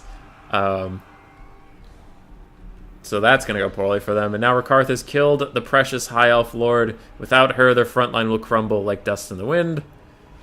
Shadow Warriors are getting run down by Coldwind Dread Knights, and I think that is going to be the G'est of G's. And a sudden painful death for the High Elves. Though Rakarth himself is getting sniped out just before Army Losses comes in. He's not quite dead. When you hate domination so much, you delete your channel. What do you think the Skaven army ability will be for Warhammer 3? The ability is like how Nurgle gets a heal with the more damage they take. I don't know if the Skaven will get a new ability. They currently have a passive called Strength in Numbers. They get more melee defense if their health is high. They run away faster if their leadership's low. If they got a new ability, what do I think it would be? I would hope for... Oh, that's a tough one. I would personally take the Rat Summon... Oh, that's hard too. I was going to say take the Rat Summon off of the caster. Off of the Lord of the Plague, so you can't summon rats like that. And then give it as like an army ability. But I don't know. That's the one I'd go with. You know what? Sure. You have a bar that charges up like Wa or like Murderous Prowess, but it's backwards. So the more casualties you take, it charges up. And then at every tier, you can summon a unit of clan rats on the map. So you get them the more you die. Rakarth, 4,000 value. Dread Knights ran down some stuff. Peter Crossbow struggled to get the value. Crows of Cain did good. For Eli of Swords, his caster died in battle. His skirmishers really struggled to get their value back, even though they were firing, and his Star Dragon got 2,600. That was pretty funny. Rakarth did it. Call HR indeed. Oh, called HR and now I need ER. Isles versus Lizards. You doubt any abilities will change drastically, at least initially in Warhammer 3 when things get ported over? I agree. I didn't know the Skaven were supposed to get another, like, an army thing. They already kind of have an army thing. Just the leadership and whatnot. Who's messaging me? Cyrus? Yes, please, Cyrus. Yes, please. Give me those potatoes. Son of the Mountains is an ogre clan. Posted a raccoon standing on stairs, looking like a loaf. That is very cute. And now we're back to the game. What's happening? It's Doomsage versus Call HR. We have a noble, Imric, the Fireborn. Doomsage, you love the Fireborn. White Lions, Lathered Seaguard, the Pure Main Company, Dragon Princes, Mage of Life with only regrowth, Lathered Seaguard, more Light Lions, and more Lathered Seaguard. Cool. For Call HR, we have 4 Pterodons. 2 Bestow Solar Engines I thought I saw. We do have a Mage Priest of Light who has Shrem's Burning Gaze, Net, and Verona's Time Warp. 2 Temple Guard, 1 ROR Temple Guard, so that's 3 total, and 2 Saurus Spears. It is a Saurus box with some flyers. Cool. FYI, both dragons paid for themselves. That's rare as hell. That is rare as hell, Storm. You're right. Kislev's gets their Unbreakable of 30 seconds, but also that army ability from the toolbar on the right side of the screen. I hadn't heard anything that Game 2 were getting updates. If they do, that's fine. I just didn't know that was a thing. It was literally minutes before your AI Ally tournament. I see. For now, these Pterodons are just shooting stuff, and Lava and Seaguard are going to fire back a little bit, so I'll fast forward until we get to the real action. Solar Engines are firing. Now, Doomsage, big thing to point out here if you actually want my advice. If you don't, then ignore this part, but these white lines hitting before the archers are in range or the cav is here is a bit of a problem. I'm sure if you watch a lot of turns and stuff, you'll see that rush factions played by like excellent players will always... Everything will hit at the same time. And just saying, it'll help a little bit. Kalichar sitting next to a forest. Got his back covered there. Some little Pterodons doing little Pterodon things. The Fireborn or Fire Boss. I struggled with the Fireborn to get value. They feel like they just get singled out and killed. But if you like them, you take them, dude. Imric and his Noble are fighting the little Solar Engines. Does okay there. Dragonborns are going to switch out with the... Dragon Princes. Switch out with the other Dragon Princes. Trying to cycle charge. That's exactly what the Temple Guard are here for, though. They will mincemeat your elite cav. White Lions are trading really well against Temple Guard, though. It's good for them. Slann throwing a bound banishment into the mix, dealing some good damage to the White Lions. Angles it away from his own Star Chamber Guardians. It's very good. What are these Lothern Seaguard shooting? Anything? It's hard to tell what they're firing at. Shem's Burning Gaze takes out a Mage of Life almost entirely. You were busy dodging rock drops, so I dropped the ball on your macro. I see. You missed all your sick dodges, but your timing was way off. Sorry. I'm sorry I missed your charges. Ooh, this is going to be big.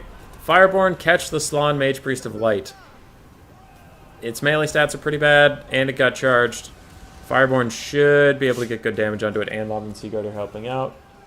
Puppy's being weird over in the corner. Go, puppy, go. Can they kill the Slann, dude? Slans are so tanky. They're so tanky, even on their toilet seats. Tankiest thing in the whole gosh darn world. But the Fireborn are getting good work out of it. Imric and Noble fighting Solar Engine still. They've been here since the dawn of time, and they'll be here after time completes. Mage of Light, Life gets sniped out by the Shem's Burning Gaze a little bit. And the Fireborn, can you do it? Can you finish him off? Yes, it looks like you can break him at least, but can you kill him? That's a big question. He's 60 HP. Haven't finished him yet. Archers are trying. 51. Can they get him? He shatters. That's cool, but he's not dead. And archers refocus onto the Solar Engines that are still here. I would prefer to kill him if you can. Get that last 51 HP, and it really leadership spikes down the army. Maybe it'll help you rout off these Solar Engines.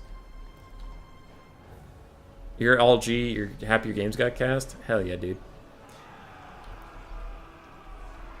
The Slann is getting smacked. That was a nice little sneak in there. And Imric and this Noble have been doing their job against the Bastildons. They're now surrounded by Temple Guard, so up until now they've been doing fine, but right now they are a little surrounded. Lothern Seaguard should beat Pterodons in a fight. Should. And your Mage of Life is still alive. Imric and his Noble have routed off both dinosaurs. Imric needs to be given orders to run away and chase down the dinos, which it looks like he is doing. Very good. Noble comes back, and if they can get some heals from that Life Mage, they'll be very appreciative. Pterodons are fighting with Lothern Seaguard till the end of days. Fireborn are almost heal capped. Some of that healing probably has to be shared between Imric and the Noble. Hi, puppy. Hi, puppy. And now it is Saurus versus the world. There are a lot of Saurus, though, and I'm getting punched in the head by a dog. Hi, doggy. Hi, pupper. Oh, okay. More punches. More punches. You never thought about the leadership debuff, just wanted the Shems to stop? Yeah, shattering a Lord is good. I'm just saying, like, if you can kill him, it is slightly better. If possible. But shattering him is fine. Like, I wouldn't expend crazy amounts of resources to kill him off. You know, if you're going to put one of your units in danger to do it, that's not worth it. But if you had, like, a free option, go for it. As for the rest of this, we have Lothern Seaguard with plenty of ammunition that is keeping them up on the balance of power a little bit. But, hi! Grace is home. Lothern Seaguard, without their ammunition, they wouldn't be this good on the balance of power. And Imric and the Noble are still alive. But the Fireborn are just about heal capped with only 92 HP between a couple models. We still have a half-health Temple Guard unit on the other side of the trees that has been briefly forgotten. I don't think the High Elves can grind this out. Especially versus the High Leadership faction. Yeah. Imric's chilling. He doesn't really have a whole lot to do. He's not great at clearing out crowds, especially not crowds of halberds and spears. There's just so many Saurus left. They are going to win this, definitely. And that's technically a close defeat, I guess, but I felt like it was more valiant. Imric 1,300, 900 on the Noble. Lothern Seaguard did fine. Dragon Princes, Fireborn did well. Dragon Princes themselves struggled a little bit. Okay. How are we doing? Called HR, now I need ER. I like that. That's a good name. Oh boy. Oh boy. Horned One, Swords of Chaos, Discrowned Hawks. How many replays do we have left? Like, is there any way I could possibly cast them? 5, 9? I don't know if I can cast 9 more replays. That's a lot. It's like another hour. We've already gone for 4 at this point, and Grace is home. I'm probably gonna call it here.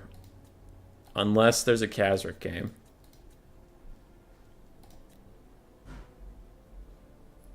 That's not Kazric. It's not Kazric. The only thing I will cast now is a Kazric game. Hi, Grace. Hi. Do you still have a left of your stream? Nope, I'm wrapping it up right now. Oh, okay, it's just Okay. Brett, where's the Chaos Beastman? Beastman Wood Elves. I'll check this Beastman where's the Chaos game. It is saltier than you. He did take Malagor, which is a Chad move. But it's not Kazric. GGX Reaper, I've never seen him before. But he didn't take the Swords of Chaos, so both of you have disappointed the bingo sheet. Alright. I'm going to end the stream at this point. We've been going for 4 hours. My voice is tired. Grace is home. I am going to leave now. Yes. Stormrunner, you have one? I don't already have it, so I'm gonna just go. I'm just gonna call it. I'm gonna whoosh around the map. Bump, bump, bump, ba-dump, ba-dump, whoosh. What does a fight look like from underneath?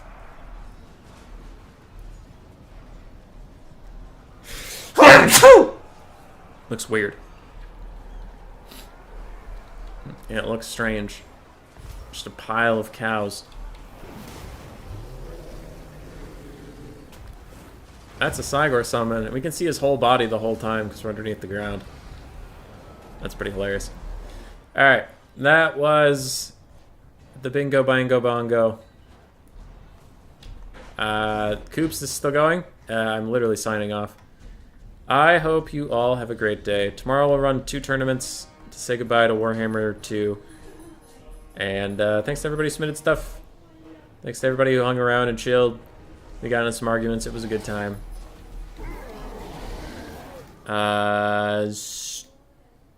Stormrunner. Fine. Fine, Stormrunner. I'll cast your Kazric One-Eye. We'll do it. Stormrunner versus blank. Perfect. Okay, Kazric One-Eye, Wargore, Wildscaster, double Minotaurs with great weapons, it looks like. Dogs, Razor Gores, Gore Herds. Great. On the other side, we have 4 Skirmish Cav, we have Archie, 4 Chaos Spawn, and some Chaos Marauders. Chaos Warriors with Halberds. Let's get through the Skirmish phase. Whee! Skirmish phase! Whee! Get through it! Whee! Skip it! Whee! Alright. Got some good damage on the Marauder Horse Masters while they went, though Chaos Spawn are going to countercharge him. And for the casts, yeah. We're doing the Kazrak cast real quick. Real quick. Minotaurs are almost here. It looks like a Fireball is coming in, but it hits the wall, and a Bray Scream on the backside gets some Chaos Warriors with Halberds. Minotaurs are going to crunch through the front line, but they soon get countercharged by Chaos Spawn. Chaos Spawn are unbreakable, and they will do good damage to our friends, the Minotaurs. Good rear charge from the Centaurs is chasing off all these Skirmish Cav along with Dogs. That is a big pick for the Beastmen. Meanwhile, the front line grind still goes on. The Minotaur is running in and out to Cycle Charge, trying to help kill all the Halberds off. Chaos Spawn will be a big problem for this. The 3 Chariot characters can maybe beat Archaon in melee combat. Chaos Spawn are sticky. They are sticky lads. Skirmish Cav getting chased off. Traderkin will hit these guys, causing them to rout. Army losses might be coming in soon for Chaos. If Archaon can't kill Kazrak, which it looks like he can't, Kazrak's still full health and he even has all of his buffs popped. He's just in here slapping away. Charge bonus of 150 for a moment.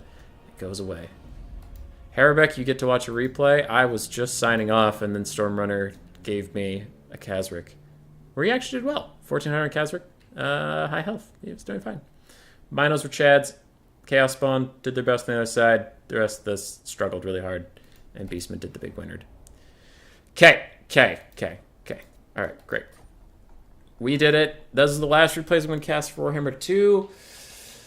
Because I still have 2 videos left to release. Tomorrow we're doing 2 streams. So I'll release a video tonight, a video tomorrow morning, and 2 streams. And then that'll be the last of the Warhammer 2 content. I can't make any more, because then 3 will come out and no one will care about that stuff. And I already released too many videos as it is. The algorithm fucking hates me. So we need to cool it. Too much content. Right? Right. Thanks for hanging around, everybody. You have a good night after I check what the hell Storm's talking about. 2 bingos? I guess Kazric. Kazric's not a second one. We need Aranessa for a second one. No Swords of Chaos over like 80 million bingos. No Swords of Chaos, no horned ones. It's a sad day. But we got this one.